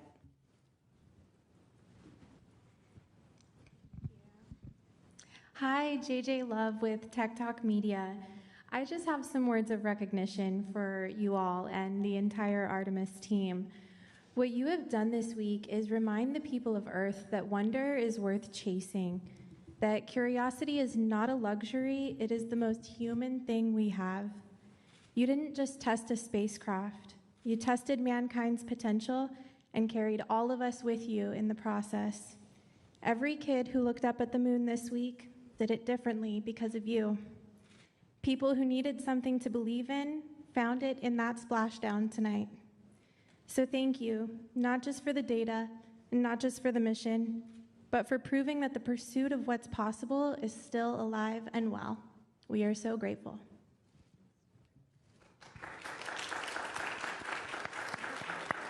Thank you for that. Very well said. Thank you for that. I would tell you that, for everybody listening, this is the taxpayers' program. The people paid for this. The people invested in this. They invested in all of the things that we do, and so we're grateful for the support. Okay, we'll take a couple more questions, and then we'll go ahead and wrap. We have one here, and then further back. Hello, congrats. Emily Martin from Seattle's Best Friends. Reid Wiseman addressed a shout out to the ESM right after it separated from Orion. saying that it powered their journey on the moon with perfection. I was wondering what comments you might have on the performances of the ESM and on the future of that collaboration with Europe. Yeah, I would say that you know, the European Service Module in general performed as expected. I know we learned a little bit about the pressurization system, and we'll work on that. But overall, really great part of our spacecraft. Really appreciate our European partnership. We do have continued partnership with them for Artemis III, 4. We're building ESM-5 as well, and we'll continue to do that as we move forward. All right, we'll take one final question. Hi there, Chelsea Torres with Fox. Again, congratulations on a historic mission. Again, test flight, and one thing that we are as humans are explorers. And so I'm curious if you're able to kind of talk about this. During the lunar flyby, we saw the excitement not just from the crew, but also from everyone in mission control. Was there anything that kind of stood out to you, whether it was the Terminator, the certain pictures and data, anything at all that you can speak to that maybe you didn't know before about the lunar surface, our planet, space itself, that you'd like to speak about? Thank you. I'm just going to call out the one thing that I thought was truly unique about this mission. I mean, certainly there's a ton of new things that we've done with having our crew observe far side of the moon and being able to observe these features after their incredible training. But I'll tell you, the one thing that really stands out to me is being able to watch our crew observe an eclipse by having the moon passing between their spacecraft and the sun. That was a totally unique experience and something that I was so proud that we could all participate and travel along with them and experience that moment. All right, that's all the time we have today. Thank you very much to our participants today and to all of you for following along. You can find the latest information about our missions on nasa.gov, and hopefully soon information about the expected arrival time of the crew back in Houston tomorrow.